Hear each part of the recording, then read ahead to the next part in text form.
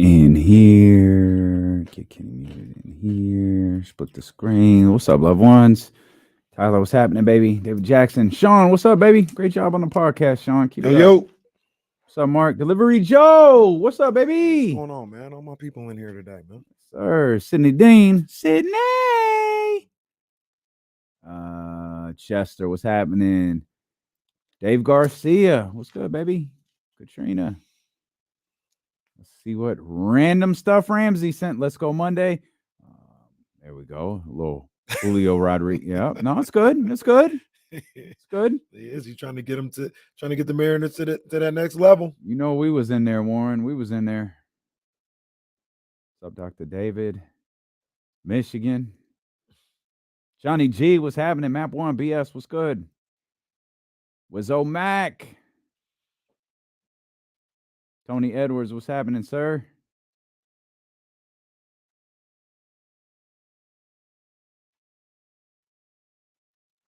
John, what's good? Mark, what's happening? Big John Pole. John Pole's in the house. Tony Edwards in the house. Coward. I knew he was up to some shit when he said, "Hey guys, I got the graphic." Like he ain't never announced. I didn't even see he it. ain't never announced it before. And he was slick because he didn't post the score right because he know I'd post it. We want the unreleased version. Any a coward. Hey man, you know I just hit the wrong button. Yeah, hit the wrong button. That's all. Mm-hmm. See, that was the right one though. Yeah, that facts. Major facts.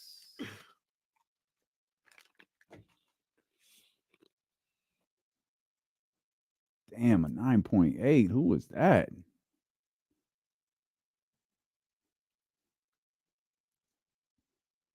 Mark Wong, what's happening? Yep, it's game 5 day, Mark. Game 5. Okay.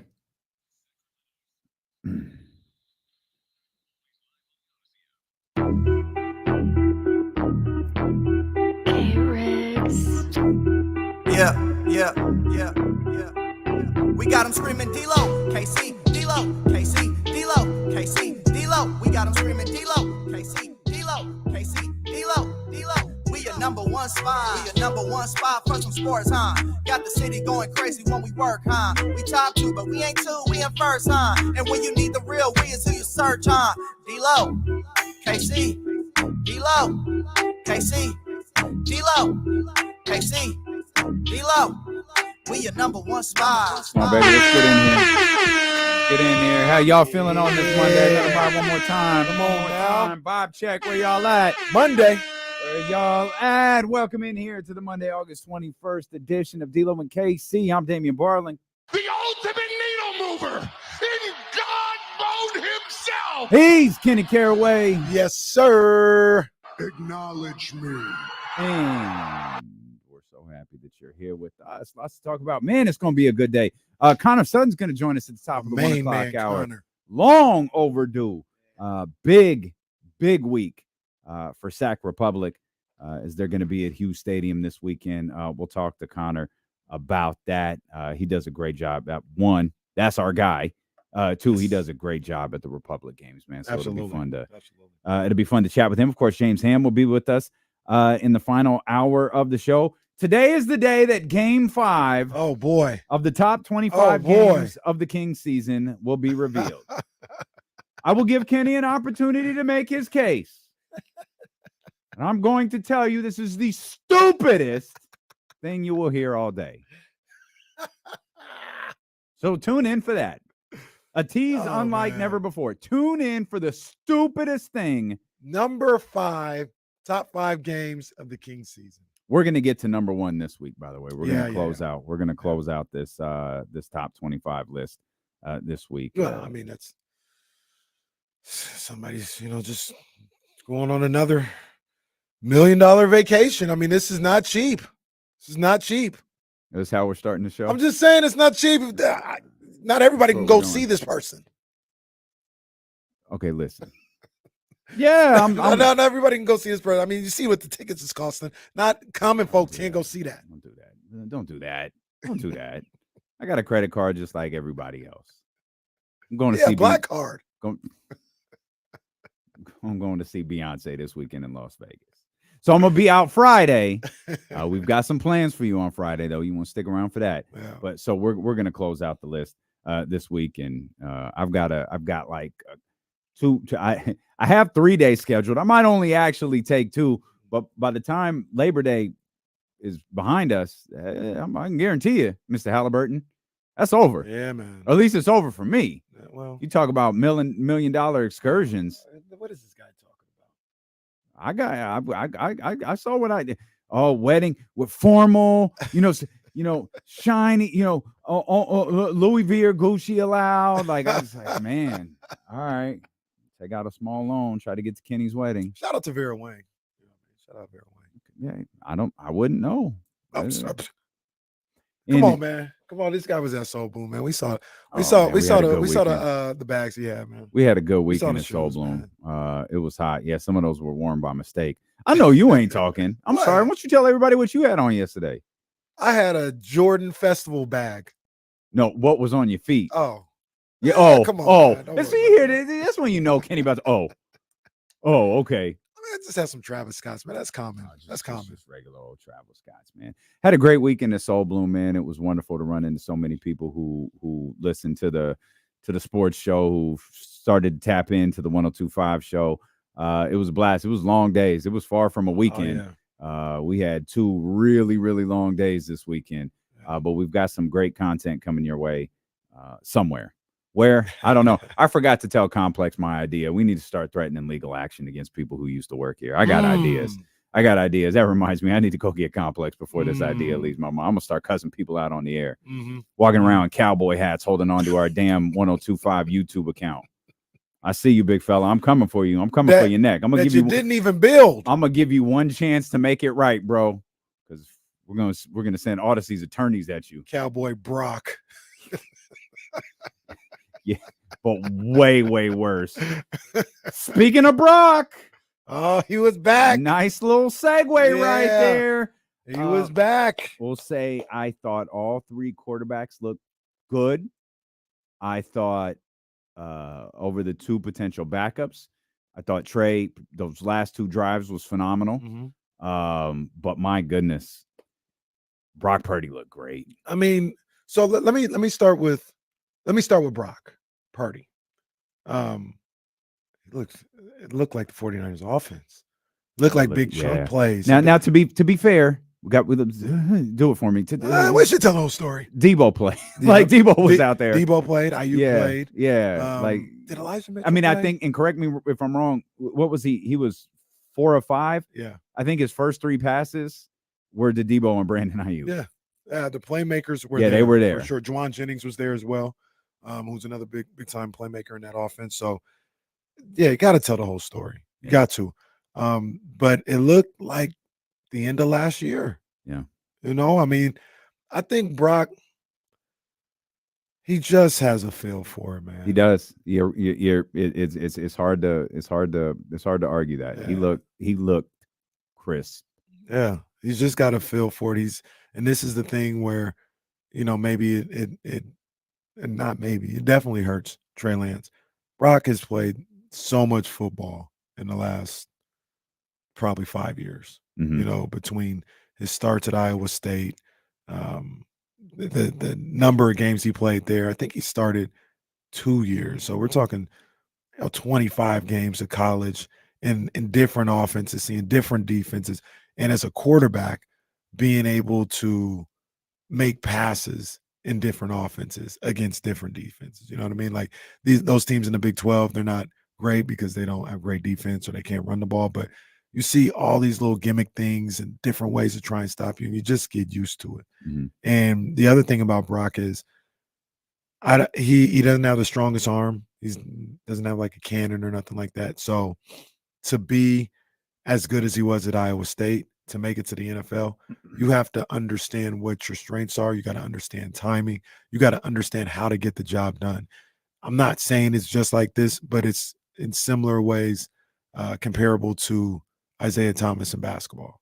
Like, yeah, Isaiah Thomas is small. He's like, I've been small my whole life. Mhm. If I wanted to be good, I had to figure it out, Mhm. right? I had to figure out how to get my shot off and where my strengths were and the timing and deception and all this other stuff. That's how Brock is. He's not like this ultra physically talented quarterback, but high IQ, footwork, being able to anticipate throws, things of that nature.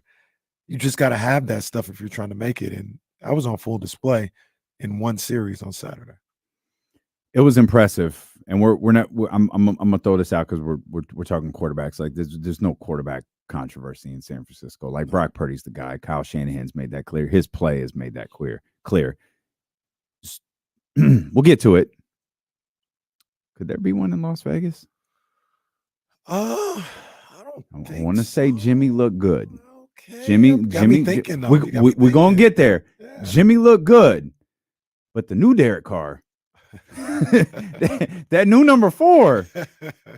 I know it's preseason. That's why I'm trying to chill. Yeah. Yo, he looks solid. Yeah. Like he looks like a good quarterback. That's back-to-back games there where looks like he's got the tools. Yeah, I'm gonna ask the question that our man Bansky, Eddie Gonzalez, asked on Twitter. I'm gonna ask it later, but I'm gonna ask it. Stick around. We got plenty of football to talk about. The other thing about to go back to the Niners real quick. Yeah. The other thing that I feel like is just getting lost, and it kind of needs to stop if you want to take yourself as a serious observer of the game or anything else like that, not agenda driven or anything like that. It's not far-fetched to say the 49ers just have a damn good quarterback room.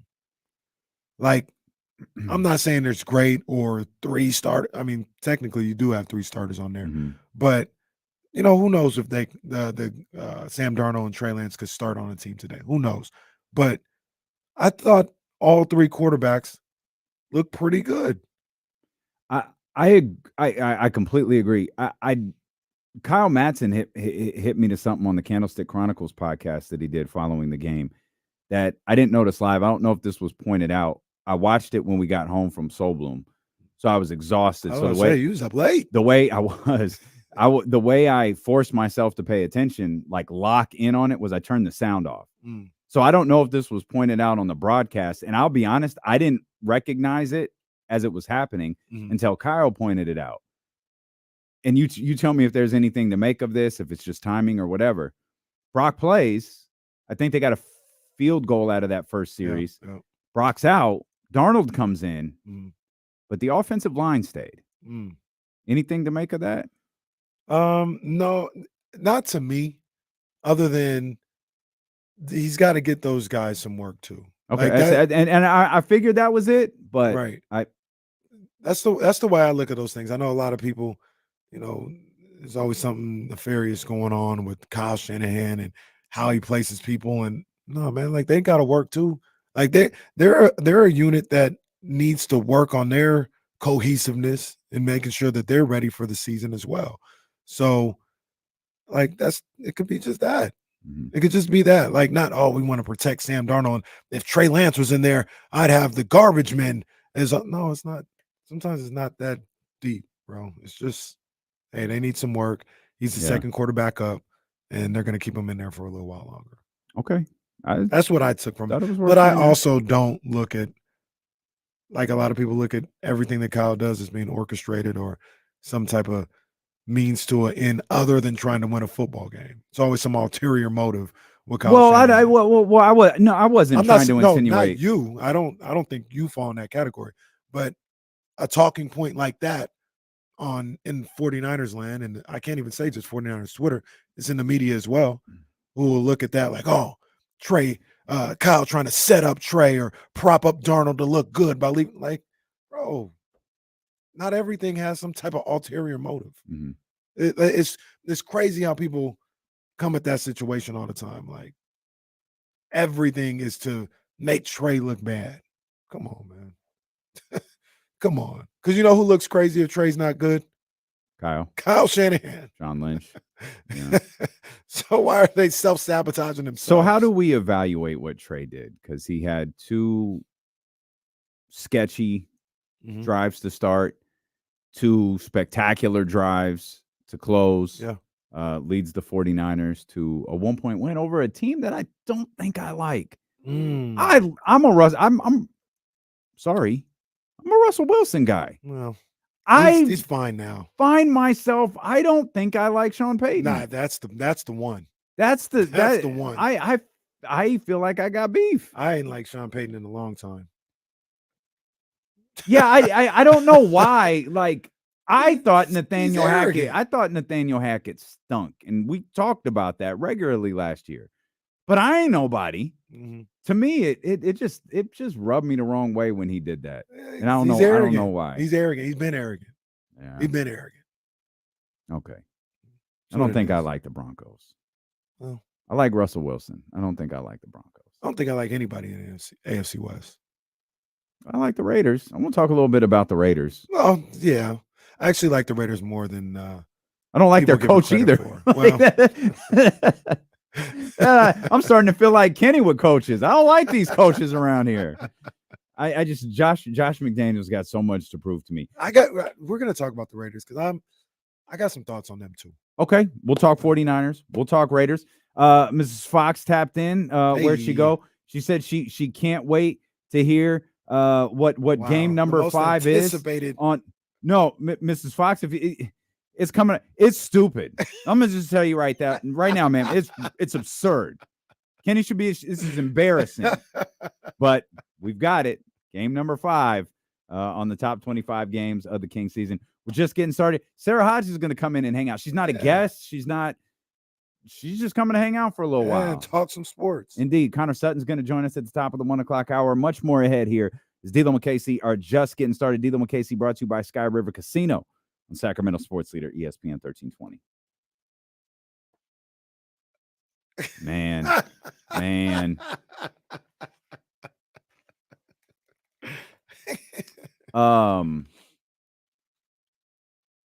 What time is the read scheduled for? Oh, is it? Oh, okay. Yeah. I'll do that. He said that. I thought he meant like, we're live, pal. We're doing it. We're doing it right now. Somebody came up. I saw. Well, actually, I give all the credit to Jazz, like most things in life. But she saw something that was like, that's a good idea. Because they talked about like, how do you go to cities that you really have no reason to go to? And they were like, just do concerts. You want hot or cold? Hot. Just do concerts. So for instance, why would I ever go to Cincinnati? I mean, I could see the Reds or the Bengals. Well, I could, but why would I ever go to Cincinnati? I mean, I'd like to see Cincinnati. Why? It's a U.S. city. Oh, okay. But I would never vacation in Cincinnati. And they're like, I'm going to set up a whole week to go there. Nah, we go for a weekend. You imagine spending a week in Cleveland? Oof. Who wants to go to Cleveland? Nobody's ever like, I want to go vacation in Cleveland. But see, that's the thing. Shout out Joakim Noah. I'd like to potentially see Cleveland one day in my life. So why? I didn't drive through Cleveland. I drove through Akron. Just a kid from Akron. Cold as hell. But you want to see different cities. So the way you do that, in some reasons, instead of just like going there aimlessly, pick a concert. Like maybe go see Drake in Cincinnati or something like that. Okay. Give you something to do out there. Would have liked to see Drake in San Francisco. Well, does Cleveland count as like the Midwest? Because that part of the country doesn't really exist. I count it as the Midwest. Cleveland's the Midwest? Yeah. Midwest ends. Well, they call Chicago the Midwest, don't they? They do. Chicago's hella far. Chicago's the only Midwest town I'd want to go to. Chicago is. So what do you call? What do you call? Dope. I guess maybe you call it the South, but that's even questionable. What do you call Tennessee? I call that the South. I've been there. That's the South. They act like the South. That's the South. Physically, it's still the South. I don't care. Mentality wise, that's the South, bro. I look at the South as I look at the South as the Deep South. Well, that's why it's deep. The South. That's why it's the Deep South. There's the South, and then there's the Deep South. Is Florida East Coast or is that the South? They're the Yes. South. Yep. They're the South. See, and there you go. East Coast, when you say East Coast, that ends North Carolina. Once Yeah, North it's the Carolina coast. starts. Yeah. I mean, but that's fine. technically, literally, it's the East Coast, but North Carolina But it's is where- not. It's the coast. it's What you talking about? what's- Tennessee? No, I said East Coast ends traditionally. So you where wouldn't North say Carolina starts. So you wouldn't North say. Carolina's down. Oh, you're now- talking about up down. Yeah, I'm just saying in people's minds. Like literally, it's the East Coast, but people think of North Carolina. If you say, is it the East Coast or the South? They say the South first. North Carolina got.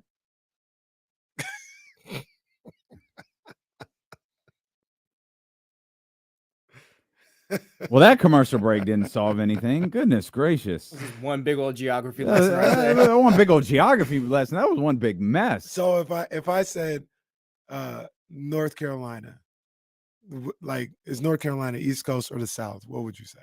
Well, I You don't gotta take know. one. Like I Or what do you think? What do you think in general like, people would say? Like I Probably the South. would I go to the South? I don't know. I don't think I think of North Carolina as the South. But I mean, I guess it is. Yeah. I don't think don't it is know. the East Coast, but it is. But it is. right. But I don't think of it as the East Coast. I think it is the South. All Which right. It's both. But you don't think of Tennessee as the South. Man, first thing that comes to my mind is more Midwest, but I understand it's the South. Tennessee's I do right get it. above North Carolina or right next to North Carolina? I think it's a- I think it might be even. This and way. even into the to the west. You do it like this. If it's in the SEC, it's in the South. If it's in the ACC, it's on the coast. North Missouri Carolina is is on the not- coast. Missouri's know. not the South. According to the SEC, my geography standards, it is. Well, that's Just like well, the Pac-12 just, used to stand for the West well, Coast, look, but just like that's USC ain't the gone. Big Ten. Well, USC ain't Midwest. LA is now a Midwest town. That's right. It's D'Lo and KC, brought to you by Sky River Casino. 32 Brew Street is a great place to catch all of the action as football season approaches. 70 TV screens for you to enjoy. Make your plans to be with us September 21st. 49ers home opener, prime time Thursday night. We'll be doing the show live Yeah. from 32 Brew Street, beginning at 12 o'clock. We'll be doing the show live there. You could tap in with us. They got 17 different restaurants and bars to choose from, including our personal favorite over at SR Prime. Lots of great things going on all month as Sky River Casino is celebrating their 1-year anniversary. Man, they got big plans too. I was They've been reading giving some- away cars all month.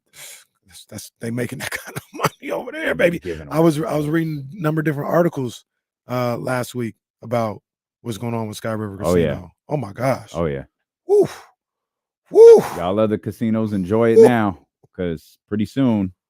Woo. They coming for the gusto. Pretty I'm soon. gonna be there laid up at somebody's pool. Yeah, it works for me. Wow. Works for me. D'Lo and That's KC what I'm day doing this party. weekend. Yeah. Oh man, that's gotta happen. We're gonna have those long before that hotel opens, though.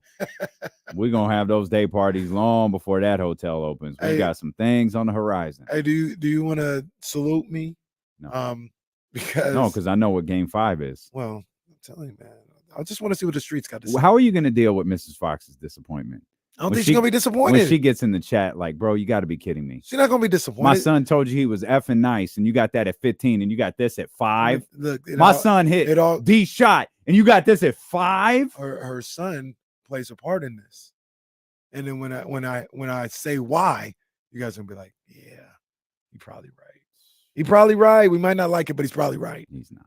Y'all gonna see. He's Y'all not. gonna see. Do what were you saying? Well, I'm just saying, everybody that tried to judge me and question me, including people like Damian Barling, we were basically saved yesterday because of the summer weather that I like. That hazy, humid probably saved us yesterday because Saturday was crazy with that sun beating down on us. No, I'm not giving you props for liking. No. No, it saved us. It saved us. We was out there in Discovery We Park. weren't gonna die. if we had a second day in the heat. I mean, it would have been miserable. First of all, it wasn't cool yesterday. Let's get that clear. No, but it at was least you just a weren't being different fried. type of heat. You weren't being fried like a scorpion, a bad little kid putting a magnifying glass over a scorpion on a hot day and burning him alive. That's what it's like some of these days on the West Coast. I thought you liked that weather. I do. I loved it. It saved us yesterday. He likes the humid weather. It was overcast and cloudy. It was great. No, I like the overcast and the clouds. Mhm. It's the humidity I didn't like. But I did appreciate the sun not piercing down because, shout out to our man Pilo. They didn't care when Pilo was out there. Oh, my gosh. The stage Pilo was on, the sun was probably like 5 feet from the stage. You could probably have touched the surface of the sun. It was just scorching down on like that stage. Yeah. And if y'all seen the drone shots, that didn't They steer were people out away there. at all. They were out there and going crazy too. Like just maybe like in between, they're like, oh my gosh, it's so hot. But when somebody was on that they wanted to see, it didn't matter. They was hyped. Yeah, they went at it. But it was a very nice day yesterday at the park, though. It was a little bit more manageable than Saturday was. Saturday was tough. Saturday was legit tough. Great event though. Very Great good event. A lot of fun. Yeah, we have some great content coming your way. I had the chance to talk to Jacques and Pilo and King of Pink R&B. Sweats. That's my guy. Pink Sweats. Oh man. Great conversation. What a conversation with that guy. I don't know exactly where you're going to hear it, but you will. Hey, shout out to our man Leezy too. Oh man, Leezy, shout out Leezy. Leezy was out there for 10 plus hours with us, both days, filming. Not only was he filming for 102.5, he was filming for people in Phoenix. Yeah, he was filming for people who don't have radio homes. He was doing that work, man. Yeah. So Leezy, he be grinding, man. I like that. All he wanted was a milkshake in return. That's all he wanted. Burger Patch, or Burger Lounge, get our little milkshake. Just out here grinding, trying to get it, man. He's hungry. Yeah. He's hungry. That's what I love about seeing him get these opportunities, man. Because he's hungry. He don't take nothing for granted. And I know it sucks, and it just sucks. But people ask all of the time about this business, like how do you do this? Sometimes you got to do stuff for free. Mm-hmm. I know. My KSFM paycheck hit for the first time last Friday. Kenny and I have been working with KSFM since like April. Yeah. But it's like, this is what we want to do. This is what we got to do. Yep. And so we've kind of put this plan in motion. Leezy's got, things that he loves to do. So he came out and was like, hey, I just want to do it. I want the experience. I want to do all of this, put the work together, man. And he did it. And I can't stress this enough. Those were long ass days out there. Straight up. And he stayed the whole time. He stayed, opener or he stayed when he went when we all went, and then stayed through the closers to get that footage. Up, man. It's just one of those opportunities where, you're doing it for free, but you get to rub shoulders with certain people, that maybe you wouldn't if you didn't take that opportunity. And then it's up to you to take advantage of being in those spaces with people that could help you take what you're trying to do to another level. And I'm not even talking about like me or Damien. I'm talking about other people out there that, he could connect with, or anybody could connect with. Yeah. Right. Yeah. You know what I mean? So like, just take advantage of those opportunities. Well, they're asking in the chat. They said, did you guys find the Coco John? So I'll say this, the before we get back to the 49ers and the Raiders here, the event was spectacular. For me, it was a massive failure. It was a massive failure on two fronts. I made this clear. I had one goal. I made this clear to anyone who would listen, including the people who listen to the show. One goal for Soul Blume weekend. It was Joey Badass and Coco Jones. Yeah. Failed with Joey Badass on Saturday. Yeah. Failed with Coco Jones on Sunday. But wait, it gets worse. Because, we were talking about, we had this great interview with the king of R&B, Jacques. Yep. Guess when it happened? During Coco. It happened when Coco Jones was on stage. So much so, when we were going to the back to Jacques' trailer, we looked to our left, and it was like, oh my God, there's Coco Jones walking on stage. So not only did we not get a picture with Coco Jones? Not only did we not talk to Coco Jones, we didn't even get to see Coco Jones perform. Gets better. We're in the back, and you start to see this, like, it's a small crowd because there's not a lot of people back there, but a crowd form around Coco Jones's trailer. Coco gets brought in on the golf cart, got the glittery outfit on, looking phenomenal. Pops off the golf cart straight into the trailer with security right outside the door. Only one. The trailer with security standing in front of the door. So at this point, we've got a business decision to make. Do we wait it out and see if she comes out and hangs out a little bit, or do we go back out to the festival? Yeah, because that's the other thing about it. Like the artists who are there, and especially the ones who've already performed, they just kind of hanging out kicking there. it. Pilo, Jacquees, Aaron Ray was out there. They just, just mingling, talking. You know what I mean? At this point, it's like certain people are back there, so it's not like everybody. So they're comfortable just hanging out and chopping it up. We're like, well, maybe Coco will do the same thing. Yep. Well, so we decided let's try this. Let's chill, see what happens. In the process of doing this, we missed Chloe. Oh no! I said, wait. I heard have mercy. I was like, oh snap! Chloe's on right now. We in our mission to see Coco Jones. We missed Coco Jones. We missed Chloe. We missed a lot. We failed. It was a failure. So I was talking to the Queen Bee, and I was like, man, I missed Coco and Chloe. She's like, you didn't miss much with Chloe, just somebody shaking their ass. Yeah. And I said, who wants to see that? Smart move. Smart move. Smart move. Yeah. Shout out to Marcus. Shout out to our man Marcus. It was the Sac B. Big up. He got to interview Joey. Well, that was he got to interview Joey. That story was crazy. Talking to Marcus, and we're watching Joey on stage, and I was like, yeah, man, we wanted to. That's one of the big interviews we wanted. We didn't get it. And Marcus was like, oh yeah, man, he's a great dude. I talked to him about an hour ago. Damn. I was like, you talked to all him. You can do is laugh. I was like, you talked to him here? I was like, yeah. He was like, yeah, it was in his trailer. All right. Wait a minute. Were you with Leezy when he saw Joey yesterday? No, that was at like 11:30. Our call time was 12:30. Yeah. I forgot to text Leezy, but I knew Complex was going to be there, so I thought it'd be beneficial for Leezy to be with Complex. Yeah. And apparently they went to get coffee and ran into Joey Badass. So no, I didn't even get to see Joey Badass at Starbucks. He wasn't alone, by the way. Apparently he was with a very large, potentially angry individual. So I don't know if much would have come about of that. So I don't know why he'd be so angry. I just think those people who walk around with the stars are perpetually angry. One last shout out from Soul Blume before we get back to sports. Tiana Taylor. Oh man, that was probably. She had the kicks on too. She did. She had the shoes on. That was probably. Shout out DJ Oasis. He had a pair on too. Did you see that? Did you peep that? I didn't see that. I guess I'm the only one. I don't have them. I don't have them. Your family has them. I was actually told not to get them, like for myself. She said, I don't want the same shoes as you. Jasmine, if you're listening, I'm on a mission to find them. But oh man, I thoroughly enjoyed it. That was probably pound for pound the one person I wanted to see the most, and she didn't disappoint, man. Pound for pound, it felt like that was the person everybody wanted to see. Not a knock on Brent Brent was crazy, or anybody else. Brent was crazy on Saturday though.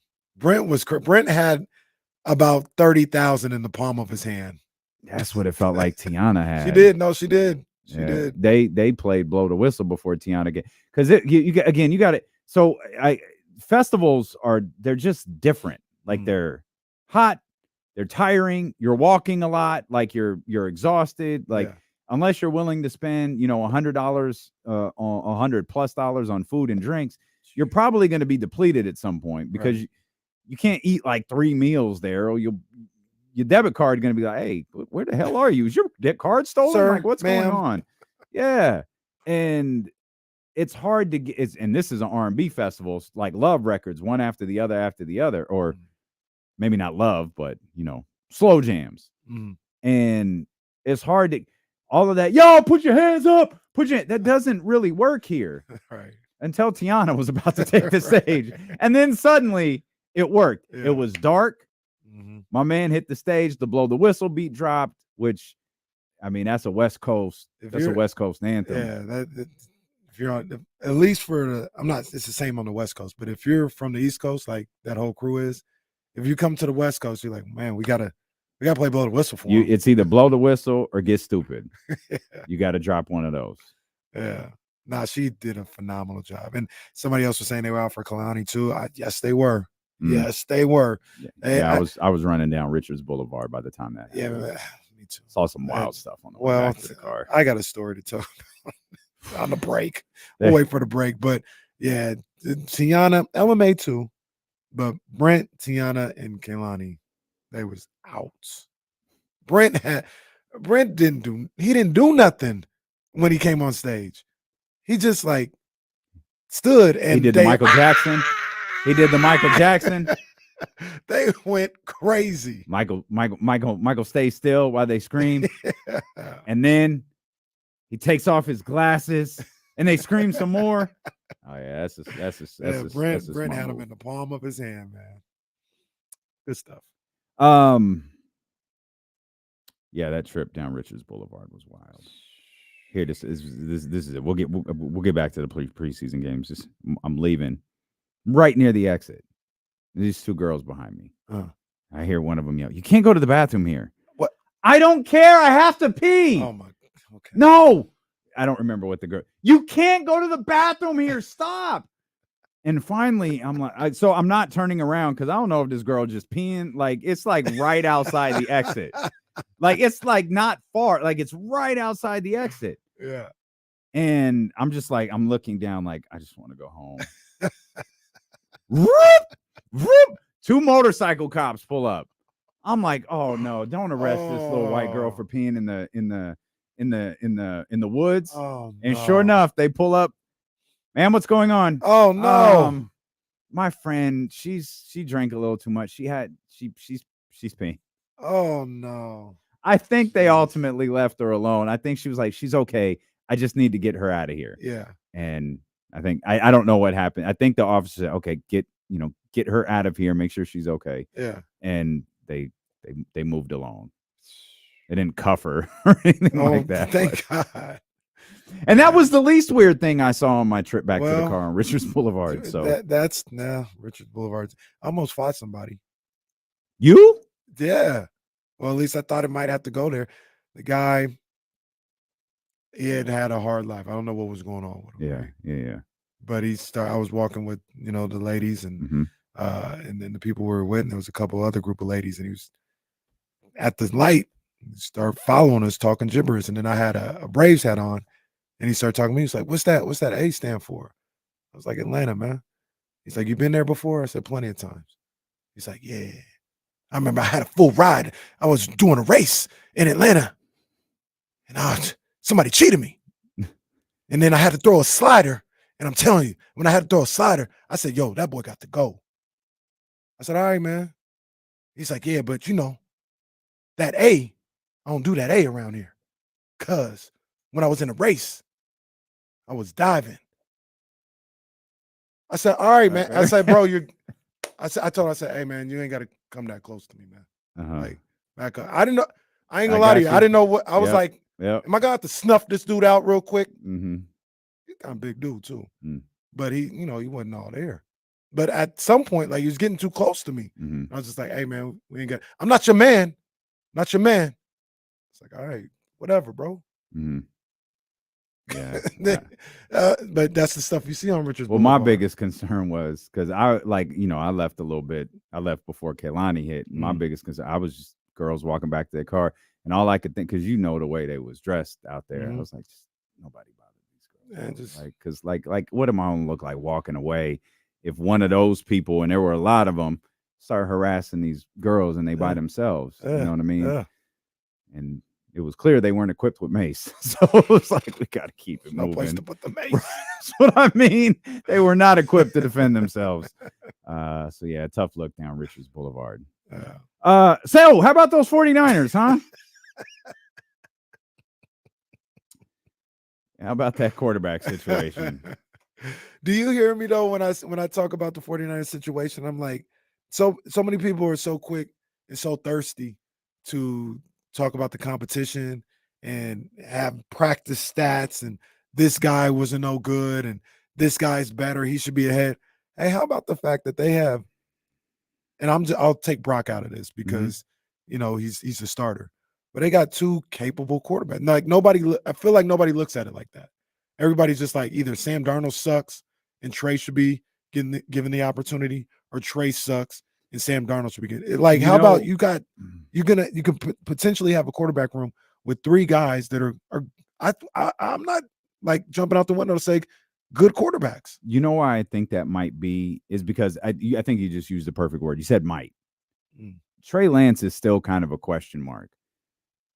In my opinion, Sam Darnold is a question mark because if he might not get the opportunity and he might be a question mark for another year or 2 years, Sam Darnold's career might end as a question mark.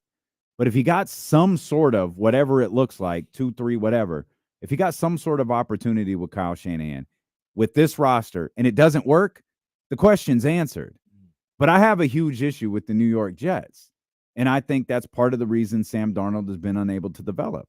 So I think that's why people get so definitive in their remarks about Trey Lance and Sam Darnold is because there's no definitive answer. They're two massive question marks, and you want to be definitive in your response. And I think you said this last week, so you can be first. So you could be the one who said, I told you. Right. I told you he was trash. Whereas we've seen nothing that indicates Sam Darnold as a San Francisco 49er is trash. We've seen nothing that shows us Trey Lance as a San Francisco 49er is trash. Right. We just haven't seen enough to go like, hey, man, these are two really good quarterbacks. Right. I think your wording was perfect. The San Francisco 49ers could have a really, really good quarterback room. And time will tell. Yeah. Hopefully, and here's the part that needs to be stated the most, because I feel like we're just talking in absolutes. Hopefully, we don't find out. Right. That's always something went. If we find out, something went wrong. Yeah, that's always the first option. Let's not find out. So the other thing about that, because you got guys, and I'm not here to disrespect nobody, especially this man. He played in the NFL. He understands the league, the position or whatever. But you got guys like JT O'Sullivan. Yeah. Coming out saying there's 40 quarterbacks better than Trey Lance, and he probably shouldn't be in the league. I mean, come on, man. Ridiculous. Come on, like, really? And that's why. Like, what do you have to base that on? Nothing. And 40, there's barely 12 that should start. So you mean to tell me this guy isn't even in the next 25 or however, whatever the number is? Or like, come on, man. Like that's where I listen to stuff like that. And I'm like, now you're getting really lost in the sauce. And we see people do it on both sides. We see people talking about Trey's being cheated and, he's clearly they're like, you're getting lost in the sauce, man. Like, one thing that I try to do is I try to just look at the game for what these are preseason games. You're going up against mix and match, weapons around you as a quarterback. Nobody is really game planning either way. I don't think they're just having plays and throwing them out there. Just see what you do the best that you can do. But all these grand thoughts that, Trey Lance, there's 40 quarterbacks better than him on earth. Like, come on, man. Like, now you're just sounding stupid. That's just podding at this point. Just podding. You're just trying to have a take. Yeah. Trey Lance was 12 of 18, 173 yards, 1 touchdown, 1 interception. That 1 interception came in the first two. It's part of the first 2 drives. That 1 touchdown came a part of the. Oh, and guess what? Not a shout out to SportsCenter and ESPN. Did you see how they covered his performance? Trey's? I didn't. Yeah. They went through the highlights on SportsCenter of the game, and they only highlight they show for Trey Lance The interception. was the interception. Come and they're on, like, man. another dismal performance by Trey Lance. Really? Come on, man. Really? Yeah, man. Wow. That's lazy. Real lazy. He had a strong second 2 drives. Put them in position to win that game. Sam Darnold was 11 of 14 in that game with 109 yards, 1-1 also. And then Brock Purdy, just steady as can be, 4 or 5. I think the one really good thing about Brock, he got hit on a scramble and he got sacked. And you hear that a lot from guys who played, particularly not just at the quarterback position, but particularly at the quarterback position. When you've been out for a long time, taking that first hit is a big deal. Yeah.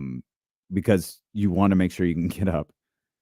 And he took 2 different times. He got sacked and he scrambled out a little bit and stayed in bounds and took a hit. Yeah. So I thought those were a couple of other really positive things for Sam Darnold as well. Might be some negative things to talk about as well with the 49ers, or maybe not negative, maybe concerning, or maybe just question marks. We'll do that. I also want to talk about the Raiders. I'll ask you the question that Eddie Gonzalez asked on Twitter. Are the Raiders good? It's preseason. But that's 2 blowouts in a row. And a couple of signs of some things. Also, news out of Raiders camp today. Or maybe not Raiders camp, but Josh Jacobs camp. Okay. It's a big deal. We'll talk about that. Connor Sutton at the top of the hour as well to talk Republic and Steeler and KC. Brought to you by Sky River Casino here on Sacramento Sports Leader, ESPN 1320.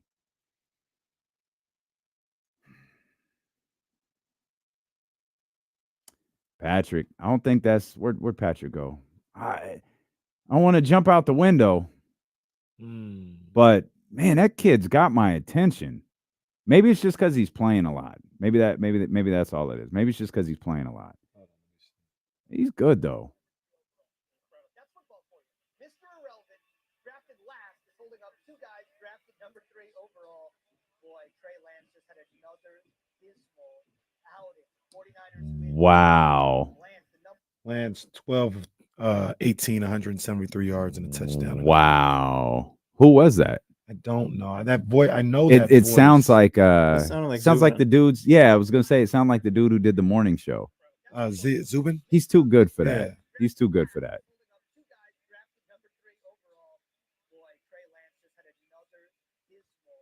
Come on, man.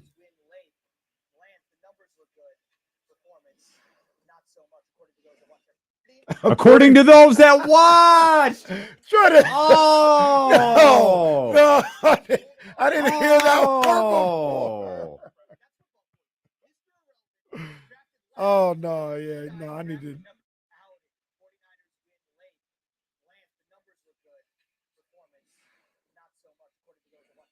Oh, said it all fast too, like we wouldn't noticed.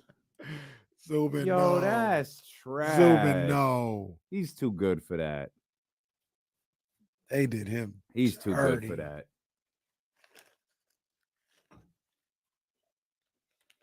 According to those that watch, bro, that's your job. And if you didn't watch, shut up. Man, that's weak.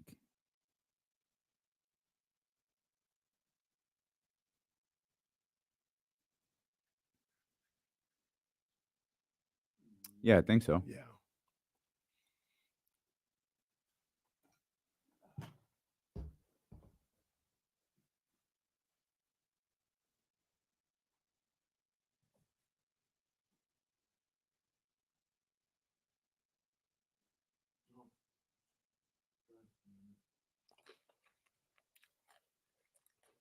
Stop emailing us. Does not put us at ease.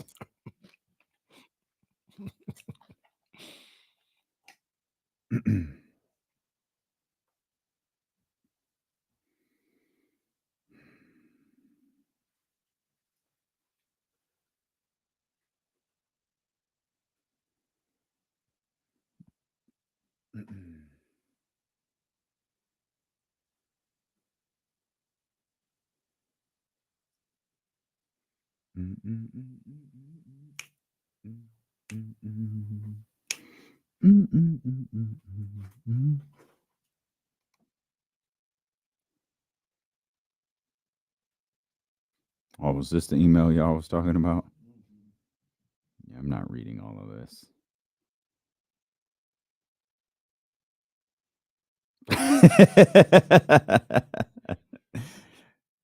I'm really good at my job. Something.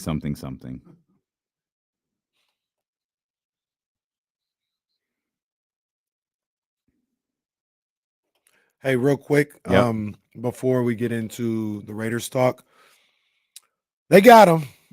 Who got him? Who got him? Who got him? The ops. The ops got him, man.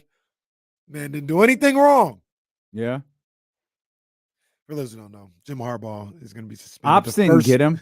You didn't read close enough. That's the beauty of this. This is a self-imposed 3-game suspension. He shouldn't even been in this situation. It's a self-imposed 3-game suspension. And if anyone in the NCAA loves me, they'll be like, yeah, that's cool. That's your suspension. Here's ours. I don't even know what he did. I just think it'd be funny if he was suspended multiple times. They got him. They need to stop hating on Jim, man. Was he missing the Bowling Green game? He's missing, off the top of my head, it's Eastern Carolina. It's UNLV, and I think it's Hawaii. I'm trying to pull up the schedule as we speak. It's funny. They worked out the 4 and Harbaugh was like, nah, I'll just take the 3 instead. So did I not do it? Again, I don't even know what he did. What is this all about? It was recruiting. I think he sent a text message when he wasn't allowed I think to? it was like contact. East Carolina, UNLV. And did you say Bowling Green? Yeah. Yeah, it's Bowling Green. Okay. It's missed Bowling that Green. big Bowling Green game. For the number 2 team in the nation, the Michigan Wolverines. We coming for the gusto this year. We're not playing. Harbaugh's going to pull a Pete Carroll when he gets that real punishment. Yo. Get out of there. Oh, he's going to be gone. Hey, myself included, all you Michigan fans, enjoy Jim this year. It's over after this year. He's gone. Ramsey saying it was slap on the wrist for Harbaugh. He's doing the old Arsenio bad host gimmick. Self-imposed suspension. What happened? Hey, Ramsey, how many games did Arizona State have to give back? Huh? Well, that's not nice. Huh? We'll leave Arizona State out of it. You want to point the finger at us. See, this whole thing is bigger than Nino Brown. If Nino Brown going down, there's a whole lot of other people going down with him. Thank you. It's very good. Are the Raiders good? I've thought about that over the weekend. And I think the Raiders, I'll say this. Now, take it however you want. I think the Raiders can be better than what people give them credit for. I know what was the USA Today was 3 wins. Yeah, that was. I think they're dumb. way better That's than a 3-win team. I think we found a way to say maybe 6 or 7. They may be able to get to 500. Yeah, we worked to get to 6, but like as we tried, like that's just not how the league works. The league just doesn't work that way. Like No. What I wanted to know is could this be a 8 and 9, 9 and 8 team? You know what else I want to say? This may sound crazy because we talked a certain way from time to time. I'm still not convinced that McDaniels is a terrible coach. Oh, well, that's terrible is pretty strong. I don't know if he's terrible. He's not good. He's not good. He can be. So if he's not good, he can be average. In theory, right? Yeah. I always go back to this. They blew a bunch of leads last year, but you had to get up to that point to blow those leads. I understand that, but I don't feel like he took accountability for those blown leads. Like that. I don't like that either. Well, they were blowing leads, and Devontae Adams, I think, after the game was like, why are we switching it up, like, as the game goes on? Like, that's why they were blowing leads. It felt like... That's what he was saying. That's what the team was saying. I understand, but you're up by 20 points. You're not necessarily blowing leads because the offense is switching it up. There's another side of the ball that's giving up 23 unanswered.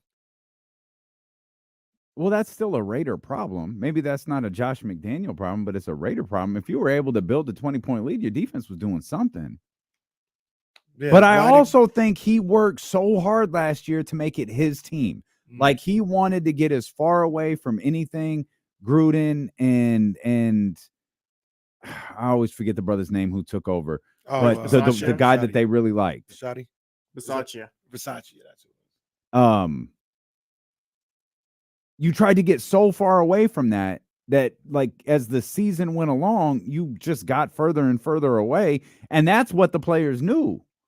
So now you're going through the season that's essentially a training camp for you because you're trying to figure out this coach, and he got the nerve to say we're a work in progress. I don't agree with that, bruh. That was a bad look. That bothered me only because they were a playoff team the year before. It's like the issues that are plaguing the Las Vegas Raiders right now, you created. This is you. I understand. Now, now it appears Josh Jacobs is returning, which I don't blame. This was kind of what was going to happen. Like he's sitting training camp. He'll sign the tender. This is what you do when you're not getting fined anything because you haven't signed anything. Right. He'll sign the tender. He'll show up. He'll be ready to play week 1. How Josh McDaniels chooses to handle that's up to the coaching staff. Josh Jacobs had a great season last year. But right. It'd probably be a bad idea to try to make a stand with a guy who held out during camp. You better use Josh Jacobs while you can because that dude's going to be on a mission. Again, I love Josh Jacobs. I think he is integral to what they do. I think it's absurd that they haven't paid him, even if you're just doing a 2-year guarantee contract. So even if it's just something small, I think it's ridiculous that they haven't locked him in long term. The talent, particularly on the offensive end, I like. Jimmy Garoppolo can do enough. But, man, that O'Connell kid looks solid. I know it's preseason, and that's why I'm trying to – like, Jimmy looked good yesterday. He did. I was surprised to see Jimmy play. Yeah, me too. Apparently he wanted to. I went back into, same thing as you, went back and watching, and now I just thought, I'd see just some random, preseason game, and then I see number 10 try to – I said, oh, Jimmy played. Oh. Yeah, well, the thing with the 2 games that we both had to watch those on delay, I saw what Jimmy did, like I was on the tweets about it. It's like, oh, I got to see him. Yeah. And then I stuck around for to be fair, like O'Connell threw or Brian Hoyer threw for a ton of yards too. Well, not very efficient. This is the other thing about this. And that's why you want to pump the brakes a little bit. That's fine. Rams might be awful. Now the Rams never played their big guys in the preseason, so there's that. I don't want to make too much out of it. Yeah, but would it matter? But I don't think the Rams are very good this year. I don't think they are either. They're 3rd in the NFC West. Yeah, I got Seattle. They'll be better. I know you don't like it. I got Seattle second. No, Seattle, they're second. Yeah, they're second. Arizona's last. They're second. Yeah, no, they're second. They're second. I got no problem saying they're second. Okay, all right, settle No down. problem. Everyone knows the 49ers should win the NFC West. They're the best team in that. To your original point, the Rams, I think they're slightly better than the Cardinals. But they did. They did what the structure of their roster, the cap, all of that stuff is for. They did what they were supposed to do. Yeah, they won a Super Bowl. Absolutely. And we knew out the gate, like they're winning one. They're probably not going to win multiple Super Bowls. They're probably going to win one. And that's what they did. They won a Super Bowl. And you can't take that away. Now it's over. You can't take that away from them. As a 49er fan, can't take away what we were. Champions, baby. Can't erase what we were, Shep. Can't erase what we were. Can't erase what we were, Stafford. Can't do it.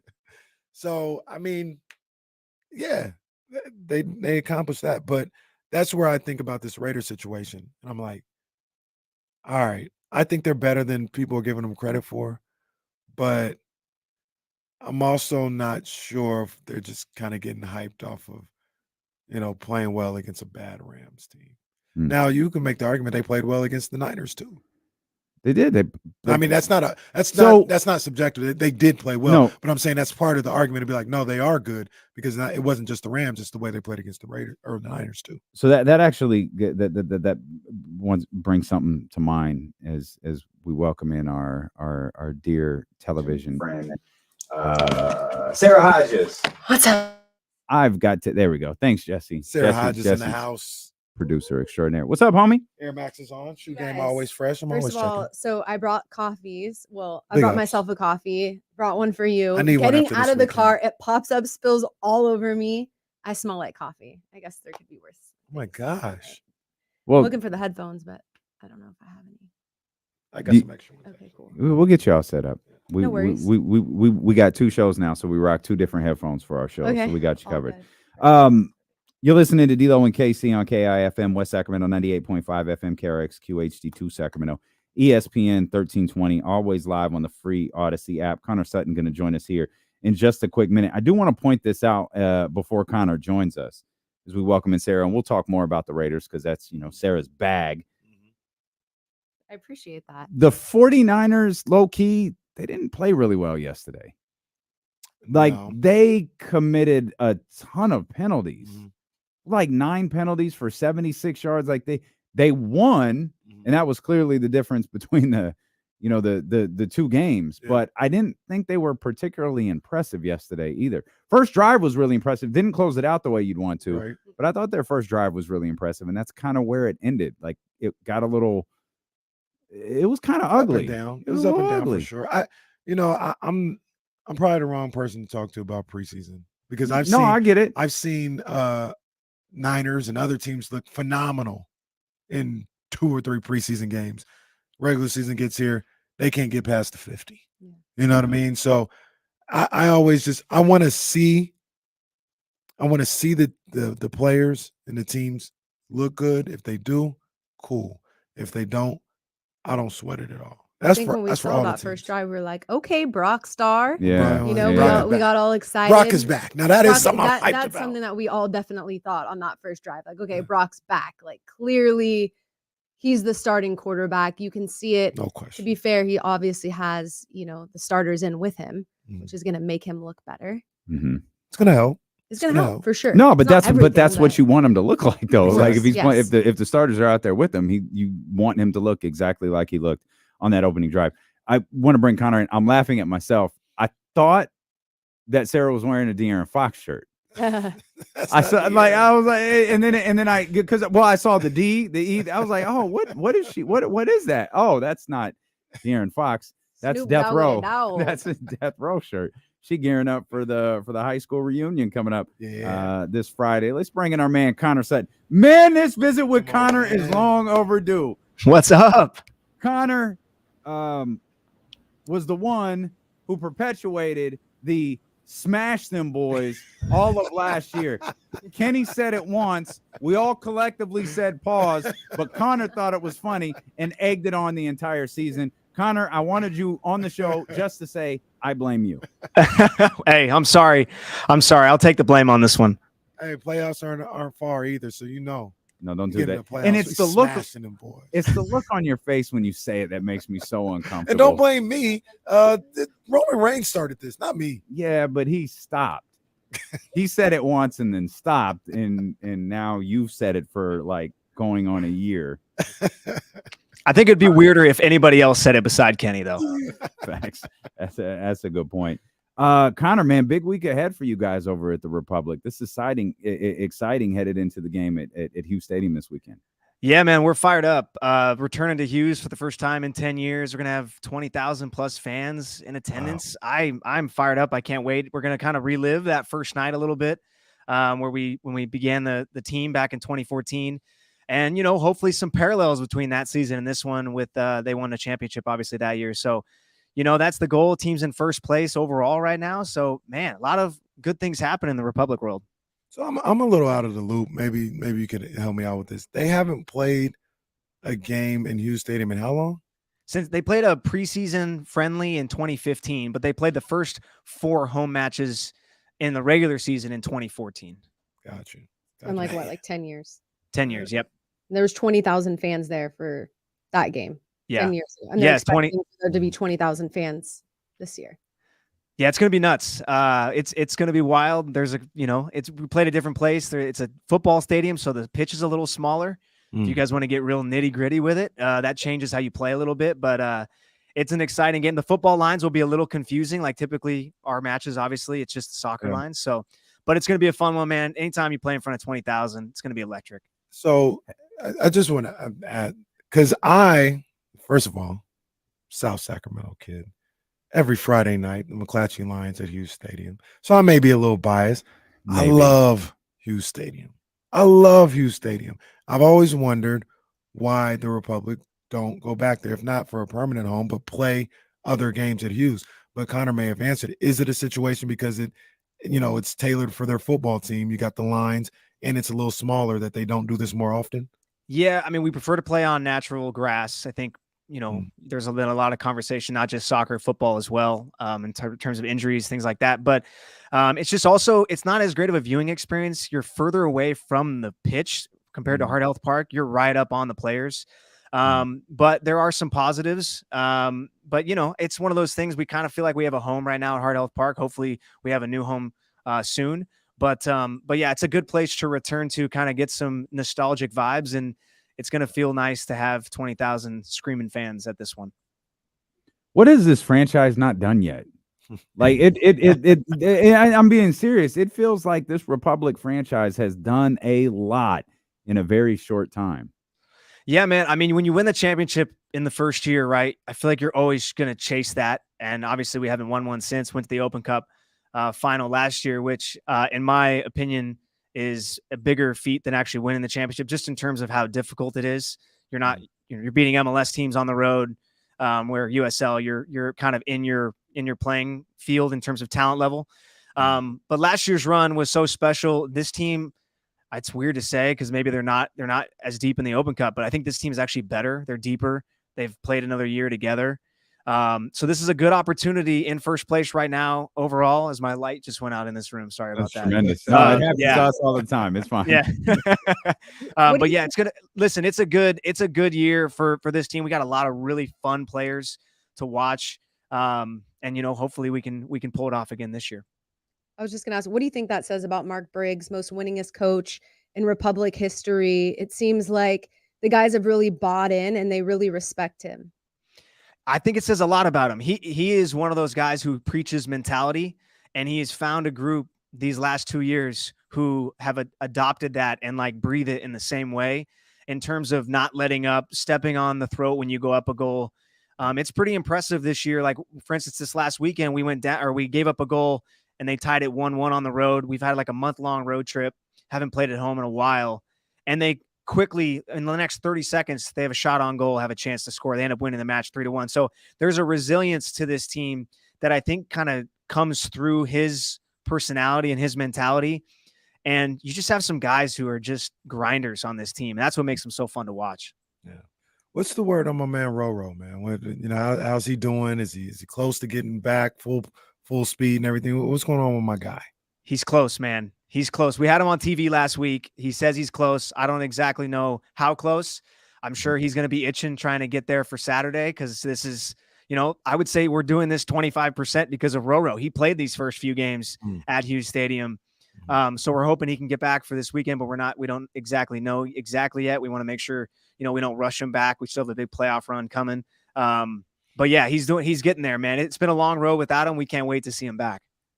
Bro, we gonna see Kimbrough this weekend? I'm saying, come on, man. Like, yeah, I need to see Davion. This feels like see Davion on this Saturday. feels like the spot for it. Davion at 13 has more facial hair than I don't know what that says about me. I don't know if we'll see him this weekend. I don't think so, but I think we're going to bring him along really slow in terms of just, he's been in training with the first team for about a month and a half now, and he's starting to get there. I'm hoping we see him at some point this year. I don't think we'll see him this weekend. I don't know. We could. Who knows, right? But I don't anticipate it. When you see him out on the field next to the other guys, are you like, oh, he's 13 years old? Can you even tell the difference? No, you can't. I mean, he is like really physically gifted in terms of he's got great speed, great pace. He doesn't look 13. Like, he just doesn't. He matches their intensity. He's slowly getting up with the speed of the game. I think that's the biggest difference in how fast things happen. But man, he is, when I've seen him on the training ground, he doesn't look out of place. That was crazy. Do we appreciate how wild this story is? Oh, man, that is crazy. Man, like, I'm telling you, I'm not trying to disrespect the game or disrespect any of these guys who've been doing it for a little bit, but I'm like, and I can't get 5 minutes of Davion real quick. I just need to hear the roar. I need to see him out there. Be like, yo, I was here when this kid played out here. Give me 5 minutes. Give me 5 minutes. Well, it's so different, right? Because, for instance, we talked to when we signed him. You know, there's a lot of reasons we signed him. He's very talented. He was also getting a lot of notice in the academy games against big teams over in England, in Spain. So signing him obviously means that, you know, if teams want to come and buy him from us, like write the check. You know what I mean? Not that we would necessarily do that, but that's how it's so different, right? Soccer compared to other sports. There's no cap. There's none of that stuff. There's international slots. But it's a good spot for him to start his career in Sacramento. See how he matches up against some USL championship opponents. He's 13 years old. He's still growing. You don't want to go too fast with him because that's what, we saw, you know, back in Freddie Adu days, right? Like and he was 15. We remember all that with the Got Milk commercials and stuff, and never really quite panned out. So I think we don't want to, you know, repeat that necessarily. Right. You know, let me ask you, we're talking about this young brother coming in. Obviously, you're as close to the Sacramento Republic as anybody. We know how close the Republic has been to MLS on a number of occasions. MLS in the spotlight, you know, with Messi, and we're starting to form a theory that Messi might be making the entire league look stupid. Hey, listen, whenever you guys want to good. Listen, this is a great question. I've seen this debated on Twitter. Anytime you guys want to talk about this, bring me on. I will be happy to have this debate. So listen. I want to make this clear. He is probably the greatest player in the world, maybe the most famous player in the world. It's not like he's 37, 38, and he's not in his prime. He just came off winning a World Cup, the greatest feat a player can do in professional soccer. So, yes, he's been playing unbelievable. I think he scored in 6 straight games. They won the Leagues Cup this weekend, and it's unbelievable. But it's not like he's playing against – like he was doing this in the World Cup. Like, this is just – the level of play he's at. I think it just shows how good he is, not necessarily how bad other MLS defenders and teams are. I just think he's just so above everybody else. And I don't think MLS teams necessarily know what to do with him yet. Cause what is there to do with him? You know what I mean? Like he looks like he's not even a part of the play. And then he scores last weekend. Like it's insane. Messi's like, I'm going to get mine no matter what. Oh, He's nasty. He's going to eat. He looks like Kenny at the Y on the weekends, you know? That's fact. I don't know if Messi plays defense or not. I don't. So there's that. He doesn't. It's perfect. That's why I said it. There we go. So there's a question. Like, you know, I like soccer, you know, but I don't pretend to know it like I know basketball or any of the other sports. Is there a way to like game plan for him? Like it seems like because you can't. It's not like you could double team him like you can in basketball. You can though. You can. I mean, you can in strategic ways, right? But I think when you're that good, he's been double teamed his whole career. So you know he kind of knows how to get out of that. You can bring a center mid, kind of bring him back in the defensive spot and partner up with a center back if he's central. If he's out wide, you can bring him out with a right back and a center mid. I would say the biggest thing that I would do if I was like, hey, I would just be really physical with him. I mean, he's 5'8". Off the ball, be really physical with him. But the thing is when he gets the ball at his feet, that's when he's electric. So it's so hard to keep him away from getting the ball because he'll start the buildup and you're in his own team's half, slowly build up. You got to worry about other players. And then all of a sudden he knows where to attack. So like, yes, you can do that, but he's been dealing with it his entire career. And that's what he deals with at World Cup. He deals with it. And when he, plays for Argentina, when he's played for Barcelona, it's just, he's so good. He's so hard to stop. The Republican Orange County SC at Hughes Stadium this weekend. We should point out, Connor, this isn't just like a cute little match to have at Hughes Stadium. Like this, there's some pretty big implications to this one. Yeah, Orange County's been playing really well. Obviously, we're top of the table. We want to play as many home games in the playoffs as possible, which would be great. I know we don't have any conflicts with King's schedule, which would be fantastic. So there's going to be a lot going in that time of year. But yeah, it's a big match. Orange County has been like red hot. We played them earlier in the year. They beat us and they were like last in the league at that time. And since then they've gone on a run of form that's been unbelievable. They're in the playoffs now in the top 4. So they're a tough team to play. They're also celebrating their 10th season, just like we are. And they're going to be as fired up as the Republic are to play in front of these fans. They're going to want to silence them. So, that's what makes it so fun. And I can't wait. I mean, to be honest with you, the crowd's going to be electric, but I think it's going to be one of the best games on the pitch that we've seen all year, just in terms of where they're at in their form and how good Republic is playing right now too. We'll be there. Yeah, the entire ESPN 1320 crew is going to be out there. We got a gift for you guys. Have you gotten it yet? I don't think so. Maybe Charlie has it. I don't know. Somebody probably took it home. Someone was like, "Yo, this is dope. Yo." They need the jerseys with their last names on it, Well, like y'all gave me like Well, I mean, we're 6 years ago. We're not Sarah Hodges. No, we're not that Sarah was- Hodges. that Don't- was really, really Well, I don't know if they have the names on the back, but there's something coming. That's all. You know, Well, don't want we're- to step on it too much. We're with that. Yeah. Shout out to my excited man for that. Connor made sure the Republic were looking out. I'm not gonna go into too many details, but Connor made sure that the Republic looked out for the boy one time, man. So I'll never forget that, man. Shout out to the Republic. Well, I'll say this: that I've got the games that I've gone to. That staff is above. They won. That's the Golden State Warrior staff is the gold standard. yeah. That's what the Republic staff is. That's the gold standard. Shout out to We Jake. appreciate it. Kenny, you came to the San Jose game, right? I never been to a Republic game. What? I had Wild. planned to go to the San Jose game. I had something was going on, and I wasn't going to be able to get out there on time. I looked at the map; it was going to have me getting up there at halftime, so I wasn't able to go. And that was like Games one are of the great s- games of they're all time. So much fun. Yeah, so You guys gotta let me know. We'll hook you up. You'll have a good time. It's a different. I try to explain it to people, even if you don't like soccer, going or you don't even think you know soccer, it doesn't matter. It's like an experience thing. It's really fun live. It's Yeah. really tense too. Soccer is a tense game as it is. I need them Sarah Hodges Xfinity seats. Ain't that the ones right there behind the The board? VIP. Yeah, Kenny Caraway sideline drinks reporter come. on the way. We can get one of those joints. Connor, this was long overdue. I don't know why it took so long. I promise the next visit isn't going to be 3 years from now. So we appreciate you, man. Thanks for tapping in. Let's get together soon and good luck this weekend, man. It's huge. I'm excited for it. Appreciate you guys. Thank you so much. Congrats on the new show as well. And glad you guys are going to be on the air as much as possible. Yeah, Absolutely, we man. appreciate you, my man. Thank you so much. care, That's bro. kind of something right there. Sac Republic does a great job out there at the games. Fun follow on Twitter. Great guys. Well, that visit with Connor's got to be far more regular. Absolutely. We're going to come back. We're going to spend some time with Sarah Hodges. We'll talk more about the Raiders and the 49ers in the preseason games. Some NBA stuff out there. James Harden's IGN. It's a wild boy right Yeah, He there. this- is crazy. That's a Yo, wild this was a boy. wild He's post. crazy. This was a wild post. We'll touch on that. Oh, and I think he got interviewed by the league today. Yeah, he's under investigation. I was trying to avoid using that phrase. He but- got the Rico. yeah, Got the Rico. He got the we'll Rico. come back. It's D'Lo and Casey with Sarah Hodges hanging out. TV Sarah Hodges Yeah. here on Sacramento Sports Leader ESPN 1320. Pick the Kelsey, mic up a little little bit? Yeah, talk into it because I don't know. Mike. Yeah, that's it. Mic Because check. Is it's better? right here. Yeah, I Okay. just wanted to make sure you had. Maybe it needs to processing. be like more like. Yeah, that's it. That's it. Okay, cool. Because I knew they had just put some processing on that mic. And It's all good. now I can hear it. Now you sound Hi, fantastic. Damien. I missed you Hey, so buddy. much. I miss you Wait, too. we got to talk about who has the biggest, the latest post on Instagram. Who has the biggest, bigger thirst trap? You or I, with our Oh. latest post. Well, yours. Well, Yeah, well, I think yours. that's might tough, beat man. me. You know, I think yours hey. might beat me. I stay covered up. You know, you guys see me. I stay covered up.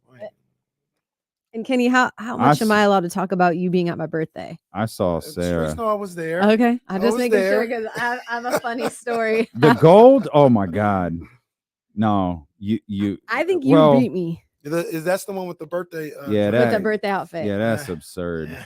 And then you Y'all. got I think you you got got the Davis on hair that one. attached to it. Can I I talk think about you the got hair? I had a knot on the top of my head for literally a week from that pony. Oh my. It was like an gosh. extra 30 pounds of hair. Yeah, that's prime. That's prime thirst. I But had that's to but, be. but I- that's not even thirst for you. That's just like a regular picture. There was other Tuesday. ones that I took It's a that I just like Tuesday. couldn't post because I'm like, this is just. I don't want to be making. Yeah, that's a lot of. Sarah Hodges. That's know a how to- lot of leg. She know how to throw a party though. She Did know you how have to throw a fun? party like, oh yeah, I had a good time, man. Had a real good time. Man. That was cool. There, saw Jake out there. Jake was in the building up in VIP. Come on, man. Sarah, Jake. when you with Ta- Sarah Hodges, Jake talking to all the 10s in the building. Well, one thing about Jake, he gonna swing. Oh, somebody said show Lexi. Look, the chatty house is with it. They are not dumb. Who said so?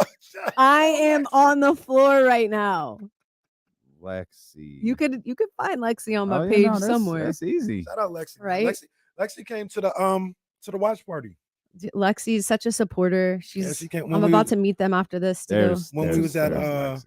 what was the name of the place we was at for that Kings Magic Mavs game? No, I couldn't remember the name of it. I know what it I was used trying to to be remember called, when but They're not paying us to reference them again, so I don't know. it used to be called Mandingo. that was fun though. No, I don't remember. I honestly don't remember what it's called. I don't either. No, is it Firehouse? No, that was downtown. Can I eat She during Oh, didn't the come break? downtown. No, I didn't No, come. she I went came to the one the. by 24 Hour Yeah, Fitness. yeah. Can I eat when we're not?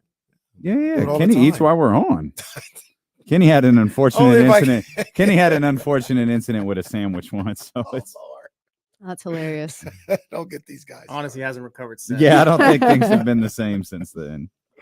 That's funny. How was your weekend, man? It was cool. I was just busy. This Friday, we're about to have a super busy Friday because we have high school football. Plus, we have the 49ers on our air. But it was just busy, but it's fun. Like, this is my favorite time of year. It's I'd fun to rather pick be up. busy than like fishing for stories, Yeah. I like baseball. I do, but it gets kind of boring covering baseball because there's none besides the River Cats. We're covering Giants and A's and they're not in our city. It's Yeah. just, Neither one of them giving you too much to do right Yeah. now. It's nasty. Nasty I work mean, by the the Giants. Giants just I'm so upset. blowing it, I'm man. so upset. I know. I'm surprised you would have enjoyed Soul Blume. You would With R&B, Mhm. I know. You got a really good time. If I didn't work weekends, Yeah. my life could be a lot more lit. But maybe it's a good thing that I don't work weekends. I'm sad I'm missing Sports Extra. You gonna be able to do it? No, we can't do Oh, it. you can't do. I Oh gotta man. do. I know. I Who, was so who mad wants to when do you Sports asked. Extra? I was know. so like, no, not Friday. Yeah. Come on. But don't worry, man. there's we're gonna get you guys on for a couple. I think Turb's only doing really 5 or 6 because he's so busy. Alright. So let us know. I got y'all for I sure. don't want to speak for Dame because it's a little further drive. But man, hit me up. I'll come into the No, studio. that's what I'm saying. If you guys could come in the studio, at least one of them, and it's earlier. It's not too I'll late. come in for Sports Extra. Yeah, because it's an hour. Well, Have you come in for? so Sports here's Sunday the only thing that's live at 11:30. so here's the only thing that scares me is the collapsible part of it. Hang on.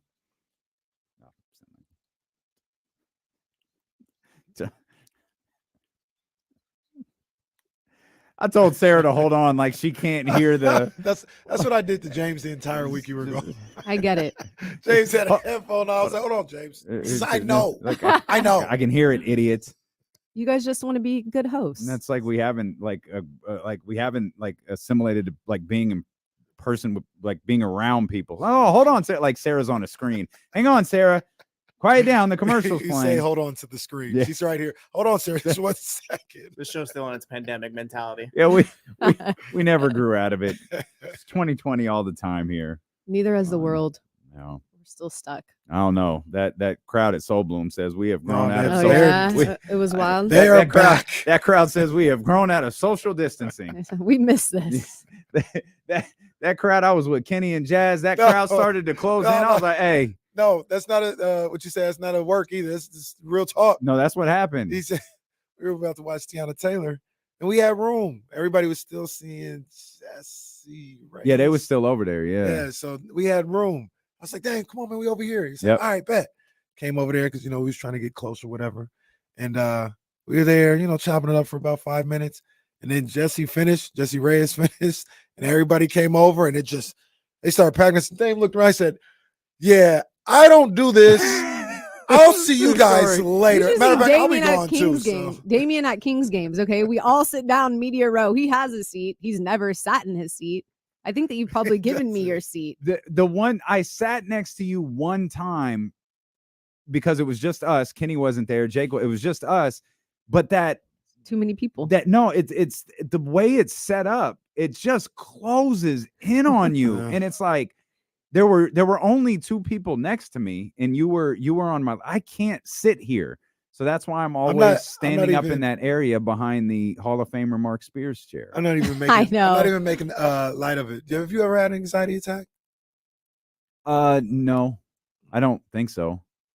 I mean, I haven't either. But I that haven't. sounds like I But- have like one if you're time. like, yeah, that's kind of what it is, right? Like if you're It's the most in a spot where you insane. feel like the walls are closing in on you or something like It was that. like I was taking a final and it was like a computer class where you have to do codes and codes. I hit one wrong code and it was for my final to graduate college. Like this is the last class that I need. Mm. And it just all disappears. I put in like a wrong code, which is hard anyways. I didn't know. I was literally like, this is it. I had an anxiety attack, and the teacher's like, don't worry about it. Like, you've spent all year just showing that you know what you're doing. She gave me a B. I couldn't believe it. I definitely flunked my final. Good student. There was nothing. There was nothing on the page. Good student. Jeez, Hey, well, Louise, speaking of yes. graduating, can we get some air horns for our guy, Kevin John? Please. Oh, hell yeah. Shout out Kevin John. Finally got that master. He's been grinding, man. Big ups to him, man. Yeah, he was out there moonwalking in his cap and gown. Was hoping to see him on Saturday, but Soul Blume did not allow it. Let some air horns fly for our man Charlie too. Hey, Charlie, happy birthday. Is he out there? Yeah. Happy birthday to our brother Charlie. Nobody holds that like Charlie does. Like, if I've said this before, I'll say it again. If I had to do what Charlie did for ESPN, I'd just quit. I'd be like, it's not worth it. Like, I don't want to do all of this stuff. He does the ugliest part of radio. Like, he makes sure the commercials run. He deals with the ESPN people. He deals with the NFL people. He deals with all of that stuff. And he's been fantastic from day one. So, Charlie, happy birthday. I have no idea how old Charlie Happy is. birthday, Charlie. He told me earlier. He said 39. Yep, that's definitely what Charlie is. Charlie is 39 years old. He's younger. I thought he was than the both 22, of but he us. said, "Nah, man, come on, don't be crazy, man. I'm 39." He's younger than the both of us. Good stuff. James Harden posted a picture of a fat suit on his IG story. This is where we are right now with James Harden. He posted a picture of a fat suit. That's your boy, Damien. That is not. That's your boy. That is not my guy. What's wrong with this guy? Implications of that are pretty strong. What's wrong with this guy? Well, look, I said when this whole thing first came out, I said James Harden is telling Daryl Morey, "You will not Ben Simmons me. They're not. Oh, we're just gonna trade you when you're good and ready. I'll make this place a living hell. You're gonna. I don't want to be here. Trade me, or else." You guys got a problem with this? If the man is saying, "I don't want to be here," So here's the thing, though. If this was the first place he did it at, right? It would be different. That's right. It's the Well, third. That's a good Right. point. Yeah. But let's not forget, he could have left. yeah, this is true too. That's the part that, like, for me, this is where, because I don't believe that the NBA or Adam Silver, you got to take a stand against people asking for a trade. Like the Dame Lillard thing, I don't think Adam Silver has to do anything about that. Dame doesn't want to be there. Portland can work. Now, I agree with some of the stuff that has come out, and look, we got to figure out a better way to handle this than the way that's being handled. But with James, you opted in. So you're trying to get the money and go where you want to go. You opted in because you and your agent realized there's nowhere for you to go. You're not getting that type of money or anything resembling that type of money from anyone in this entire league. So to opt in and then immediately demand a trade, sit if you don't want to play. And then gassing fact, up all go the ahead. fans, saying that this is where he wants to win at. He wants to win here, and then he doesn't. Mm.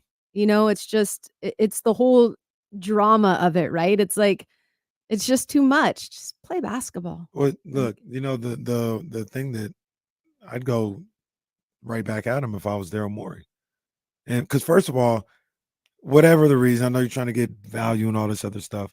If the man doesn't want to be there, if I'm Daryl Morey, in the way that I feel about James Harden's game right now at this point in his career, fine. You don't want to be here. We'll get you out of here. Yeah. Like Daryl doesn't feel this way, obviously, but we don't even really want you here. You're not helping us win a championship. I don't think Daryl wants I mean, if him. somebody doesn't want to be there, do you even want him there? Like, if a that's player, why- like, if Kenny didn't want to be here, would you want him here?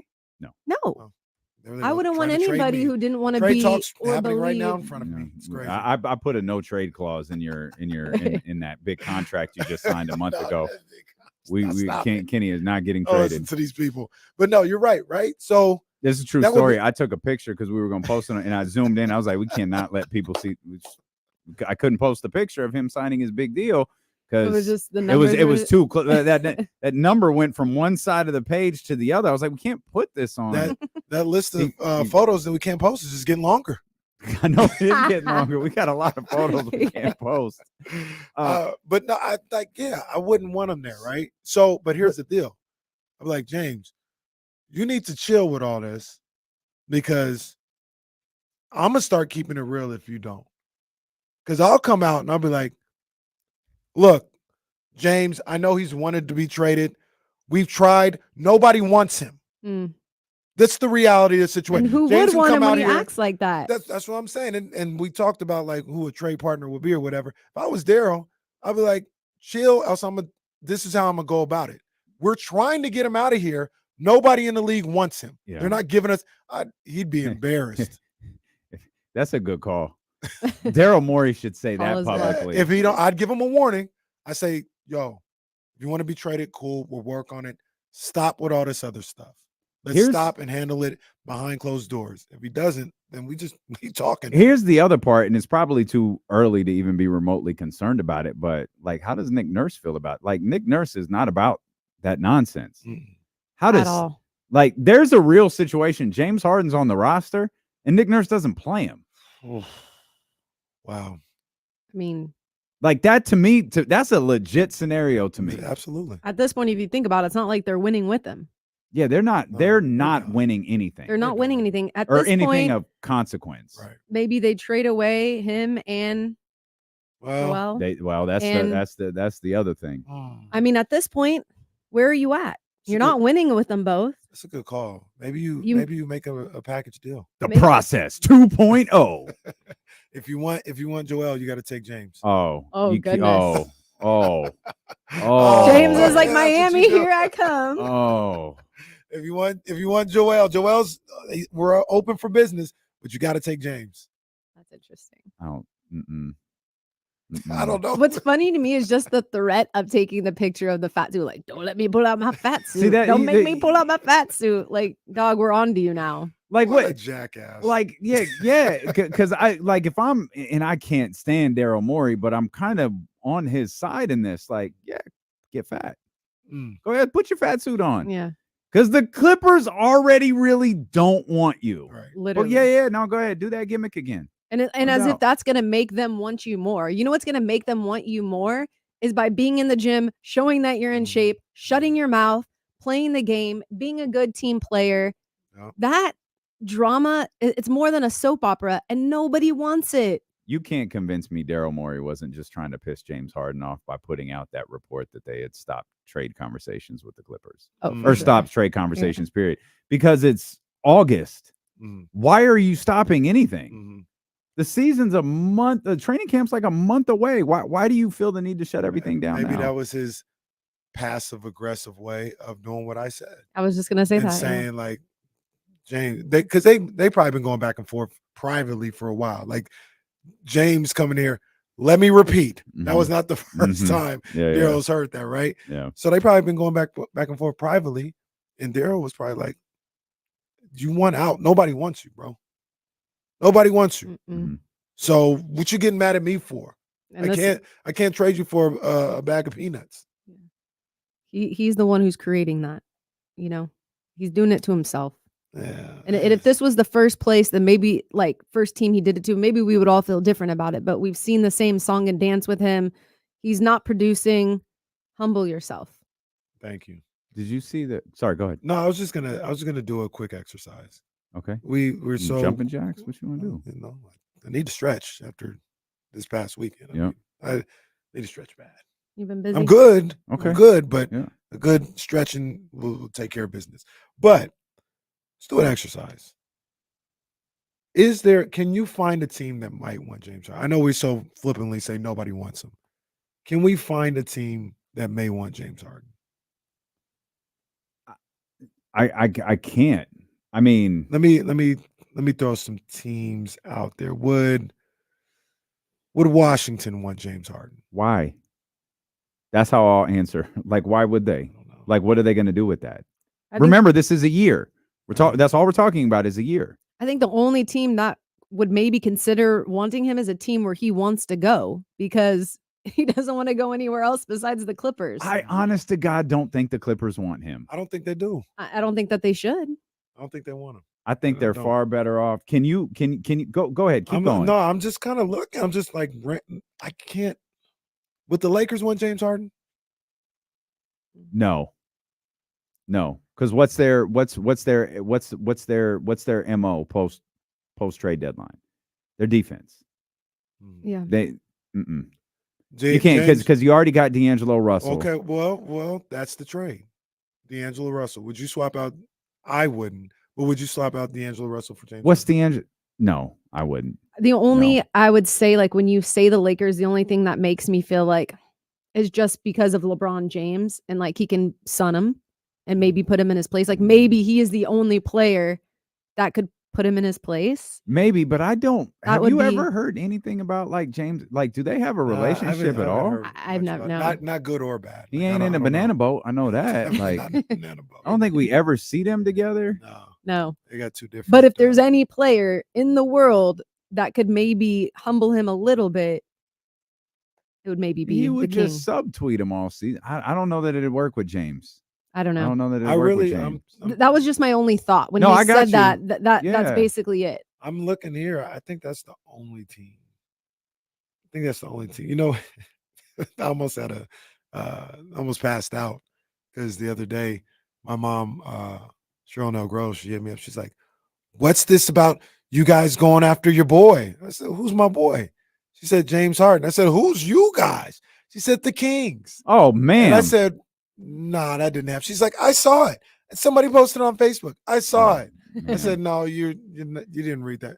I saw it. Then she screenshots it to me, and it's actually like a Bleacher Report proposed trade. No. James Harden. Mama, Absolutely. breaking I news. said, absolutely not. No, I think the Lakers are the only So- team. I think I could see a Lakers move. I could. Indiana. I thought about them too. Yeah, Indiana. Like I could. So what I get the part that I'm having trouble with, like I can find a fit, like where like theoretically it works, but I don't think one, he's that dude anymore. Two, I don't think anyone wants to deal with this. And three, it's a year. We're talking about a single season. That's the problem. If he was producing and still was drama, then teams would probably be like, okay, well, you know what? He's putting up 40 points, 35 points a night. We're going to deal with it. I'm low-key surprised Dallas hasn't interjected themselves into Well, the conversation. They do it every I time. thought about Dallas. And That's how bad it is. Even Dallas. Kyrie, James, and Luka. Kyrie and James don't like each other, though. Is that right? Kyrie and James. No, yeah, that's why Brooklyn. Yeah. Kyrie and James don't like each other. Speaking of Never related more to Kyrie Irving ever than I do at this exact Speaking moment. of Brooklyn, New York, not Brooklyn, New York, but the New York. So I thought of them too, and no, absolutely not. James Harden for RJ Barrett.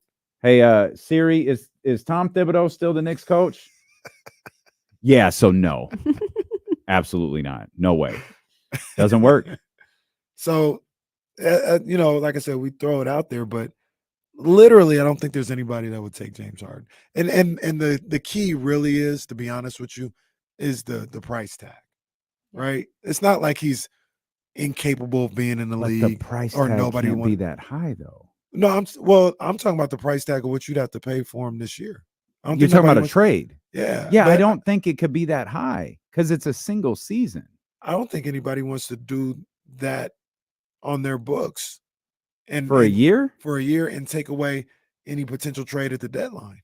Yeah, sure. Yeah, could be. So, Philly's Could be. hoping. Philly's hoping. Somebody will bite. So do you think he plays? I mean, he's going to be on the team, but do you think? I do you think he think shows up does- and causes a circus just like he did in Houston. So I was about to say, you think he does exactly what we all think he's going to do? Probably. I mean, you would just hope not, because where he's at in his career, I mean, who's giving him advice? Like, is somebody getting to don't his think head he's- just to let him know, like, yo, you are ruining your career by the antics. Just stop. That's some SoCal people for you. Does he still got does he still got a place in the league after this season, given what he wants and all that? Like, is he going to be on a team after this year? So to be so just so it's not like my disgust of James Harden, I love Russell Westbrook, Yeah, and I I was asked the thinking the same same thing. question. Like, I don't know if he doesn't play for the Clippers, I don't know where Russ goes, but I knew he could play for the Clippers. Yeah. I don't know where James goes. I feel like it all depends on what happens with him this season, like as far as next season, to answer your question. Like, how does he act? How does he play? All of that. Well, will it's off to determine- a bad start. Yes, it is. It's off to a freakishly weird start. Just like No, it's off to a very regular James Yeah. Harden start.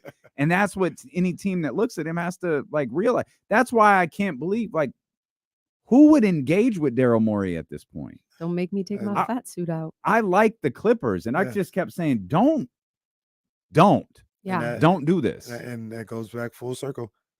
James, keep playing. That's what Daryl's going to come out and say. Yeah, It's yeah. like nobody wants you, but nobody's talking to me for Right. you.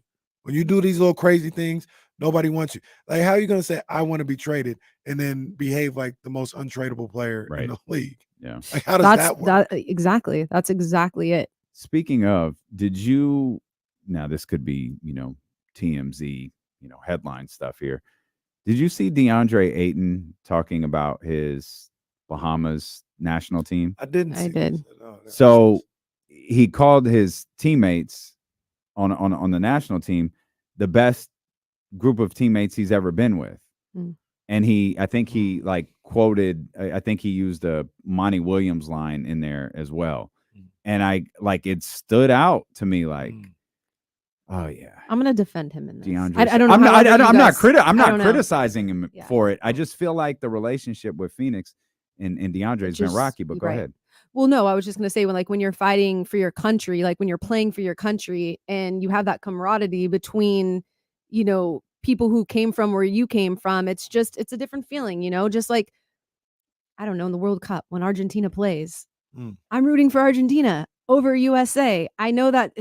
My dad gets mad at me about it. My mom doesn't because she's from Argentina. She's like, yeah, like no brainer. But it's just when that's all they have.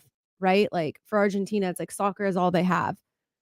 For the Bahamas to make it to their first, world or their first Basketball, FIBA World Cup. FIBA World Cup, huge.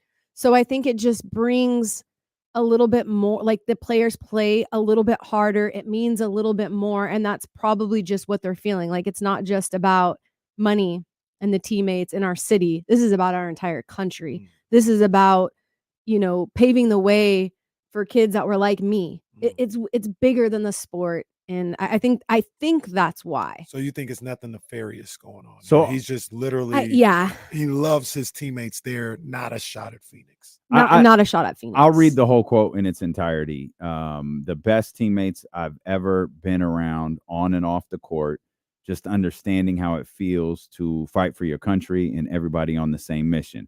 It was a phenomenal feeling.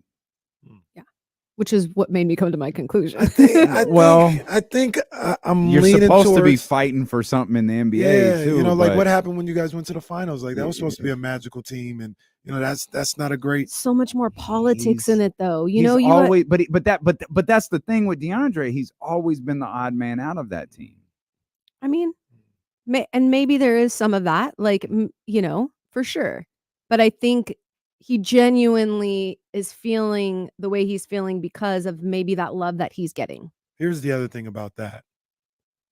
They could, and maybe I'm just stalling them out a little bit because I don't know how to feel about this one yet.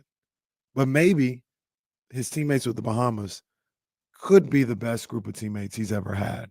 That doesn't mean Phoenix is bad, right? Like these are just the best. Phoenix is cool. Like I love Book, I love Katie. Like it's cool, but man, these guys are the best I have. And we don't know, like they're probably just different kind of dudes. Like they just maybe don't, like you have different people that you just mesh with on a different level, just because your interests are the same. On top of Or that, doesn't Devin Booker always yell at Ayton? who? Devin Booker's always Yeah, yelling at him. that's what I was gonna say. Or this group in the Bahamas could be his best teammates ever, and he hates Phoenix. He could. No, this is the best group I've ever been. Yeah. That has nothing to do with anybody else I've played with. Oh, but since you asked, no, I hate the Phoenix Suns. I can't stand that little light-skinned dude I play with. Absolutely, I hate them. But I genuinely love these guys. One has nothing to do with the other. That could very well be true too. Could be. It could be. I don't know, man. What? We should ask him. We should ask him. Let's get him on the phone. Let's Yeah, ask hold on. Buddy. Hold up real quick. No, I'm just kidding. Let's Oh, get no. Buddy on the phone and ask him. Oh, Buddy. Is Buddy on this team? Yeah. Yes. Yeah, absolutely. He's missed the Bahamas. Yeah. I was about to say, I'm assuming he was, but nobody's talking to him. Well, somebody did. I just didn't have a quote for you. Like I know they talked to him. He wasn't- he wasn't- I think they were talking about. I think the one that So, like, does Eric Gordon play for the Bahamas? He does. That's right. He had a dunk. Yeah, he was talking about Eric Gordon, and that's the Buddy Hield quote I saw. The buddies gobbling up like 20. What do you gobble up like 20 rebounds? Eric Gordon did? No. Oh, Buddy? Shavano?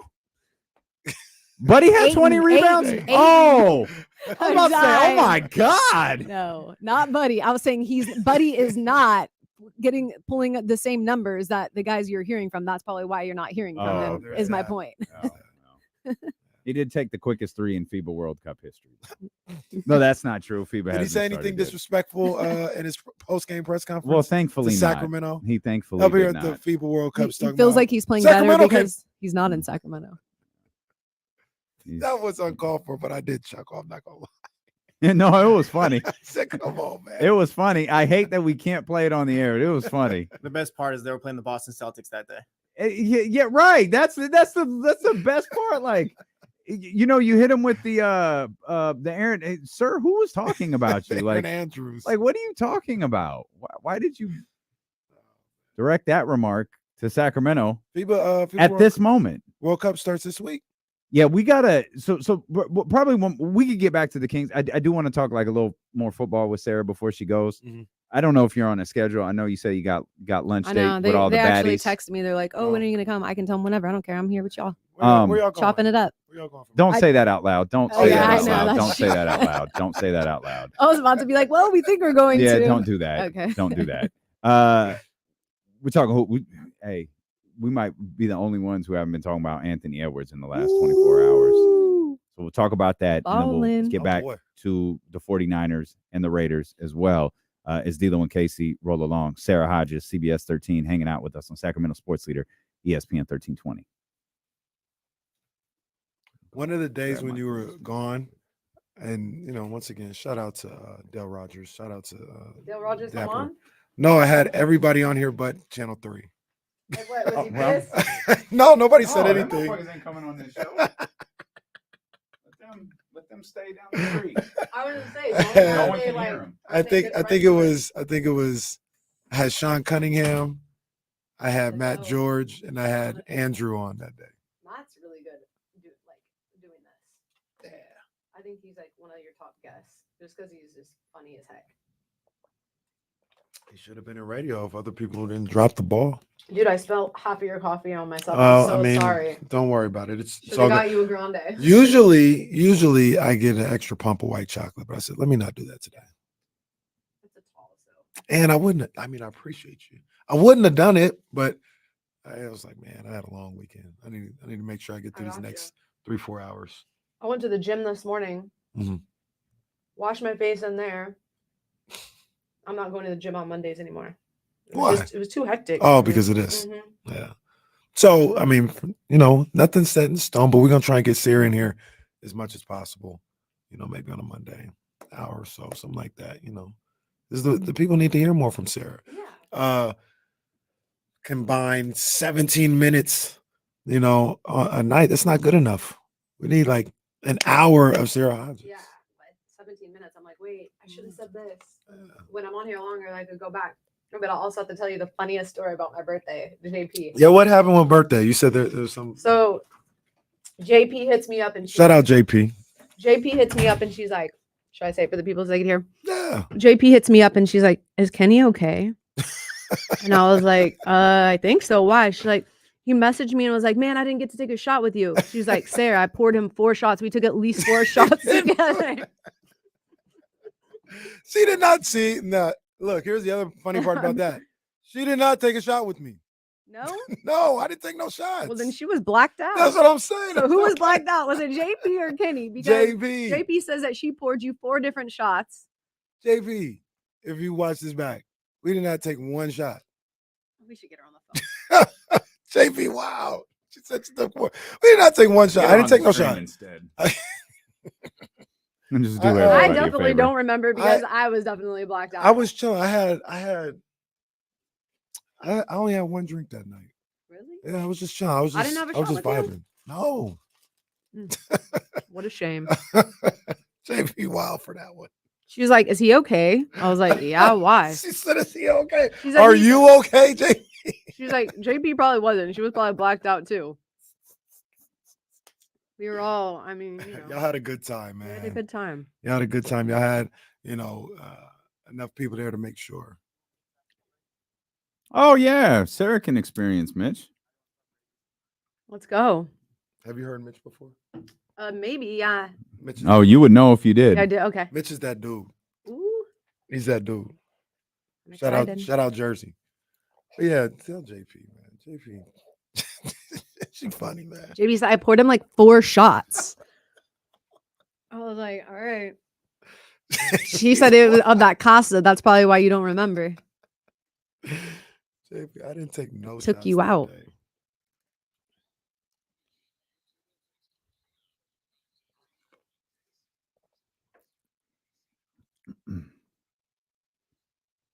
Hey, just a quick heads up. We got tickets to 50 Cent, the Final Lap tour. Ooh.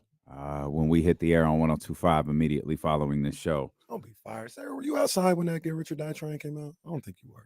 Was I alive? No, were you outside? Oh, yeah, probably. What year was that? 03, 04? Yeah. 04. I was graduating high school that year. I'm Yeah. old. Okay, Well, bro. yeah, settle down. Okay. I am, and I'm only getting older. Settle down. Although I feel brand new. Hey, shout out to the Sawyer too, by the way. We've talked a lot about Soul Bloom. The Sawyer, we posted up there for about 4 hours each day to do a lot of these interviews and a lot of these interactions with some of the people we talked to. So they gave us the 5-star treatment, set us up in a great area that has some good lighting, some great visuals. So shout out to the Sawyer. We really appreciate it. nice Love the Sawyer bus. Sarah's tour. home away from home. Home away from home. Over If there at the you want to take a little bit of a vacation, make it feel like you're not in Sacramento, stay at the Sawyer, chill at the pool, eat some good food, have some expensive drinks. It's a good place, man. I love the Sawyer. It is. You just ain't gonna get into Sarah Hodges' specially reserved Oh, area. That's You different. ain't gonna get That's into not that. even on the that's not on the elevator. It's Your a floor diff- isn't yeah. on there. No. No, she got her. It's the card that you got to put on. It's like a residency Exactly. almost. So Exactly. Also, I just want to mention this real quick. People sure got a lot to say about Sha'Carri Richardson when she loses. right. Y'all been awfully quiet lately. Man, come on, man. The girl won again. Man, come on now. I'm just She's pointing back. out. People love to talk. She's back. Love man. this for her so much. Absolutely. Literally gives me chills because I just Yeah, she's back. she's back. She's back. I can't wait to see her with Olympics next year, right? Yep. And she said, she was like, I read this quote and she said, everybody out the world could be for me, they could be against me, but God has been with me this whole time. He's never stepped away from being by my side. So I just thought that was cool, just really just level headed through it all. Absolutely. Yeah, I mean, could you imagine? She had a lot go This- on in a very short amount of time, right? Yes. Like the stardom and the fame that was thrown on her, and literally, you talk about 15 minutes of fame. Overnight fame. Yeah. It's just nobody knew who she was before. And then it's like, oh. And I look at it from her end, is that I can imagine some people handle it perfectly. Some people are like, oh, this is a lot. Like, and they get lost in the sauce and they don't know how to handle it. She had some slip ups. You know what I mean? But she was a young person trying to deal with fame. And look at her back. Yeah, now she's back and nobody wants to say nothing, but we'll say something here. Oh, we She will. back. Yeah, and congratulations to Rihanna and Oh, baby's ASAP. here. Baby number 2 is here. Baby's baby. here. Air horns for Aw. them. Well, all right, that's excessive. To me, That's the excessive. best We'll looking save the air rapper. horn. We've run that over on the 102.5. Best show. looking rapper ASAP. Okay. My opinion. Really? Just Okay. great features. All Just a right. good looking dude. You know what women really like is Fetty Wap. Stop. I'm for real. Do they? They think he's really handsome. He's okay. I wouldn't say he's at the top of my list of most handsome rappers, but You know who's handsome? Mitch. Let's talk to Mitch. 916-909-1320. Mitch, what's happening? Even the opposite. No, that's not true, Nah, Mitch. Mitch, come He's on a now. ladies' man. I told you my favorite episode at the end, the masseuse. Yes, Mitch. You Would bring you up assist bring her? up Seinfeld regularly, and we don't get those references, Mitch. Okay. It's Look at the sports. I tell you, both these Raiders and 49ers, gotta like their quarterbacks, but Jimmy G knows they're drafting a quarterback next year. They're drafting a quarterback next year. It's gonna be a Pac-12 guy. I got a feeling it's gonna be DJ Youngalele, and he's gonna be good. He's gonna win that job over Jimmy. Well, Mitch, somewhere else probably. no, Yeah. it's no, Mitch. no, Mitch, we'll talk about that. Mitch, what are We'll you talk about doing right now? I'm making a right-hand turn. Okay, all right. All right. All right. All right, Mitch. Go back to work. Be safe. Beware of the dogs. And we appreciate you. So he said something there. Did DJ transfer? I mean, it would make sense. He might be at Oregon right now. He's at one of those Pac-12 Okay, schools. I might have missed that. I guess I missed that. But it would make sense because Clemson was a terrible experience for him.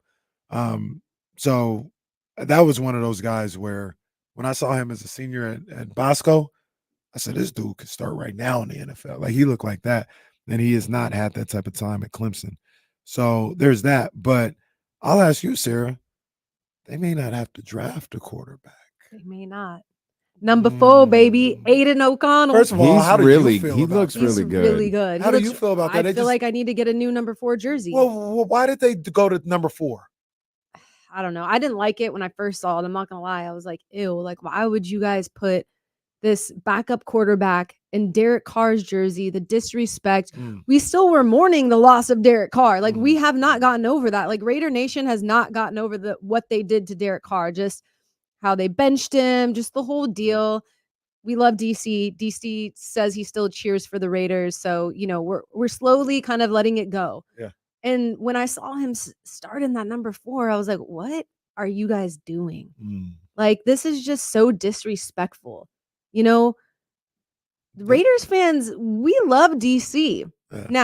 Now you saw Alex play, and it's like, well, now I may need to go and buy a new number 4 jersey after a couple games in. Just do the tape. Just do the tape gimmick. I'm just gonna do the tape. Yeah, put it on. Yeah. O'Connell. he looks good, man. He looks really good, and he's not just like what we've seen shows us enough, but just last season when he was at Purdue, he played in one of these games, and his brother had passed away. I want to say it was either like a couple days before the game. Nobody knew.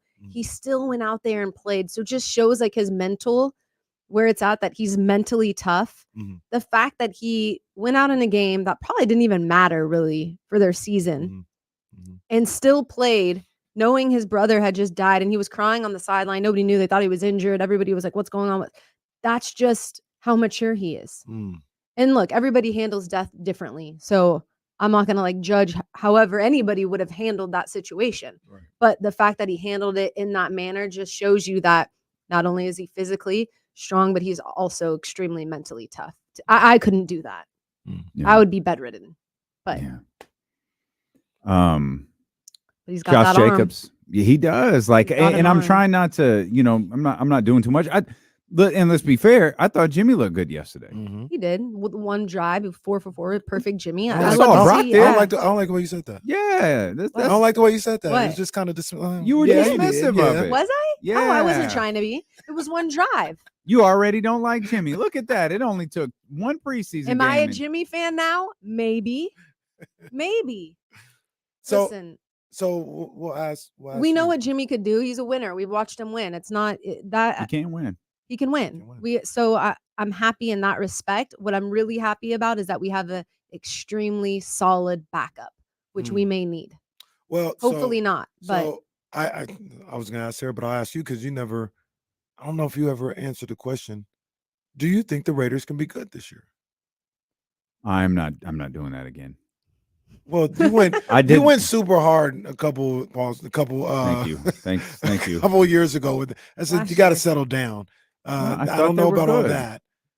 Yeah, I'm not asking if you're gonna go that far, but do you think they could be? I think they could be a 500 team. That I don't think that exists anymore. But yes, True. I do. I do.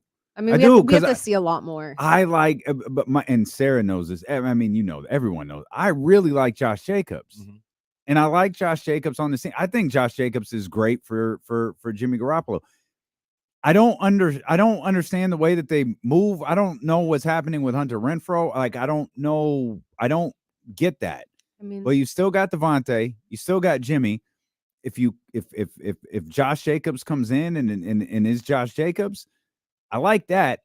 I love what I've seen from them defensively so far. I thought the 3-win prediction thing was so outrageous. Right. I could see them in the 8 to 9 win category. I like them more than the Broncos, I think. Oh, I think, but that's probably just because I don't like Sean Payton. Two teams with coaches I really don't like, but I respect both of their quarterbacks. He needs to get my coach's name out of his mouth. Well, I'm okay with that. You love him like too. I'm okay with no. Do you like Aaron Rodgers more now that you've watched the Netflix? I didn't watch it. No? I didn't watch that. What? No. It's so good. You're tripping. No, I am not watching that. I need you to watch it just so I'm you not can watching maybe Hard like Knocks. Aaron Rodgers. No, because I don't believe it. More. It's not real. It's reality TV. Propaganda. Reality TV is the fakest thing on television. No, I'm not watching that. I don't know. I mean, I think you have a point there, but I think Aaron Rodgers is real in it. I don't think that he's faking the funk for anybody. I don't. Okay. You think he's faking the funk? No. So all of a sudden Aaron Rodgers is a nice guy. That's tough for me to believe. All of a sudden he's out of Green Bay and he's like the greatest guy that ever existed. No. I've never hated Aaron Rodgers, so I don't hate him. I just really, really don't like him. Like a lot. It's like James Harden is 1, and Aaron's 2. Good call. That's a good comp. Yeah, too. I mean James really talented, but don't like these guys. Yeah, talent's another thing. There's no question. Aaron is phenomenal. He's like absurd. Even watching him like just take snaps and he's so good. I guess I do kind of appreciate that though, because like I was critical of I think Nathaniel Hackett stinks, but like I said earlier, I ain't nobody. Like Sean Payton's a coach. Like you're talking about one of your peers. Like that's trash. Yeah. Shut the hell up. It is weird. Worry about your own team. It's not classy at all. It's just not a good look. And he should be killed for that. Yeah. Because if Mike McCarthy did it, Mike McCarthy would be destroyed for doing that. But Sean Payton is the media's little favorite, so they let it slide. And that type of stuff agitates me. Like if you're talking about a circle and a fraternity, yo, hold your mans accountable. It's a little disgusting. For sure. Yeah. Speaking of coaches, though, I want to go back to the Raiders. I was talking about earlier. They said I was, standing for Josh McDaniels. I wouldn't go that far. I'm not here to say he's good, but this is what I was saying. I'm not at the point where I say the Raiders can't be good because of Josh McDaniels. And I think that's what some people do, right? Well, the Raiders, they got talent, but as long as they got Josh McDaniels, they're not doing nothing. Yeah. I'm not ready to say that. I don't, maybe I only need one more bad season to put him in that category because he's had a few already. But I haven't reached that yet where I think McDaniels is incapable of leading a close to 500 or playoff team. I don't know. I don't know if he's good or not. I'm not there yet. Does that make sense? No, sense. It does. Yeah. Part of me wonders if his ego is a bigger problem than anything else. Quite possibly. I think part of the reason all of those Patriots dudes fail is because they thought it was about them. And with all due, you're a part of a team, no doubt. But that was about Belichick and it was about Tom Brady. We're experiencing that it was about Tom Brady. I'm not going to be super dismissive. I'm not going to be super dismissive. I'm not going to be. Neither am I. He's one of the greatest coaches ever. I'm not saying that, but I'm just saying it just shows you Tom Brady was a huge reason for their success. May show you the quarterback position was a huge reason, and that's not to be dismissive of Tom Brady. Obviously, he's the greatest of all time. Mac Jones stinks. Players love him, but Mac Jones stinks. Yeah. I'll go to your guys' point. Steep fall off. To your guys' point and go a little further. I think it was about Bill and Tom. So Matt Patricia's and Josh McDaniels. Once again, don't want to disrespect them. Like they had nothing to do with it, but you think it was because of you. No, it's about Bill and Tom and what they had going on. Yeah, and that's what you talk about with the ego. Like right he now, thinks like, look what I did in New England. Well, okay. Settle down. Nobody even thinks about you in New England, bro. Yeah, Josh McDaniel to me is Jesse's boy, Adam Gase. Oh, He's Peyton Manning's offensive coordinator. Like, okay, so you did Yeah. nothing. Like, you stole a paycheck, That's or you coached the running backs. kind of how I see it. Because you certainly didn't do anything for Peyton. Like, Peyton's most famous call is Omaha. That means it has nothing to do with you. he's changing your play. Josh McDaniel's not that different. It's not that different. I agree with you there. So What I don't is- know. I don't know. Is I Bill wanna O'Brien back in He's New with England? somebody. He's New England? He's in New England. yeah. That's right. That's right. Okay. Defensive coordinator. I think he's the I think he's offensive. the one. offensive Offensive coordinator. Belichick just throws jobs over there, like for those guys. Like, just come hang out. He I'll just handle basically it. lets them leave, allows them to fail, and brings them back. Matt Patricia's there. Yep. Matt Patricia was the offensive coordinator, I think, by title last year. Josh That's McDaniels why that offense might be back stunk. soon. I hope not, though, because that means the Raiders didn't figure it out. Yeah, same. I hope That not one- to. Once again, the jury for me is still out on Josh McDaniels. It's a leaning towards. I don't think he's a good Oh, I got coach. 11 guilty. How many is it? 12? 12 jurors? I got 11 guilty verdicts right now. So I'm just waiting for one more. I'm probably I'm waiting right there for with one you. more. I'm probably right there with you.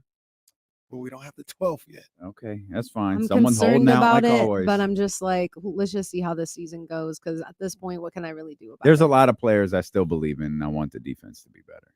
You're Has to be listening better. to D-Lo and KC on KIFM West Sacramento 98.5 FM, KRX QHD2 Sacramento, ESPN 1320, always live on the free Odyssey app. CBS 13 Sarah Hodges, kind enough to hang out with us. If you're tuning in to hear the stupidest conversation in the history of this show, don't worry. It's coming up in about 10 minutes. Well, a little bit longer than 10 minutes, 10 to 15 minutes. Game number 5. Game number 5, baby. Of Kenny's top 25 games of the Kings season Unwavering. This will this be one revealed. And cannot I be moved. can't express to you how stupid it is. My apologies to Mrs. Fox if she's still listening. Send my apologies to Mrs. Herder because her baby boy got passed up for this game as well. Well, it was But tough. we've It was a tough call. no, we've got But it. it was the right call. Okay. Well, we'll find out. We're we go into the streets with this one. That's coming up in just a handful of moments. I think you guys have led the witness, by the way, on that. Very strongly. Yeah, no judge would allow this. If no you judge guys, would allow if you my guys lead into this. hadn't led the witness, and this song just came up this game just See, came up now organic. it's happening. You're everything is blending together. If this game would have came up organically, everybody would like, oh, okay. I don't think they would have. This game belongs on the list, but 5 is tough. 25 would have been a great That's spot. exactly where I was 25 thinking. would That's have been exactly a what I great was spot thinking. for this Hell game. no. You want to throw it in there at 25. Absolutely not. Hey, can we talk about Anthony Edwards real quick? Yeah, I mean, we'll talk please. more basketball with James. Obviously, we're going to talk about the Kings here coming up. I think we're the only people who haven't talked about Anthony Edwards today. I haven't got a chance to tap into a lot of these USA basketball games, but apparently they did a Kings versus Cavs last night and went on an 18-0 run to close that thing out, and Ant-Man was the reason why. It just shows you how good that Special. he can be. And Tyrese Halliburton was a huge part of it too. Mm. It just shows you Well, when we they already want know to turn it Tyrese is the on, god, they man. can turn it on. And Yeah, but I think people might because we've talked about Anthony Edwards for a while. Like Anthony Edwards has the potential to be not to be funny, but Blue chip right there. he's like he could be the man. Steve like Kerr thinks the so. Man. Steve Kerr thinks so. He So- says he's playing with such supreme confidence that he's playing like he's the best player on the floor, and there's like no question that he is the best player on the floor. So when you have that mentality, So the thing about this team, first of all, is that's kind of the second time. I don't know if they're gonna win this one. I don't know if they're gonna win this one. what? Why do you say that? That's the second time they've had to kind of, I don't want to say struggle. Well, yesterday was a struggle. No, but the one wasn't it? Who was it? It wasn't Greece. No, I think it was. Was it Greece? No, because Giannis didn't play. I think they beat them. But Pretty well anyway, played. like a week ago, they had to scratch and claw in the fourth quarter to win that game. Mhm. But I think it's just And more they'll- of like because they know that they can. Is that They're not is that This team wrong? ain't that good. This team ain't that good to do that. So I don't. I mean, they're a good team. They're not that good. I agree with that. To toy around with somebody and then turn it. I don't think they're that good. I agree with that statement, but I think this team is good. No, I think this team is. I think they can turn it on when they want to, and that's what they've been doing. You see what I'm saying? But then I understand, but they're doing that against Germany, and I got to find out who that team was. I think that's like the other what you thing. gonna do when you play the top? Yeah. These are the top guys. I think it was Spain too that they Spain, it was. they were competing with. Yeah. Well, see, that's you're not playing around with Spain. Like Spain's good, Right. Like that's not your effort level. That's your competition. It's just a good level. game. It's just a good game, and I think they might get got in this World Cup. I don't think it's outrageous. They didn't win the last World Cup, did they? I don't think they did. They did? Yeah, they haven't lost in a while. You sure? Yeah, I could be wrong. I think I remember that because somebody was on that team that I really liked, and he got a medal or whatever it is. I'm gonna have to look it up. I'm sure it's a medal. It might have been. No, I think they won. Okay. We could probably figure it out, right? Really quick. Let's grab Lewis here. 916. Spain won, by the way. Spain won. Spain won the World Cup. Yeah, 2019. Yeah, I thought so. Spain did win. That's right. That's right. Let's you know what I was thinking? I don't think before. I was thinking the World Cup before. That was the De'Aaron year, wasn't it? Yeah, I knew they didn't win that year. I was thinking. I was like, no, Yeah. De'Aaron leaving. He ain't signing up to lose on this squad. Right. That to me, the team that team was the bad. To me, yeah. To me, that team was bad. That team wasn't good. Lewis, let's get our man Lewis in here. 916-909-1320. What's up, Lewis? Hey, fellas, how are y'all today? I wish y'all a great day and so forth. Likewise, big dog. Yeah, hey. The reason why I'm calling is what do you guys make of the Team USA basketball? You're just talking about Edwards and so forth, great player, but Fox isn't on that team. Sabonis isn't on that team, and I know Fox tapped out a couple of years ago. I don't know. I can't remember exactly when, but I'm curious as to what you guys make about that. Personally, I expect Fox to be a strong part of the team going forward. Sorry, that's my alarm. You're all right, brother. You're good. Yeah. You're good. Okay, but you know what I'm saying? But how does that make you feel? You know what I mean? Tyrese Halliburton on the squad, but Fox isn't. Yeah, it's once you say no, that's not it. Once you say no, they're probably not coming back. And it really is as simple as that. So he ruined it for himself. Yes, maybe he doesn't care. Yeah. Like I don't know what De'Aaron. I don't know that De'Aaron. I genuinely I don't know if De'Aaron grew up in the USA basketball system. I'm sure Tyrese did. I'm sure De'Aaron to some level has played USA basketball before, but there's a difference between playing US. Like some people grow up in it, like they do everything with USA basketball. But like that's a vindictive group. Like if you walk away on your own, you're probably not getting that call back. Yeah. And I know you said that you don't think it matters, but maybe under new leadership with Grant Hill, maybe they'll change those things a little bit. Yeah, maybe. Hopefully, maybe. If we all want to see De'Aaron in there, so hopefully. Well, but I want to see De'Aaron if De'Aaron wants to be there. Right. Like if De'Aaron doesn't care, then I think, and I obviously can't speak for him. I think if the opportunity was there, he'd love to play for Team USA, but he's not gonna lose sleep over the fact that he's not playing. I also don't think he'd do it this year, for reasons that you just pointed out. The World Cup team. Yeah, I don't think he'd do it this year. I mean, if they come to him next year because he's that dude and they're like, hey, we want you on the Olympic squad, I don't think he's going to say no. Right. But I also don't think that question is going to be posed unless he leads the league in scoring, wins the MVP. The team wins like 75 games. And it's like, hey, De'Aaron Fox isn't on the Olympic team. That's wild. Right. Yeah. They don't want to look silly. It will be fun to see him. Absolutely. Oh, it'd be incredible. Absolutely. Him and Keegan. I don't think Keegan's going to get Olympic next year, but he's in the system. He's in the system. Yeah. He's in the system. And his time will come. Yeah, his time will definitely come. You excited for the season? I'm so excited for the season. Just going off what we experienced last year, and I think the Kings are going to be so much better this year. Yeah, we were Second year under Mike Brown. The funny thing about it, we were spending some time downtown this past weekend, and it's like, man, it's gonna be jumping around. Oh, My question is, It's are they gonna be gonna light the beam for preseason games for wins? I think you Preseason should. wins? Yeah. I think you should. I don't think they will. They didn't do it for Summer League. Oh, well, it's a little different. But A good little point. different, Good point, but but I don't maybe a think little they- different. I think they're the first. Well, it'll be the second, hopefully. It's not But like the it costs first them beam that they much want to money. light is on that Friday to open the season or to open No, that's the the home second. opener. Yeah. I'm saying That's the most important Yeah, one. they want to light one before that for sure, but Yes. that's the one they want. Nothing wrong with going to this. Is nothing wrong with going 2-0. Really, nothing wrong with going 3-0. Oh yeah, give me both of those that weekend. Oh yeah. Yes. Oh yes. Did you see all the pictures? I'm a post. Don't do that. Don't do that. I was forwarded It be your pictures. own people, man. I was forwarded pictures from Kenny's recent trip to Los Angeles. I'm gonna put them on Twitter. It Matter- be your own people, man. I tell you, man. I swear. I'm gonna put them on I Twitter. got no allies in this world. Put them on Twitter.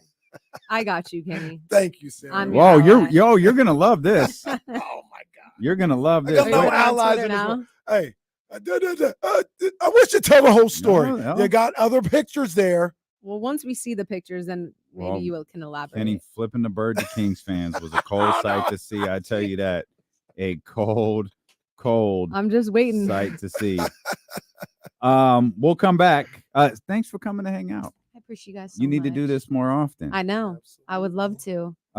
Thanks for the coffee too. Oh, yeah, Everyone, anytime. check the D-Lo and KC Twitter account. These pictures are going up. Make sure I get the right one. Oh yeah, they're going up right now. Be your own people. I'm just sitting here refreshing. No, hang on. It's not even posted yet. Hang on. Okay. I'll be patient. Yeah, man. And look, the crazy thing was, I was just trying to get some breakfast at this spot. Mm. And I go to sit outside, and that's what's in front of me. That's what they Well, all say. It's nasty. And then and he had to get a Nasty work. picture. I It's did posted. not have to get a picture. No. I got set up. No. Got Picture- set up. What is this, bro? What is I got this? set up, You're Showtime Caraway like for life now. bro. I got set up. He's a big time AD fan. Stop. Look at that guy. What? Just No, as that's- happy. Do I look Just happy? as happy look as happy? can be. Look at that. Just Just posing. Just I see. swear, bro. There's my Swear, thirst be your trap. own people. There's your thirst trap. And then there's Kenny's thirst It trap. be your own people. We'll come back. The dumbest You conversation. did it. You did it. The dumbest Where moment. where are the other pictures? Where are the other pictures, D-Lo? That's all Jazz sent me. Oh my gosh. The dumbest moment in the history of this show is next. Stilo and KC on Sacramento Sports Leader, ESPN 1320. Amazing. I can't believe that picture was up there too. Amazing. We went outside. We went to, what's the name of this place? It's called the. That's a pretty can't amazing remember. mural, though. No, Like, all kidding it's aside, that's really wild. cool. But the breakfast was actually really good. I But like it's the over picture. there- I think you look damn good in well, it. Stop it. Stop it. And I Um, was like, yeah, let's sit outside. It's a beautiful morning. right sit under his three outside. favorite players. They got Coos up there. She's a weird. Coos. Let me get this Clorox real quick. Go wipe this down. Oh, man. A little bit of Oh, don't this. worry about that. I could do that. Fine. It's like melting on my purse from me because of course as I'm walking out it's like I promise you I'm not clumsy at all. Like I don't even know how that happened. That you were in the big body today. I was. You You're- saw me? No, I'm just Oh. assuming. No. So It one is a day- big body, but it's not she- that same one. Oh, see, well, she's got. Wow. Well, got different- jeez. It's not. I see her pull up one time in the parking lot. She in a monster truck. This one's a monster Jeep. I'm like, well, what am I doing in this car? Just a baller. No. I had to get rid of my Jag. The lease was up on it. Now I need to figure out which car I want. I'm gonna save some money for like 6 months and drive my husband's car until I can figure out what I want. There you go. I love you guys so much. Love you Oh my back. gosh, Thank you. It's like crazy. It's my girl Sarah Hodges, man. Thanks for having me. So much fun. I love it here. Always a good time rapping with Thank you. you so much. Good seeing you. Did you have fun on your trip? Yeah. It looked amazing.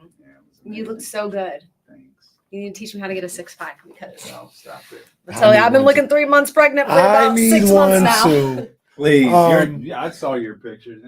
You're I can lose weight in like 2 weeks, but You're I off. can't. You're off today and Tuesday, and then you're back on Wednesday.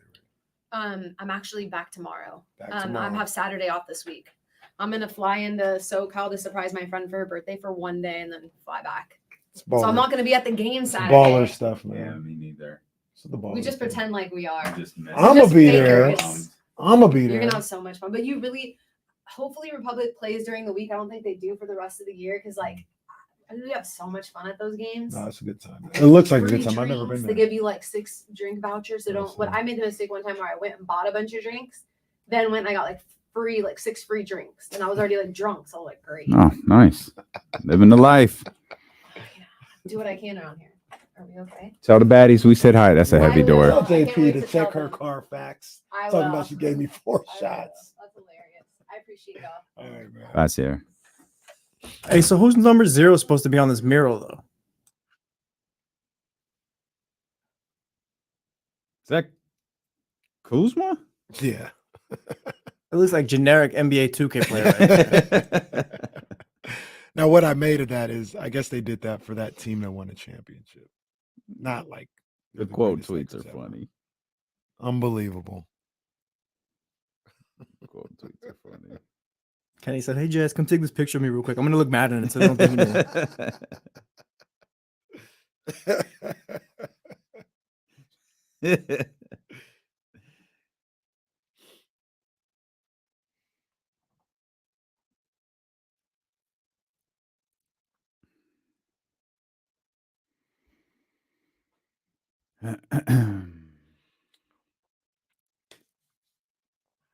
So the crazy thing about these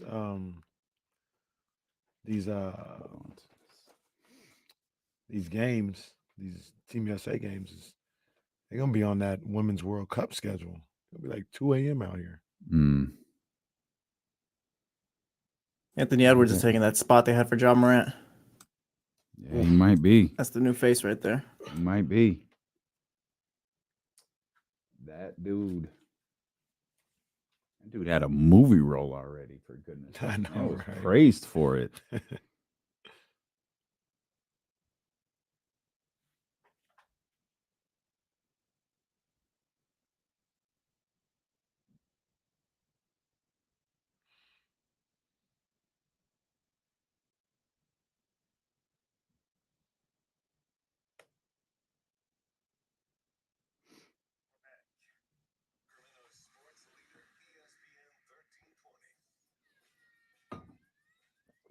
Shout out again to Sarah Hodges, CBS 13, for coming to hang out with us. Yeah. Top Oh. 25 games of the Kings season. Oh, We're it's going to lit. get all the way down to number 1 this week. It's going to be a stunning moment for everybody involved, I'm sure. Break the internet. However, today's a different story. I stayed away from going over, like, I kind of went game by game to start. Mhm. And then I don't remember what it was. Something. Oh, I think it was the Chicago game, the I'm Okay. effing nice game, Yeah. that was the first time where I was like, let me look at this list in its entirety, Mhm. because this game is, I'm effing nice. Like, that's not even counting like the Harrison Barnes horrible foul call on the other. Like, Yeah. what was that game like? 14, 15? Like, man, 15, I believe. what's Kenny got up here? So I'm like, yeah, okay. Maybe I would have, this one. Hey, what's this at number? Look this up. What is this game? Oh, I know what this game is. So go ahead. The dumbest game on the entire list. The Sacramento Kings 2022-2023 season, top 25 games. We're in the top 5 now. Number 5. Number 5 in the entire season.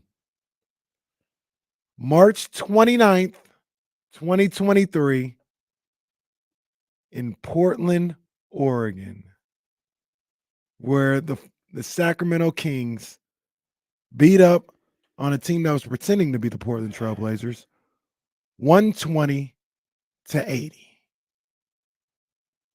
With that win, the Sacramento Kings clinched their first playoff victory in 16 years. There were people who were dancing in the streets. Yeah. There were What else people, the people doing? that converged on downtown Sacramento. It was chilly. It had been raining. It didn't matter. Mm-hmm. What else did people do? Well, brought tears to some people's eyes. Or they pretended it brought tears to their eyes. Brought tear to faces. Just rub their face as hard as they could for 5 minutes to try to get some type of tear or redness to appear on their eyes.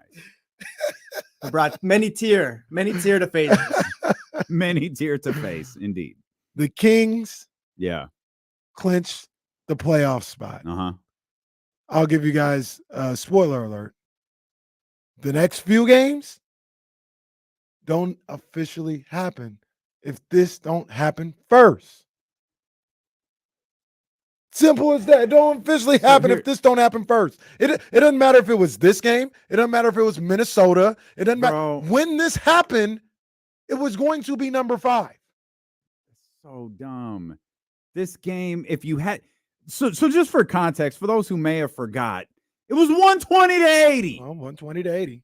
So, De'Aaron Fox's shot against Orlando. No. Kevin Herter blowing up the Golden One Center on December 30th against Utah. It all led to this. I'm effing nice. It all led not to that this. one. The birth of fourth quarter Fox against the Lakers. No, not that one. We had to put this nonsense at number 5.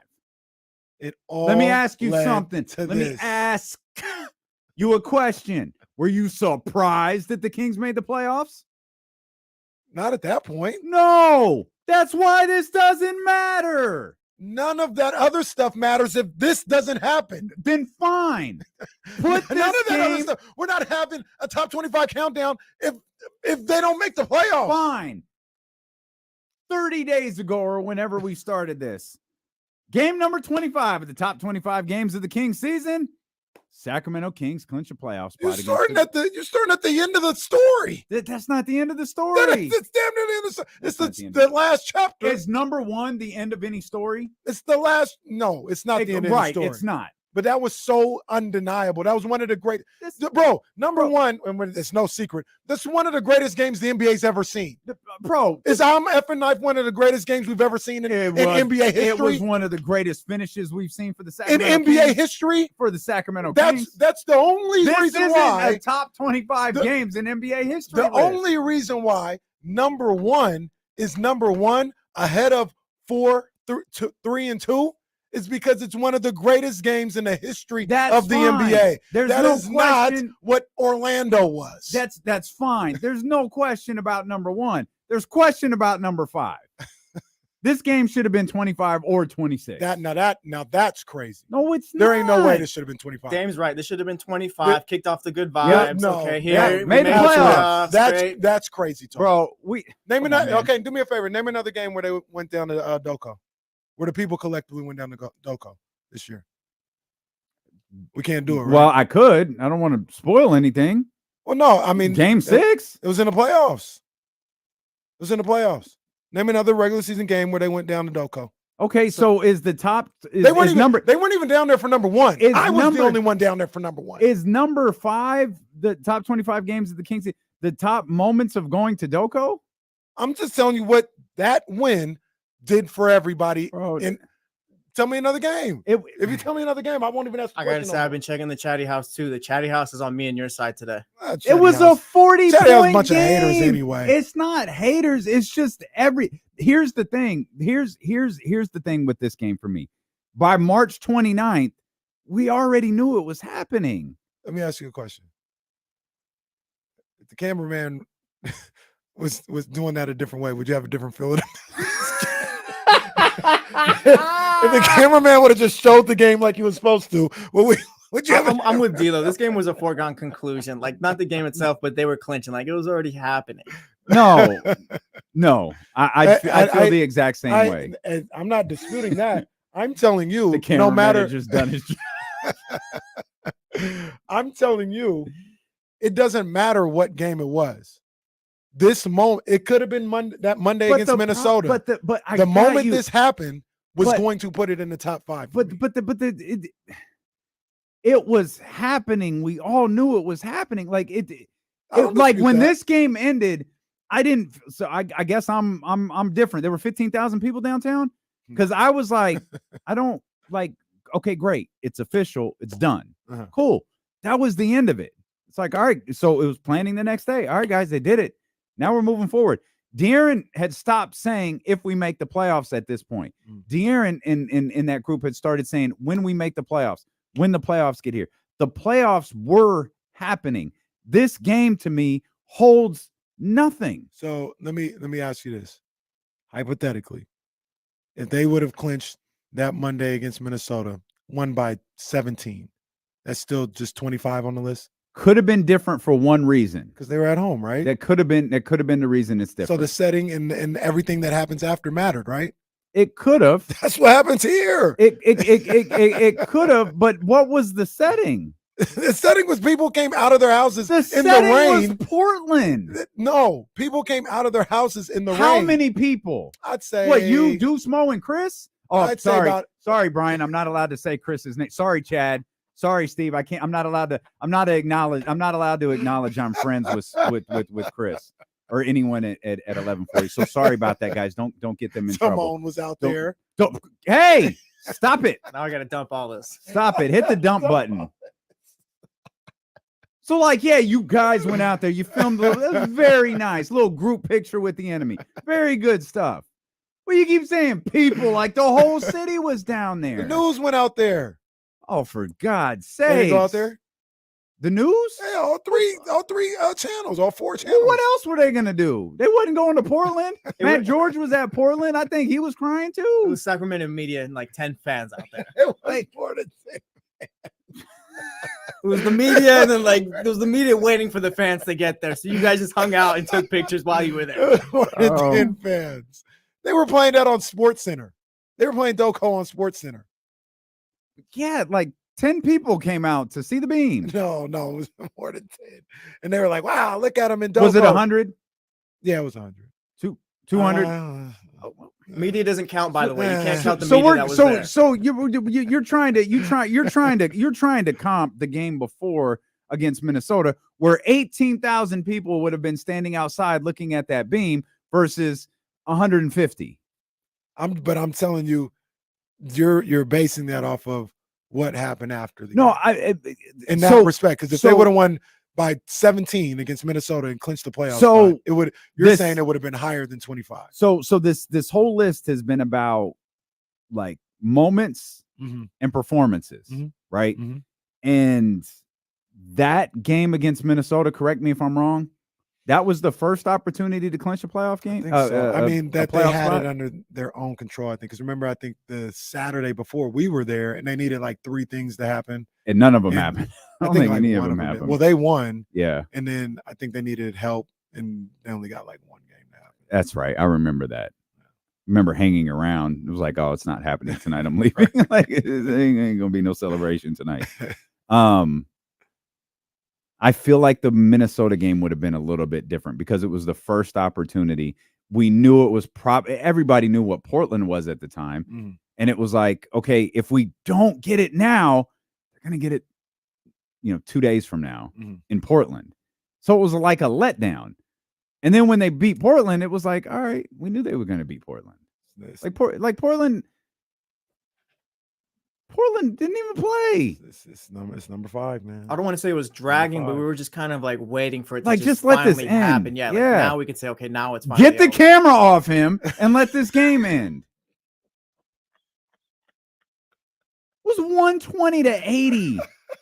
It was number 5. 33 to 18 in the third quarter, 37 to 16 in the fourth quarter. Performances of note, none. It really did have. There's none. Yo, except your boy. Your boy did. Who, Malik? Shaden had 30 of Shaden. Yeah, Shaden was cooking. Shaden had 30 of Portland's 80. Now, the funny thing was that nobody, to this point, nobody will probably remember this, but the Kings were like struggling in the first half. And people were tripping like, oh my gosh, they can't beat this Portland team. Like to go up by 40, I think they had. It was the second half. They had like a 40-point difference between them in the second half. Yeah, it was. They had a math real quick 4-point lead at halftime. Yeah, and then took and off that in was the second it. half. Yeah, Keegan got his 100th. That was the other thing we were waiting for. We were waiting for the record-breaking three at Minnesota, and it didn't happen. Yeah. So number 5. This is horrible. Number 5. Oh, look at this. Oh, no surprise here. Look at this nonsense from Matt George. I'm Team Kenny on this my guy, one. Matt George, man. It's my man's in them. I'm Team Kenny on this one. The moment was special. Plus, Keegan got the record that night. Top 5 game. Shut up, Matt. Stats for this game: 20 tears, 20 eyes rubbed, 15 people at Doko. No real stats. By the way, we'll be on the Locked On Kings podcast tomorrow. Yeah, man. Number It's 5. your list, and that's fine. Number 5. Kings clinch. 16 years. Poor Katie was crying. Katie was really crying. Oh, Katie. Yeah, that was hella weird. Katie came back like sobbing, almost uncomfortably, like, hey, take it easy. Like it's still real to me, damn it. Like that, hey, take it easy, pal. Like, is she okay? Yeah, she was. I guess I feel like You're heartless. Kanye West. I'm a pretty emotional. Well, easy. I'm a pretty emotional guy. That didn't drive me to tears. I didn't cry either. I just popped some Luke Belair. Yeah, I didn't even do that. It was like, all right, cool, finally. See, I feel like Let's the go. Brooklyn game, like the first TNT, I feel like that was more like feeling and memorable than this game, because that was kind of like now we're showing. That felt like a coming out party. Yeah. That felt like it was. Well, don't do that. Don't do that. It was Kings went to 7-6. But they went to 7-6. I don't think that was their record, but I'll go up here telling lies. These guys just clinched the playoff. There was more emotions. There was more emotions running for that game than there was against Portland. These guys just clinched the playoff game or a playoff seed. And everybody knew that they would by that point.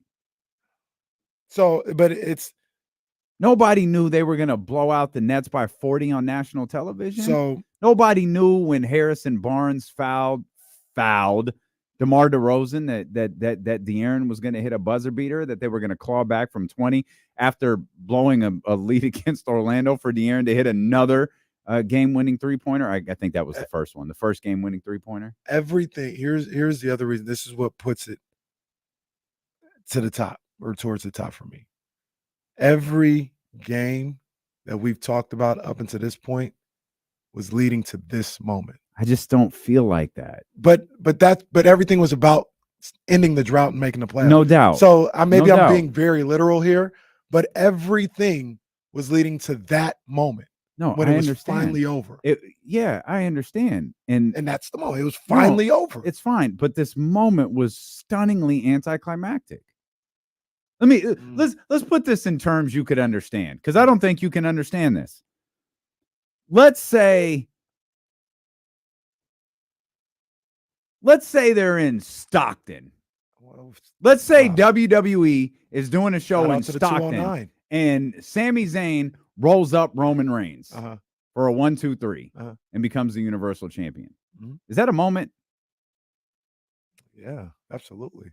This is Roman. Wait, okay, no, that's not anticlimactic after everything we've just seen. This is Roman's first loss, right? He rolls him up at the house show for a 1-2-3. Oh, is it anticlimactic? I mean, compared to the whole journey, absolutely. I get it. That's it. I get it. You just said it. I get it. But compared to the whole journey, it was anticlimactic. Okay, but do we still not talk about Diesel and Bob Backlund in the Garden to this day? Well, yeah, but we don't do it in glowing terms. We do it when we're referencing someone who screwed up. We know it. So is this the game that we referenced? We're gonna know this. We're gonna know this game forever. No, we're gonna know this game in this moment forever. Okay, forever. See, but Bob Backlund and stuff, we use that to make fun of another guy in the NBA. Like that's the Jason Tatum match. That's so it's remembered, but it's not like we don't remember it fondly. But for Bob Backlund. I mean, in this case, the Blazers are Bob Backlund. Kings are Diesel. But I understand I understand the anticlimactic nature of what you're saying. I get it. But it's still history. It's still history. Pulled out the deal in the chat saying that Casey inflated the numbers like Vince McMahon when they were at Delco. I know 93,173. I think you asked me to say if there was 200 people. And I said, well, no, you didn't. You said I said 100. There's 100 people there throughout the night. There was, and they all worked for some media outlet. It was raining that night too, by the way. Okay, it's kind of chilly too. Tried to go out there and bro, you had the Bulls at 15. Mrs. Fox's son hit a three. So let's take told everyone how nice he was. So let's take away Game 5 because we all know you think that should be. Is there any game that 15 should move ahead of? I don't think so. Is there any game that 15 outside of 5? So you asked me if I'd put the Bulls game, the I'm effing nice game higher? Yeah. I'd put it above the Knicks. That's only one slot. Didn't he just talk about TNT? I would put the Bulls game. I said the Knicks. I know, but he just talked about how it was on the Nets game was on TNT. But that was the first and it was one. Coming out party. And they weren't talking about Light the Beam on the Nets game. It was a prominent story on the Knicks game. When I went back and rewatched, I thought the Chicago game. I thought that one was better. Where was the Jazz game where Kessler, not the one where Harden hits the shot, where Kessler hit that shot at the end didn't count? I would put the Bulls game ahead of that. I think that was like 11 or 12. I think the Bulls game probably should have been like near top 10. I feel like that was 11. The January 3rd game was 11. So I would have put the Bulls game there. I feel like the Bulls game was like starting something too, like fourth quarter De'Aaron was happening and stuff like that. I would have put the Bulls game up there. And the December 9th Cavs game, that was the big finish. Yeah.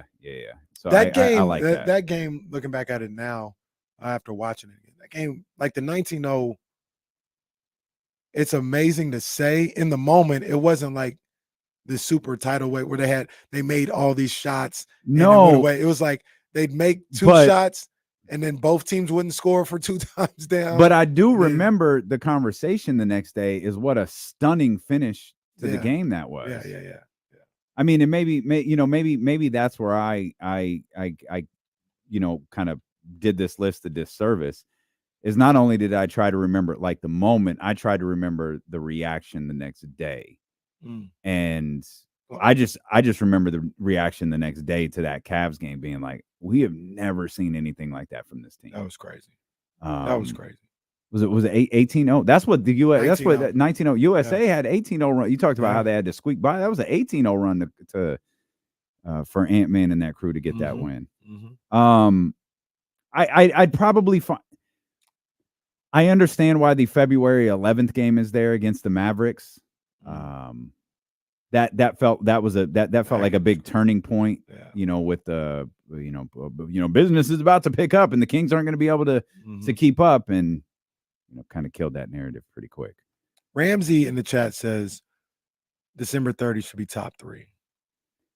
I mean, it's not the craziest. December 30th is 8. I don't think December 30th is ahead of any of these. It can't crack teams. top 3 though. Like that's just it can't because remember it's not top 25 games of the Kings regular season. So it's top 25 games of the Kings season. I don't mean to completely step on it, but I mean everybody here in the chat and that cares about this list can probably guess what the next 4 games are. You absolutely can. No, those games. If anything, I would spoil just a little bit. Maybe some people might say game 2 shouldn't be in there, but I strongly disagree with that. Completely disagree. Yeah. I mean, and the conversations about this list aren't over. If you were paying attention in the moment, you could probably guess how this list goes, but I feel like you could make an argument for December 30th being 5th. I don't think you could get higher than that for sure, just because we're including playoff games. Yeah. If we're excluding playoff games, it's an entirely different conversation, and we need 3 more games. The Jazz game was ahead of Orlando. Do you think that was the right call? Looking back on the Jazz game was not ahead of Orlando. The Jazz, Orlando was Orlando 6. was ahead of the Jazz game. What I meant, do you think that was the right call? I'd be okay. I'd be 'cause okay. people- I'd be okay with the. So when we start talking about Orlando, why is Orlando so much higher to you than Chicago? Oh, That's a Orlando. 10 Orlando's spot difference almost. Yeah, Orlando's. We talked about it the other day. Not that I'm effing nice won't, but Orlando's going on his Hall of Fame mixtape. Like when he's getting inducted, they're gonna show Orlando. You're gonna see. Was it the Orlando space on the forever. floor? Like it's Probably it's from where borderline he the same shot it shot. from. Where he shot it from. To me, you want that. You want the turnaround. Where he shot it from. Oh, it wasn't the buzzer too. Yeah, Maybe that's the other thing. that's Where the he thing, shot yeah. it from, the buzzer beater aspect. That's fair. Orlando. The buzzer does. What was it? 0.4 seconds. Mhm. That 0.4 seconds, I guess, kind of looms large in this.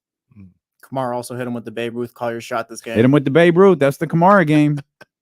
That's the Kamara game. But to answer you, when you start talking like Orlando's, the Orlando game is 6, Brooklyn on national television is 7, and then the Jazz are at 8.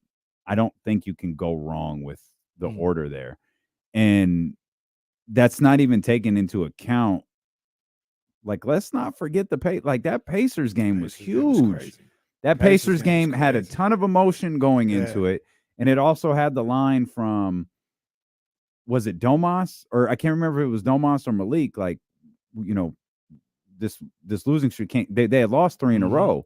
Can't let it get to 4. Can't let it get to 4. Yeah, it was Domas. And like there started to become moments too where this team is like they're taking accountability. Mm-hmm. They're holding themselves accountable. They're holding everybody else accountable. Mm-hmm. Like they're aware of what they are right now. They were aware, I think, before we were. I agree.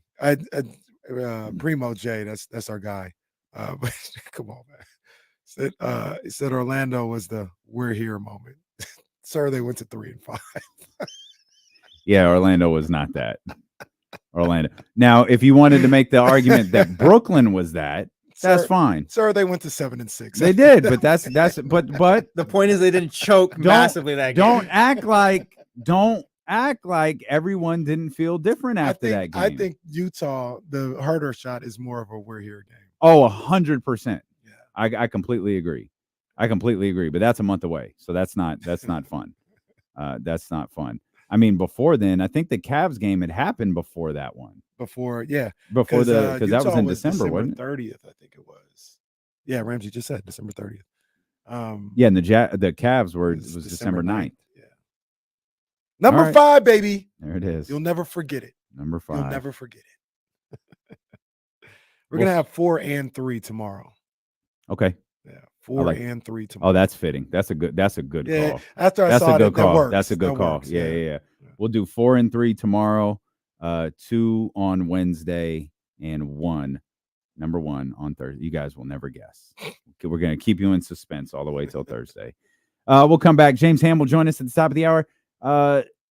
Sasha Vezenkov, Rookie of the Year. Ooh. Probably not, but someone wrote about it. We'll talk about that when D'Lo and Casey return here on Sacramento Sports Leader, ESPN 1320. Oh no, there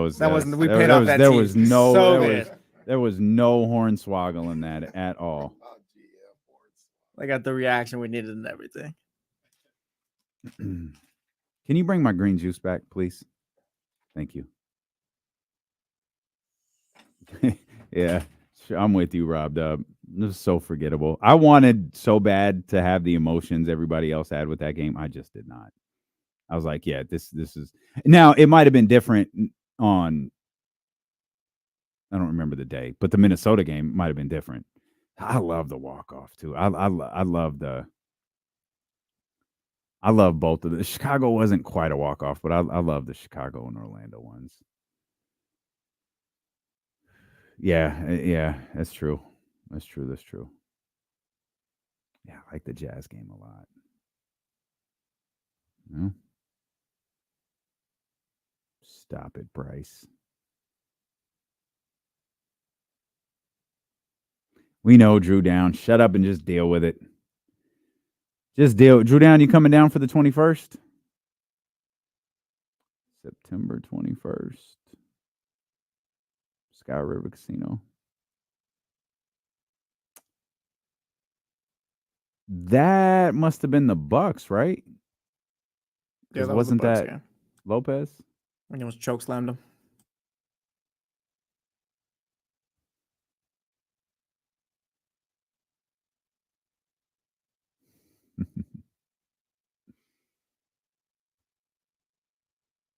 I don't know why people were doing that. Just trying so hard. Stop it. Oh, man, that's a tough one. That's a tough one. Pass, David. Pass.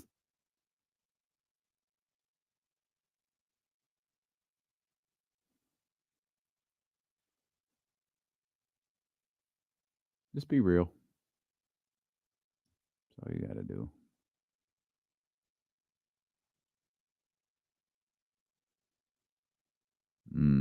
Yeah, Lizzie, I'm not sure if that's going to happen.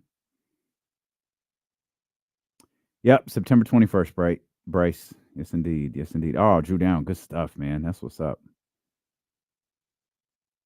Yeah, that would have been. I wish that's the one thing I wish we could have experienced that. If it happened then that being game number 5 would have been cool because it's just all the emotion. It was just a letdown after. Yeah, it was a total letdown. Yeah, I wish of all of the things because we got playoff win of all of the things we didn't get that 175, 176 game. Is that it? 176, 175. We didn't get that game here, but if we had gotten this one at the Golden One Center, yeah, that would have been special. Because for someone's like, oh my gosh, we're gonna clinch against Minnesota, then against Portland, and turn to we finally clinched. Yeah, right. Yep. Bryce, you got that email. Good stuff, man. Thank you.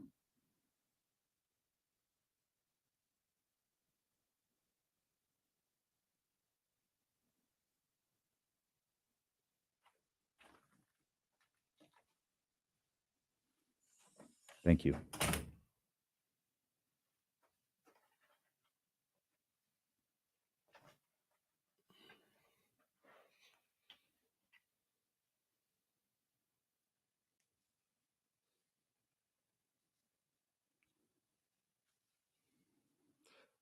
Why is this game playing on my YouTube? Pacers Heat, game 2, 2013 probably. It's when LeBron, I think this is when he made the layup at the buzzer.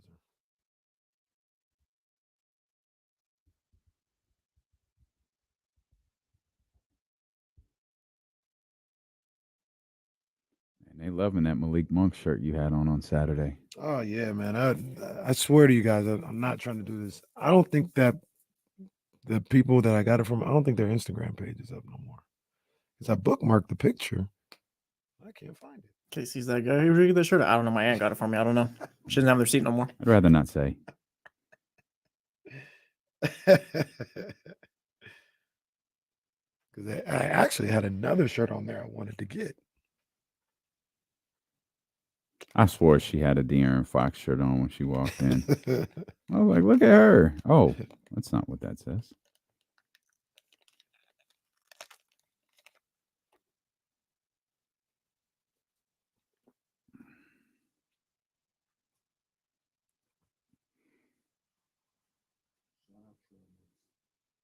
Oh, Snoop, I don't have no beef with none of them. I just don't like the people who run it. I actually love a lot of people over there. They're not allowed to talk to us anymore, but lots of people I like over there. Hey, shout out to our brother Bobby Brackens. Got to hang out with him over the weekend. Yeah, man. Had a great conversation with him that we'll post somewhere at some point soon. I hope. Like I said, man, just hand over the info, bro. Hand over the info. I'm gonna deal with that 4 o'clock because I got ideas. I've about had it with all of this. Hand over the info, my man. We're trying to get our 102.5 KSFM YouTube channel going, but it was created a while ago. But this goof created under his personal account with the two-step authentication going to his phone, and we've hit him a couple of times like, hey, we need to switch this over. And he's like giving everybody the okie doke. And it's like, all right, cool. Let's stop being nice. You're holding on to company property. Turn it over before there's a problem. And for no reason whatsoever, at about 7 o'clock this morning, I really got pissed off about that. Because I started thinking, yo, we got all of these long form interviews. There's not a ton of subscribers over there, but it's the 1025 KSFM name. Right. Like that's ours. Right. That's our property. That's not yours. And so I'm not like, because originally it was like, oh, we'll just create a new one. It's like, no, come up off that. God Slap damn it! that- I said, give me that. Slap that goddamn cowboy hat off your head. Turn it over. Just send the stupid code that comes to your phone. This is an episode of WWE Treasures all over again. God, man. Give us Ric Flair's robe, bro. What do you need it for? I eat treasures.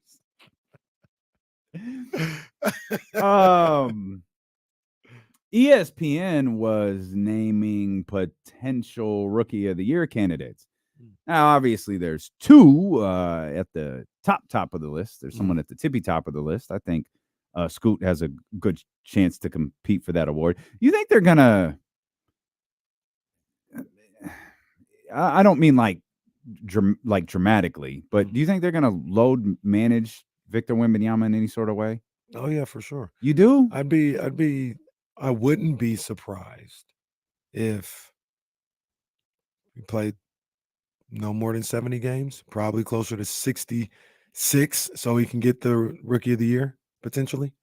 I don't think he's ever going to be a 75 to 82 game a year But player. why? Like, he has no injury history. Like, he seems to be perfectly healthy. There's been a lot written about his regimen. Like, I even watched some of his videos where he's barefoot and he's like leopard crawling and stretching his toes and all that. I was like, I got to try that. But he doesn't have a history of being hurt. Like, do you have to load manage if you don't have a history of being hurt? I'm with you. I don't understand why, so to speak.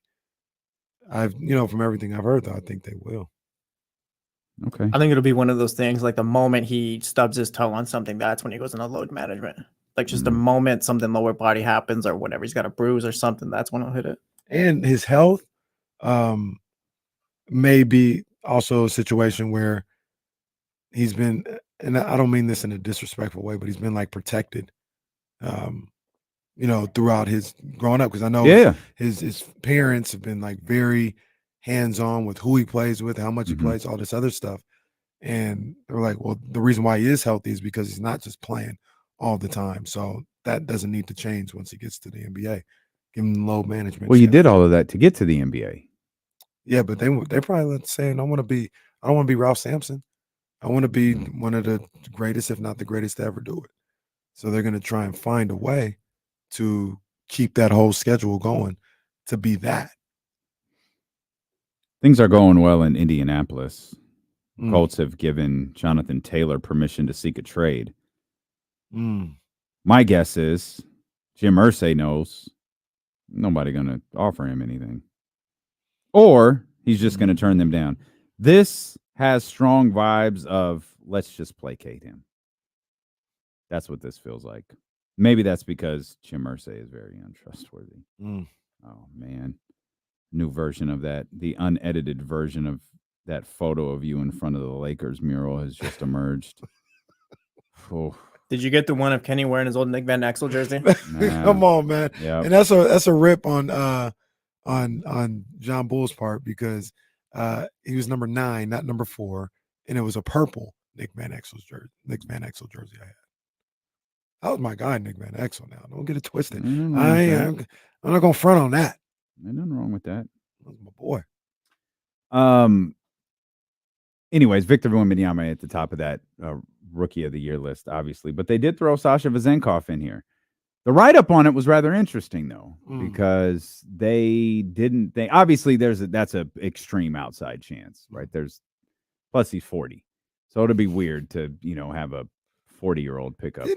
Isn't there a former Rookie of the Year that came from overseas or something like that? I'll have to look it up.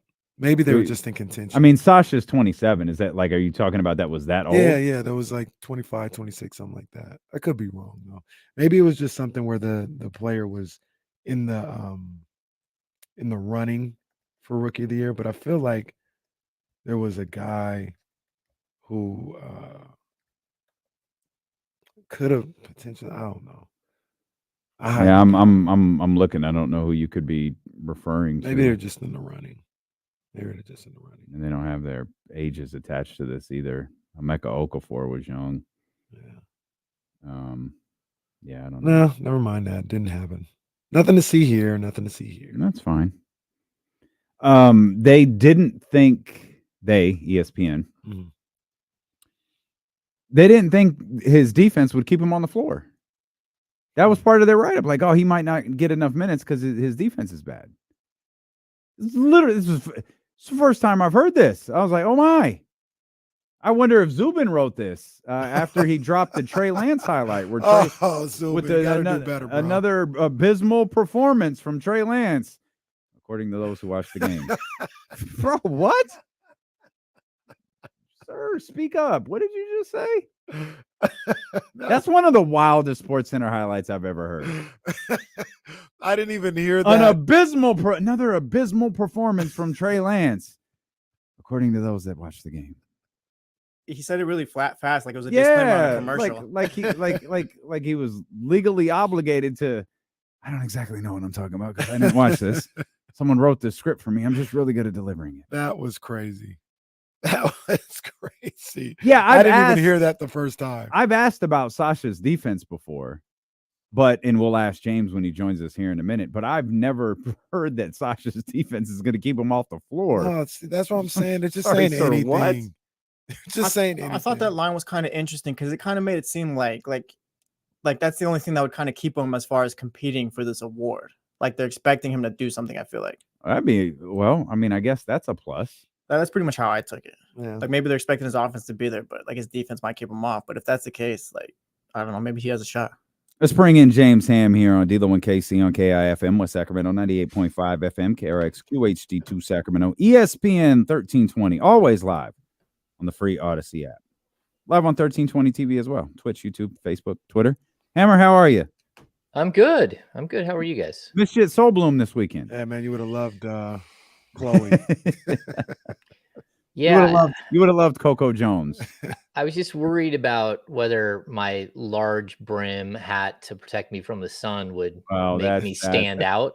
Yeah, that's a good point, James. That's a good point. ESPN wrote an article about, potential rookie of the year candidates. They threw Sasha in here, said there's an outside chance, but noted his defense could keep him off the floor and limit his minutes.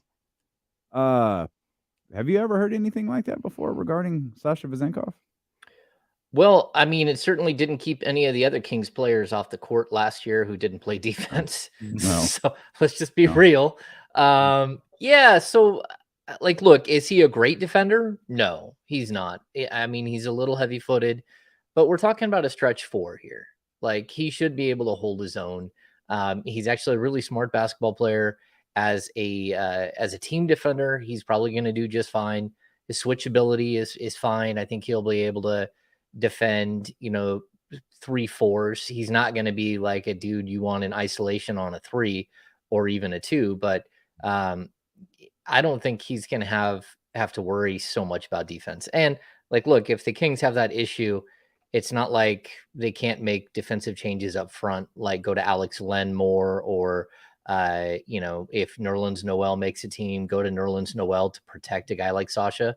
I just don't think it's going to be such a big deal that it keeps him off the floor, especially when he's an elite 3-point shooter and a really good fit for this team. Yeah, man, I agree. I'm not here to say he's going to be Tony Allen, but how do we even know he's not going to be a good defender? You know what I mean? I know we've seen him in EuroLeague and, maybe he was a spotty defender, but I'm also not going to sit up here and act like I know Sasha, the way he plays, the way it's going to translate to the NBA in that respect. We don't know that. So I don't know. I guess my problem is I don't know how you can just pencil in as like, yeah, this is going to be the reason why he doesn't hit it because he's not a good defender. We don't know. We don't know what he looks like on the NBA level. Yeah, I think the other thing I would point out too is who's going to take his minutes because they're a better defender?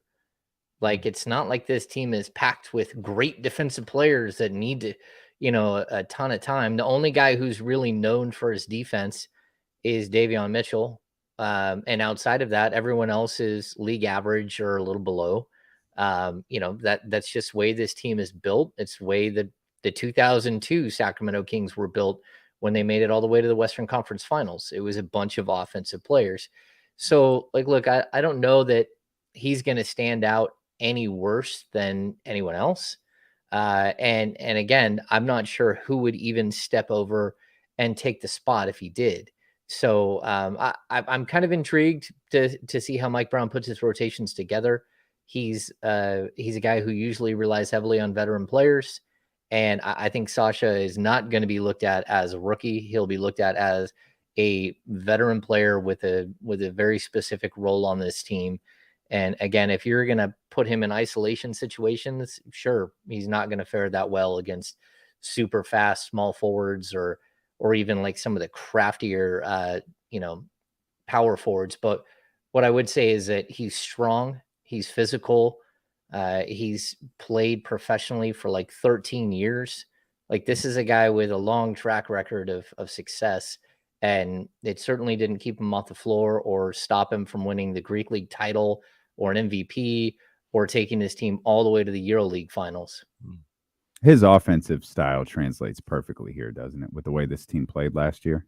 Yeah, I think so. Because there were guys like Rashawn. Like, Rashawn had a variety of things that kept him off the floor. Defense was probably one of them, but it felt like they couldn't find a fit for him in the offensive end. Terrence could shoot from time to time, but like, he was a problem on the defensive end. Sasha, regardless of what he is on the defensive end, is a significantly better fit, or it seems to be, James, he's a significantly better fit on the offensive end than either of those two guys were.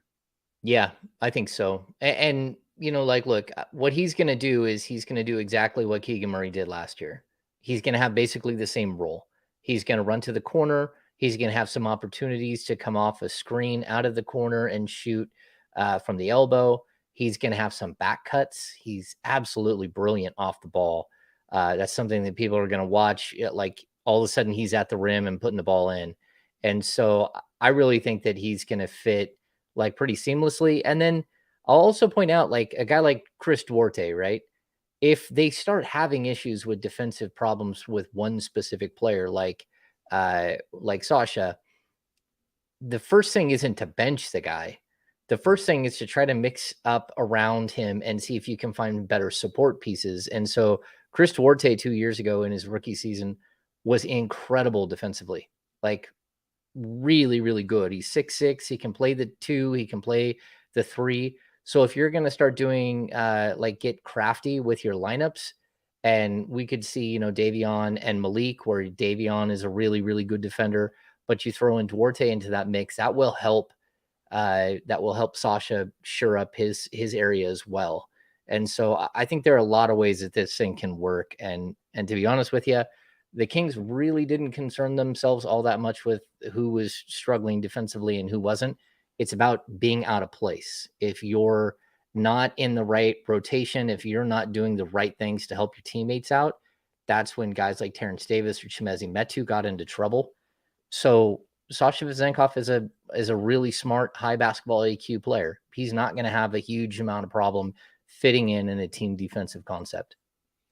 Team defense. I think people really lose sight of team defense. Individual defense is one thing, but being able to understand team defense dynamics and have that IQ to be able to execute what's good to be a team defender, I think that gets lost in all this. The other thing that gets lost when you talk about, or ESPN talks about, if he's going to be a good defender or poor defender or whatever, is rebounding is a part of defense. And he was a pretty good rebounder in EuroLeague. So if you don't think he's like capable of guarding Giannis one-on-one, but comes in here and is a good rebounder, that is, I would say he's a decent defender because of that right there, because you got to be able to secure the basketball. Sabonis isn't necessarily able to guard a lot of people one-on-one, but he's the league leading rebounder. And that plays into what he can do on the team defensive concept. Yeah, and I'll say too, like players like Sabonis, it's not that Sabonis is a bad defender. It's just he's bad in space. So if you leave him hanging out defending a guard on the perimeter, yeah, he's going to get beat. That's the way it goes. Like, but that's also the case for almost every center in the league. There's Right. very few guys who can sit there and hang on the perimeter and really, hold up defensively. Like within 6 feet, Sabonis is a really solid defender.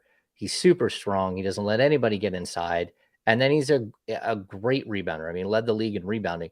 So, like, I think Vezenkov can be a solid NBA rebounder, but I kind of look at him the same way I look at Keegan Murray. Like, Keegan's 8+ rebounds per game at the college level were never going to hold up. What you're hoping is that he can get to like 6.5, especially if he starts taking on more of a power forward role as opposed to bouncing back between the 3 and the 4. I'd say this Sasha the same thing. I mean, if he's playing 18 minutes a game, your hope that you're getting right around like 10 points, 4 rebounds. You shouldn't be expecting anything more than that. I mean, because that's sort of his role is going to be number one on the offensive side. He's going to be stretching the defense. So he's going to be on the perimeter most of the time. There isn't going to be a lot of offense rebounding opportunities for him. On the defensive side of the ball, he's probably not going to be one of your quick lead out guys. He'll probably be in that second wave of lead out guys. And so I would expect him to have plenty of opportunity for defensive rebounds. I feel like all of this talk about Sasha, I know I feel like I know who he is and how he's going to work with Sacramento. It was ridiculous. I've never seen him in a Kings uniform and have watched nothing more than those EuroLeague games that we started watching after the playoffs ended. But Chris Duarte is the guy on the Kings roster that I just don't know. Like, I saw what he looked like 2 years ago. I was a good kid right here. Like, all right. And then, last year, obviously circumstances changed. I'm trying to figure him out with this roster, James. And that's the one even more sight unseen with Sasha. He's the one where I can't quite put my finger on it. Yeah, I mean, I don't want to compare him fully to this player because, he's a really good defender, but I think the player I would compare him to is Dylan Brooks. Like on the court, that's what he looks like. The one thing he doesn't do is jack up a bunch of ill-advised mid-range jump shots. He does shoot mid-range jump shots, but he doesn't usually shoot that much out of his comfort zone. He's a player that, like so many others, have really, really found success as an off-ball shooter paired with Domantas Sabonis. They had a really, really good chemistry when they were with the Pacers, and he knocked down a ton of shots. We talked about this with Holiday. When Holiday came over, he shot something like super crazy, like 48% on passes from Domantas Sabonis from behind the 3-point arc. It was something really, really crazy. And that's what Sabonis does. He really does make players around him better. But I also I think he's going to play a little bit like Herder. Like, they have a similar game. He's a better defender, on paper than Herder is, but they have similar games. They're like jack of all trades.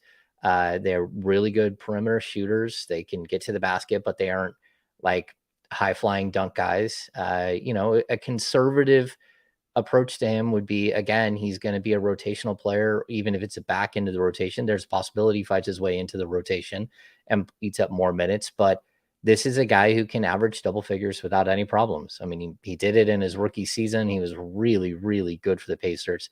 And he's only in his 3rd year, but he's 26. I think he's 26.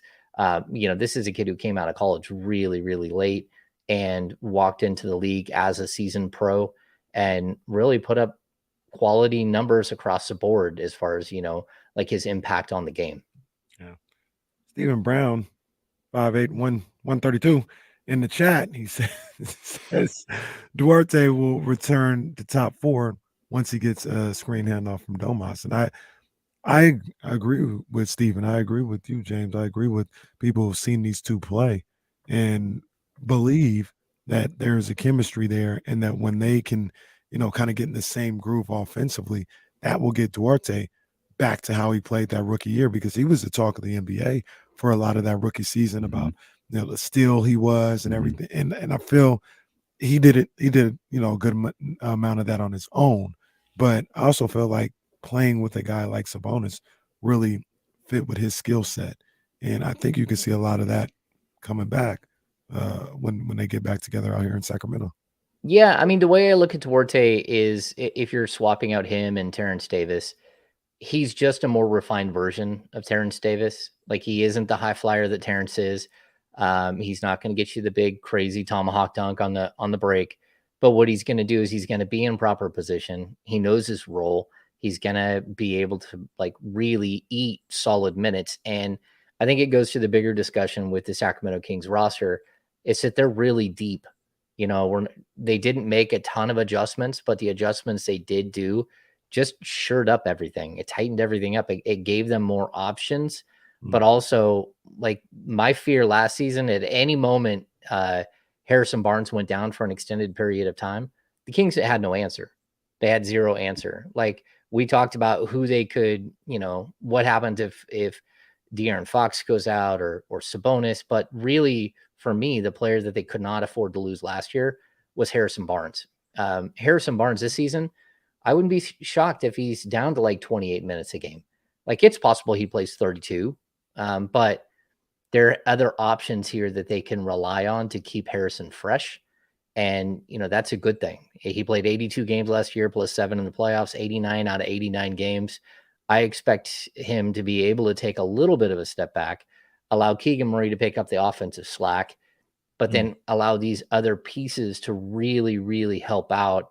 And so you're fresh all season long. And then it becomes like, can you survive without De'Aaron Fox? Can you survive without Domantas Sabonis? And to be honest, like, yeah, I think that, like, you can't lose multiple players for multiple weeks, but this is one of the deeper teams you're going to run into in the NBA this season. And I point to a team like Phoenix, or I point to a team like Golden State or the Clippers. Like, there are a bunch of teams that, like, their depth is questionable. Even the Denver Nuggets, like, their depth is questionable. How do they survive? Well, I know how the Kings are going to survive because I've seen the pieces, and I think a lot of them are plug and play. They'll switch out without any problems. James, do you think for the Kings to follow up on the success of the season that they just had this year to be equally successful or more successful, does Duarte or Sasha have to work out really well, or does Duarte and Sasha have to work out really well? I would say and I would say, like, there's a possibility that you're just really deep and everybody works out. There's also a possibility that one or two of these players doesn't, or that Duarte has a series of injuries like he did last season. You know, there are always these possibilities. I mean, the Kings were so healthy last season. But, like, I think the way that the team is currently constructed, I easily could see if something happened where Sasha either wasn't working out or got injured or something happened there, you would just slide Trey Lyles right over to play the 4. Then you would bring a guy like Alex Lynn off the bench, or Neemias Queta, or Nerlens Noel, you know, whoever's going to make that final cut as far as like the third center.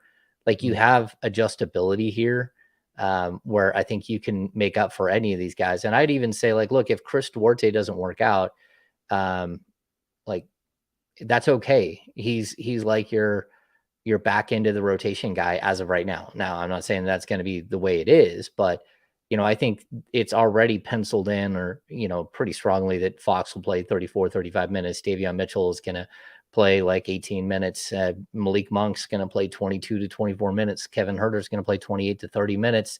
Like, I've already ran out of minutes. So I've already got to go steal minutes at that small forward spot, where we all know that, you know, the bulk of the minutes are going to Harrison Barnes. But as soon as Harrison goes off the court, there's a good chance that Keegan Murray's going to slide over, and that's where Sasha Vezenkov gets his minutes.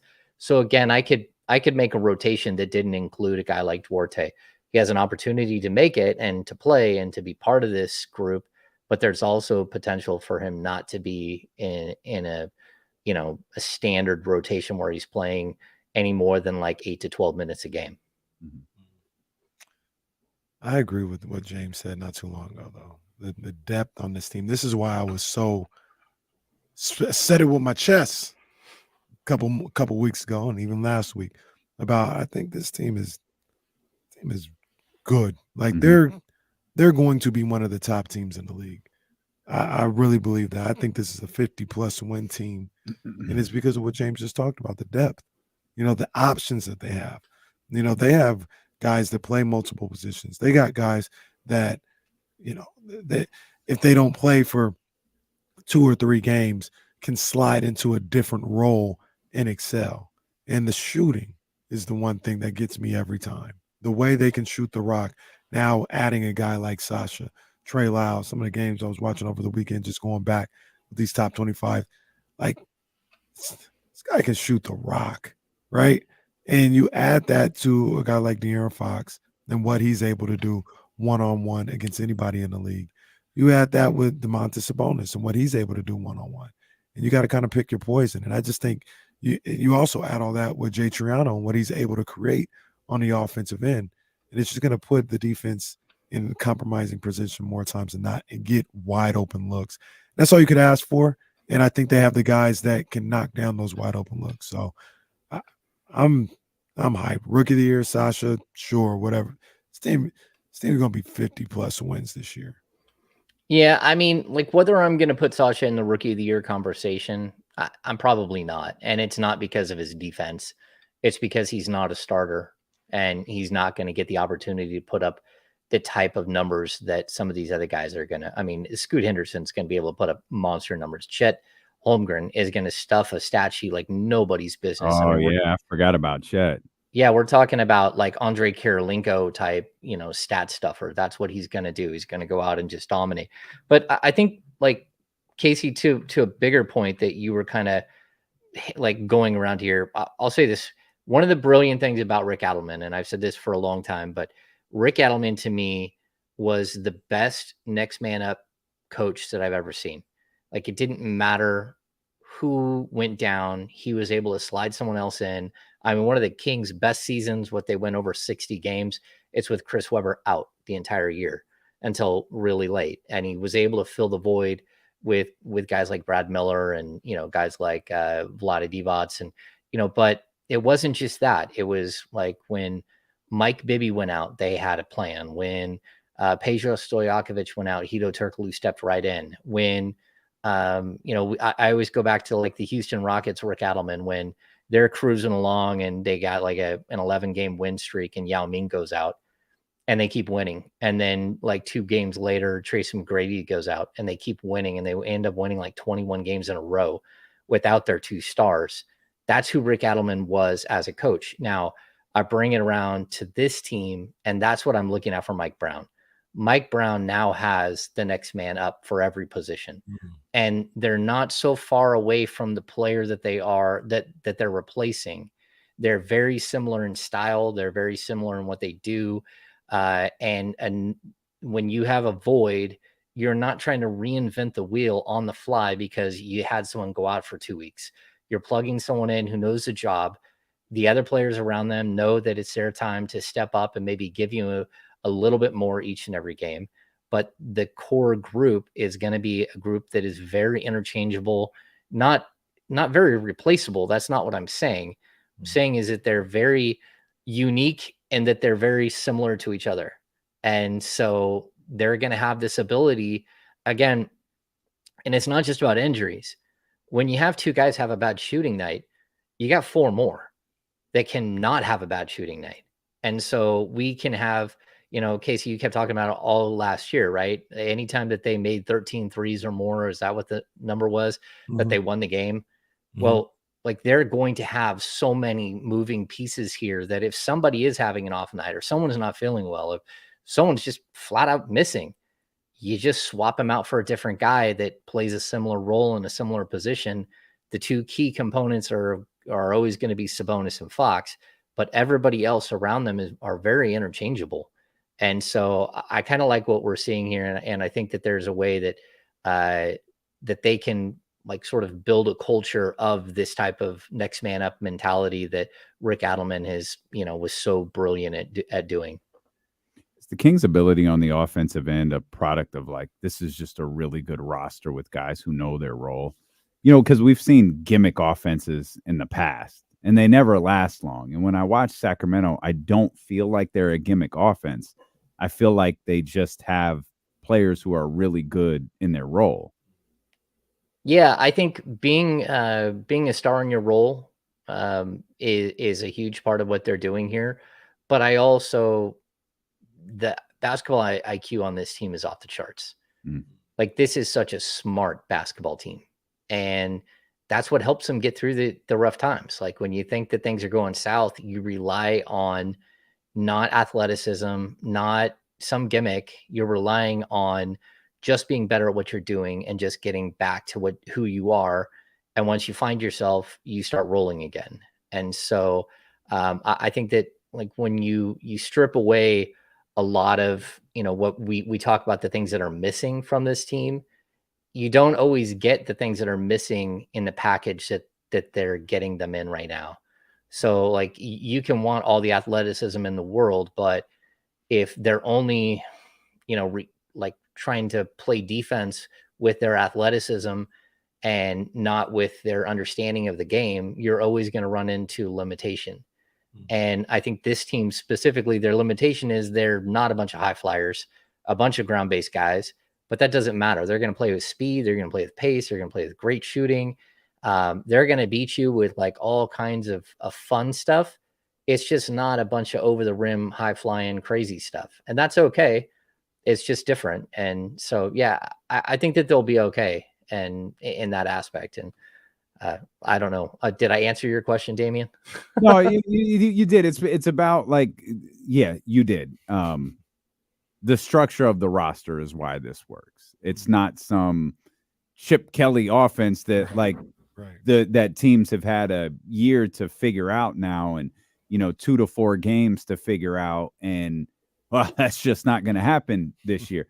No, Kevin Huerter can still shoot. Right. Domas can still rebound. Malik can still play make. De'Aaron can still do everything. Kevin Huerter, like, all of those things are still in play, and that is what allows them to play the offense that they do, rather than them being successful because of the offense that they play. Mm-hmm. That type of stuff, to me, can be figured out. Great shooting, you just have to deal with it. And you guard it the best you can, which I believe teams were doing last year, largely unsuccessfully.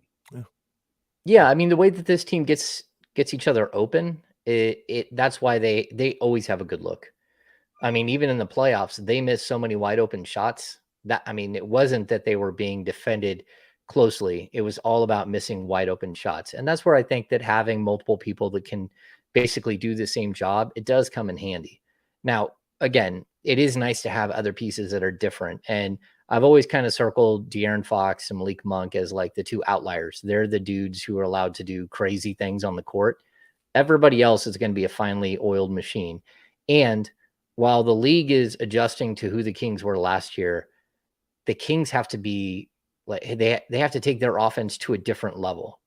And so it doesn't mean that they're going to score more points or that they'll beat their offensive rating from last year, but they're starting to develop the chemistry where you have counters on counters. And that's even where bringing in a player like Chris Duarte, who has a major connection already with Domantas Sabonis, knows where he should be. Those are things where he should be able to seamlessly fit in. Even a guy like Sasha Vezenkov, he should be able to seamlessly fit in, because you're not going to ask him to do very much in it, at least in the first 20 or 30 games. Need you to rebound when you can. I need you to hit the wide open three. I need you to move. No standing around. And those are things that he naturally does as a player anyways. James, this kind of sounds crazy to say or to ask. You as well, Damian. Do you think this team is going to be, we're going to get off the fence a little bit, is going to be top 5 points per game team in the league again next year? Oh, yeah. I don't think that there's any way that this isn't going to be a top tier team offensively. Now, defensively is a whole nother story. And, I want to see how Mike handles them during the preseason and handles them during the regular, the beginning of the regular season. If, like, it's going to be, him demanding that you play defense or you don't play. And he now has the option, where I think last year he was very limited. Once he got past, like, a certain number of players, it's like, okay, look, if you're not playing defense, you're going to lose. I can't replace you because I don't have a bunch of players to replace you. But now, if you're not playing defense, I got somebody else that can step in and do it. Yeah, I do.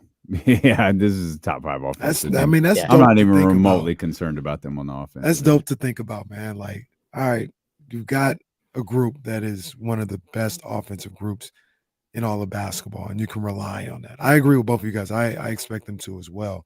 You know, is it 120? Is it 118? I don't know, but I think they definitely will. That's their Well, we know what identity. those two numbers mean.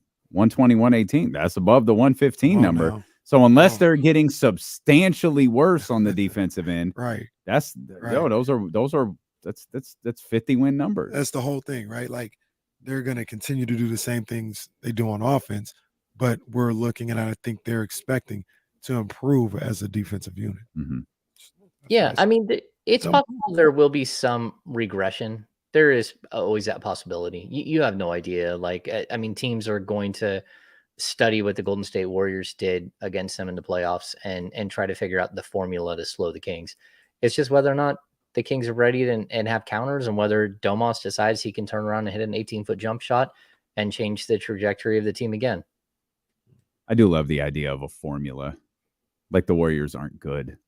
Like the Warriors, like everybody can go execute what the Warriors did against Sacramento. I always love that type of stuff. We'll come back. We'll talk more Kings basketball with our man James Ham, our 1320 Kings insider. James Ham with Dealing with KC, brought to you by Sky River Casino. Returns here on Sacramento Sports Leader, ESPN 1320. The blueprint. Quick, two quick things. Y'all leave my man Steven gentlemen. alone. That man is 6'5". And Ramsey, stop blocking people because they hurt your feelings. Leave I am not Ham alone. I'll be right back. I froze. And then I unfroze. There wasn't a one then. I don't know. I didn't get kicked. That's for sure. What was that, TV new? Yeah, last week. Yep. It's got a little shimmy to it. I don't know if that's a good thing. I like it though.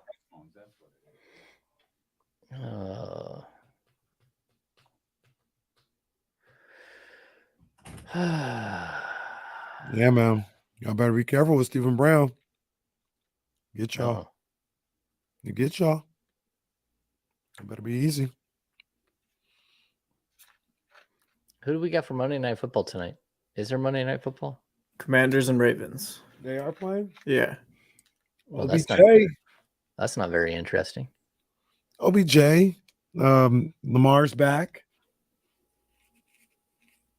You see the Ravens are on like a 26-game winning streak in the preseason? Yeah. It means nothing, but yeah, I did see that. They're unbelievable in the preseason. David, you asked who has a bigger impact this season, Sasha or Trey? I just have a tough time getting away from Trey Lyles. Like watching his impact on this team last season and how many games I thought were completely like changed by Trey Lyles' like presence on the court. I think Sasha's going to be really good though. I think that those two will be good together. Are the thumbs of Fox and Sabonis healed? I think Fox's finger has been index finger healed up for a long time. I have not talked to Fox, and I haven't talked to Sabonis most of the summer either. But everything I hear from Sabonis is he is doing really good, and that they aren't going to do the surgery. But that could always change. He's not playing for his national team because he wanted to make sure he's 100% healthy. And it's his non-dominant hand, right? It's his right hand. For Domas? Yeah. Yeah, I think it was his right hand. Yeah. It's funny. Mark Stein is left-handed, so he likes to do his all lefty team. And like most of the team is Sacramento Kings. Because they have so many lefties. We got Fox, Sabonis, Keegan. Yeah, Keegan is left-handed. There's Well, someone in else. this case, is LeBron on there? No. Is he left-handed off the court? Only thing he does is shoot a basketball right-handed. Well, Keegan shoots the ball Keegan right-handed. is, right? Yeah, Keegan shoots right-handed. His brother That's what shoots I'm saying. left-handed. Who does? His brother does. Oh, yeah. There's more though. I can't remember who else is lefty. And they used to have Bagley, who was left-handed. Mm. Oh yeah. See, Chris Scott said Sasha's a lefty. Yep. Man, the chatty house is all kinds of crazy today. What's going on? That's every day. Someone getting blocked a whole bunch, like band hammers going on here. Ramsey, I'm not going to tell you again, man. Chill. Stop blocking. I am not Ham. He didn't. Stop it. Did it again? Yeah, stop, Ramsey. Ramsey is a little dictator with that block button. Come on, Ramsey. You know, people, I always mention this, like my internet is super fast. It just cuts. Like it's not that I have slow internet. I'm like right next to my router. We're coming back and in. everything else. Coming back. Hang on. Back here with our 1320 Kings insider and creator of the Kings Beat, James Ham, Sacramento sports leader. King season not too far away. Football season. Ham, did the 37th annual fantasy football draft happen yet? No, we're always on the Monday of of Labor Day, right before the season starts. Oh, okay. So yeah, we always wait until the last possible minute. Yeah, you don't want to have that injury ruin everyone's season. So, but you're like in a what they call a keeper league, right? So you still have Patrick Mahomes for like his whole career, right? I've had Mahomes forever. So yeah. What are we drafting here? Well, we only have 2-man keeper. So, and we keep a defensive player because we do independent defensive players. I swear that was just thunder and lightning. That was wild. Yeah. So we're able to, you can keep 1, 2, or 0, and you just enter the draft earlier if you don't keep anyone. So we'll keep Mahomes, which people always say don't keep a quarterback, but I don't know, we've won the Super Bowl 2 out of the last 5 years with him. And we lost the Super Bowl 1 year with him. Yeah. So I'm going to go ahead and keep Mahomes. And plus he's the best. It's the best team name ever because we're rolling with Mahomies. Rolling with my homies. Okay. Yep. Yeah. You know about Clueless, man. Clueless. Well, not enough to sing that song. So rolling with the homies. Brittany Murphy. Yep. Yeah. Stacey Dash. R.I.P. Stacey Dash. Well, she's still alive. But well, even if she was, she is, but she's not. She's no longer with us. Didn't she try to come back? Yeah. Like, wait, I don't know. She tried to come back after the DMX video, and it was like, no, ma'am. No. And Paul Rudd looks identical, still the same. He does look exactly the same. That's super wild.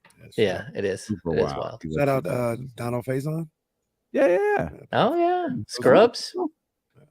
I never watched that show. I never seen Scrubs. I heard it was really, really good, but I've never watched it. That's spectacular. Him and Zach Braff, incredible. Look at us getting on a weird tangent. What show were you watching? James was just starting some. Was it Hijack? No. I feel like you were watching something, and I can't. Did you watch You had me watching the snow one. Oh, Snowfall. Yeah. Are you? Snowfall. That's it. Are you still watching Snowfall? No, I got like 2.5 seasons in, I think, and it started getting funky. I'm like, yeah, it gets weird. Yeah, come back, Ham. You got to finish it. You didn't even get to the tiger yet, Ham. Yeah. You didn't get the tiger walking through South Central yet. How many seasons is it? 5 seasons? It's not 6. Yeah, it's only 6 seasons. Yeah. I mean, I really do bust through a TV show like once every day or two, like an entire run, especially during the off season, just how my brain works. I watch while I'm doing other things. Yeah. People like surprised I watch Snowfall. I literally watch everything. You do watch a lot. Yeah. You are a connoisseur of television and movies, that's for sure. Yeah. And now football season's right around the corner, and then before you know it, shout out to my Michigan Wolverines who are why? They having self accountability. Look at that, self-imposes 3-game suspension. We're having accountability. We mistakenly broke the rules. and we're not going to let ourselves off the hook for that. And that's why we're having a self-imposed suspension. I wonder if John we have calls integrity. Him. Like, bro, you're embarrassing. You're embarrassing us. Will you stop it? Look at missing East Carolina and UNLV. Hey, what's the lowest percentage Bowling chance Green. to win there in those 4 games? That's 95. awesome. It's ridiculous. Are we going to have Daryl Morey do this too? Take a self-imposed. Sorry, I lied. Well, Daryl Morey, I talked about it earlier, James. Daryl Morey needs to just, if James keeps this up, you're going to have to tell the world the truth. Hard, not him. Yeah, No. not him. But if he keeps it up, you're going to have to come out and be like, look, man, I know you want to be traded. Nobody wants you. Like, that's just what it is. You keep doing all this crazy stuff. Nobody wants you. So you're talking about I lied. You're talking about you want to be traded. You acting like a jackass isn't helping that. Nobody wants you, man.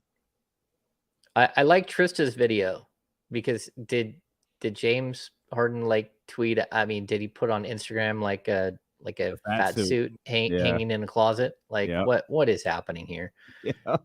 Yeah. I mean, we were trying I don't know. Real quick, James, we were trying to figure out, can you find a team that might say, hey, yeah, we'll take on James Harden? I think there are plenty of teams that take me on before they take him on. I agree. Like I saw you slip there. Yeah, I think you can. I mean, like, look, it looks like the Clippers are redemption city, so like maybe you can find some sort of trade there. I just don't know that they have the financial pieces to make it work, and that's tough. And then I'm not sure that a lot of teams like who needs that, who wants that as part of their culture and as part of what they're doing. And you got to have a very specific system for him to actually fit in and actually mean something to your team, to wins and losses. Or you just have to not care about wins and losses and just like you need something to bide the time until your young players get good. And even then, I'm not sure that you want James Harden around your young players, Tuesday nights in Atlanta. Vince Goodwill said on Yahoo that Daryl Morey wants first rounders that the Clippers aren't willing to give up. And there's no chance I'm giving up first round picks for a year with James Harden. And there's no chance I'm giving up first round picks for anything, any amount of time with James Harden. I agree just off of that alone. But then you throw in the fact of if I'm the Clippers, well, who am I competing against? Why would I give you first round right, picks? exactly. Like I know what's going on. Nobody else wants them. Even if we're interested, nobody else is this interested. He opted in and asked out. That's sign number one. No one wanted to sign him. If he knew he could have signed somewhere else, he would have.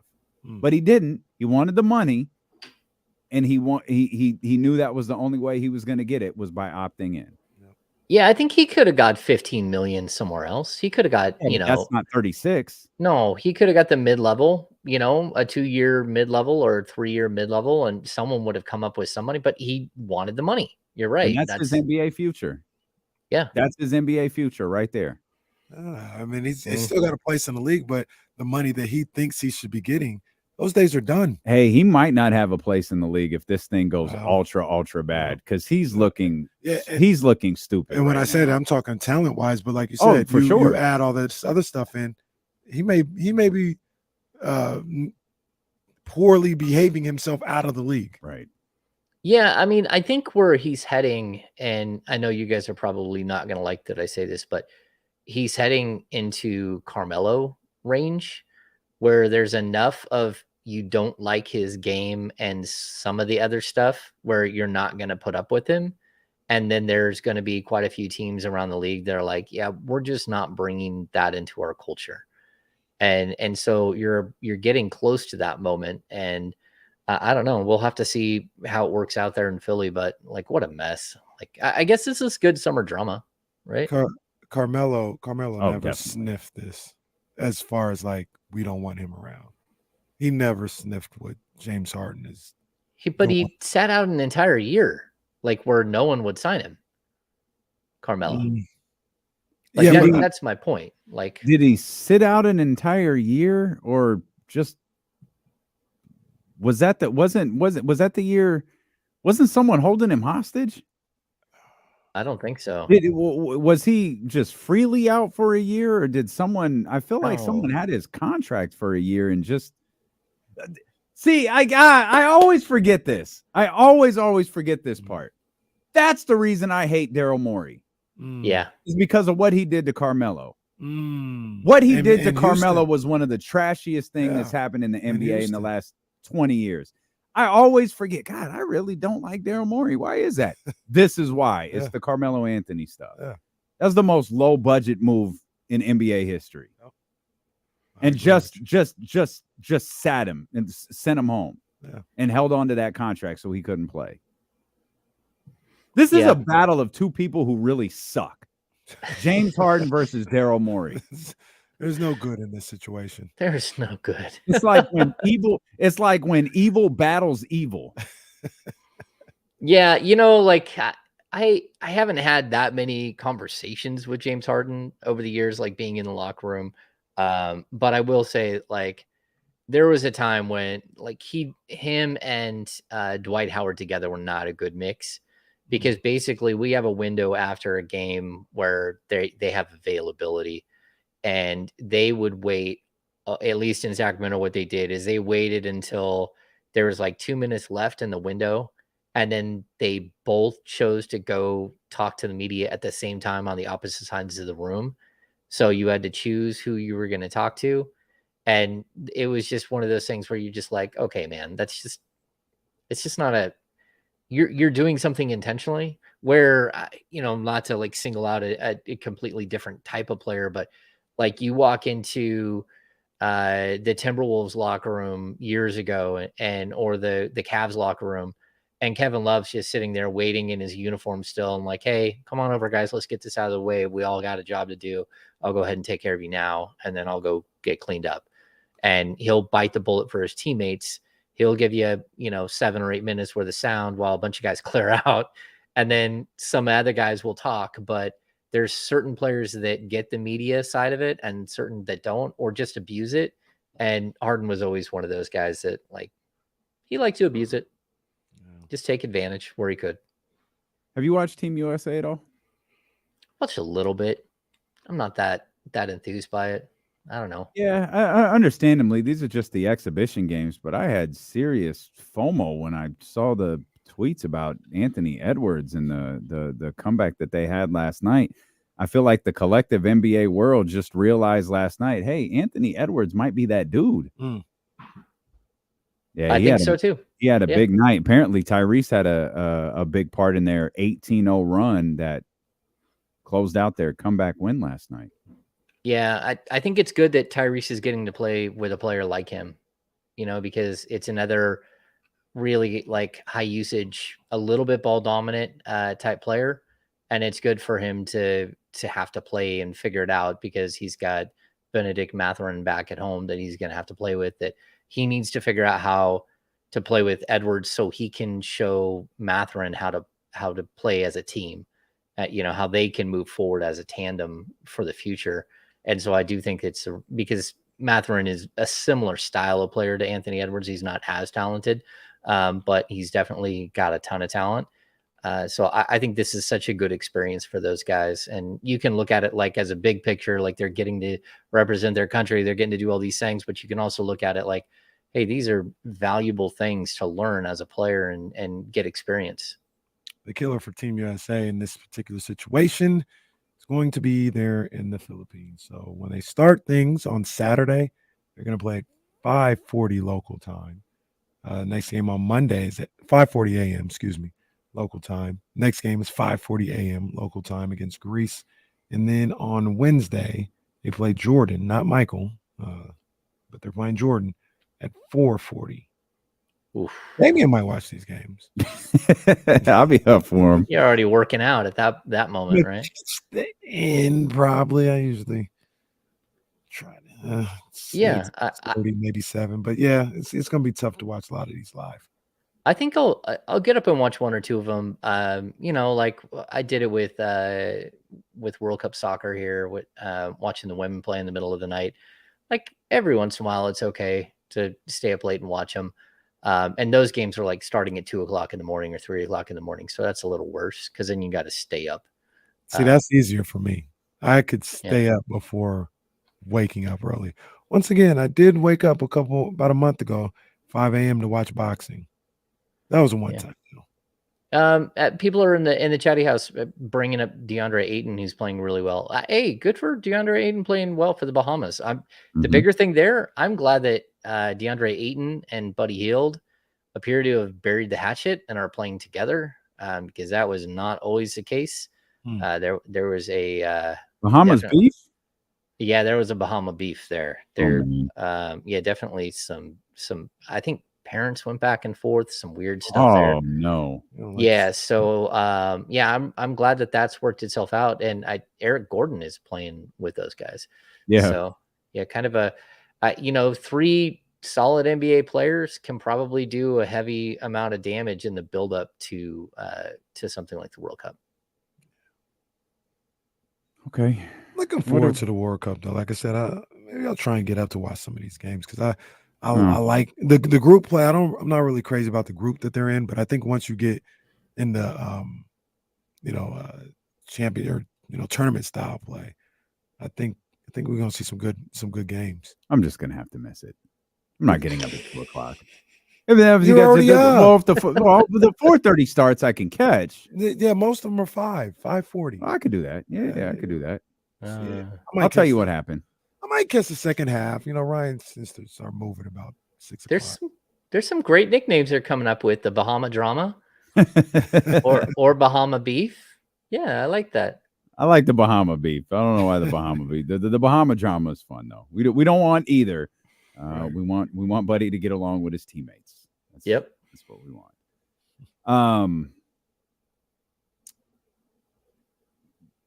James, for like a month, we've been doing the top 25 games of the Kings season.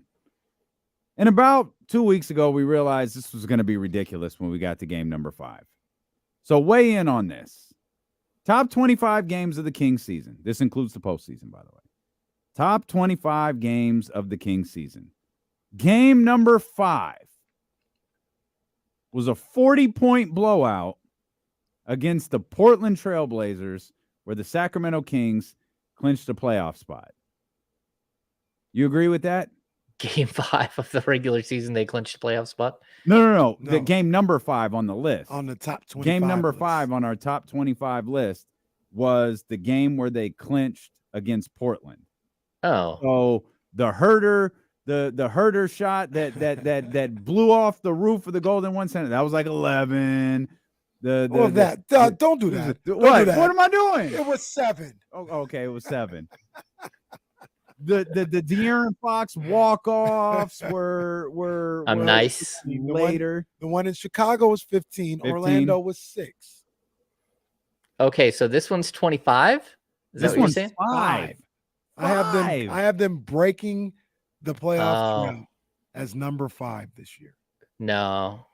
I'm in disagreement. I mean, I don't agree. I think it was like that was such a, you knew it was coming. I mean, it can be top 15, but it was like, you knew it was coming. Yeah, it doesn't. My whole point, James, is it doesn't matter. This isn't even this year clinching the playoffs. I'll give you this. If it was this year, this clinching the playoff game, it might not even make the list. Right? It might not. It's just whatever. You make the playoffs for the second year in a row. Cool. Probably won't even make the list. This was a game that had been waited for 16 years. They could have played the Blind Sisters of the Poor and beat them by 40,000. Doesn't matter. Would have been impressive. This is what everybody's been waiting for almost 2 decades. Would have been. Yeah, it's number 5. Been 25. Didn't we have like the previous games were at home and they just couldn't win? I think that's what ruined it. If it would have been at home, they won anything. They made the playoffs. They clinched the playoffs. Nothing got ruined. But it took away. It took away from that moment. It took away from that moment. Yeah, I mean, we had these moments. I had where no reaction when they beat Portland. It was like, well, yeah. I mean, they didn't back into the playoffs to hang out with 1140. I got pictures of it. I wasn't alone. I was out there. You're out there. I wasn't alone. I forgot You, about you and the this. rest of the news crews that were out there, and Deuce and Mo. Yeah. Half of the people that were there were media people. And they just kept like stringing together a picture of the same people, like getting it from different angles, like making it collaborative. Kenny and Reese. The moment. It was out there. It's the moment. This is a moment that was 16 years in the making. It's as simple as that. It was 16 years in the making. Okay. It's your list. You can do whatever you want to with the list. It's your list. Yeah. It's fine. If you believe that this is where the game should be, Sam so said be it should be top 15, maybe. You said it. I said 25. It's fine at 25. No one would look down on it if this game was 25. Number 5. Yeah. I mean, I just think that 5. Number 5. I can't wait to see what's left. None of that other stuff matters if this doesn't happen. We're not even doing a list. Bro, I know. If that day doesn't happen, I don't care who they were playing. No matter. If that day don't happen, none of this matters. I understand.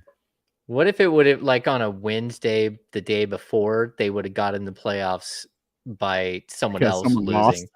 Yeah, because I kind of felt like that was going to happen. Well, the game wouldn't even have happened. Like, that like, backup that's noise. not even a game. Like they're not even playing. Yeah. And to be honest with you, if they would have said they would have lost Portland's game, but the Mavericks lost and they clinched the playoffs.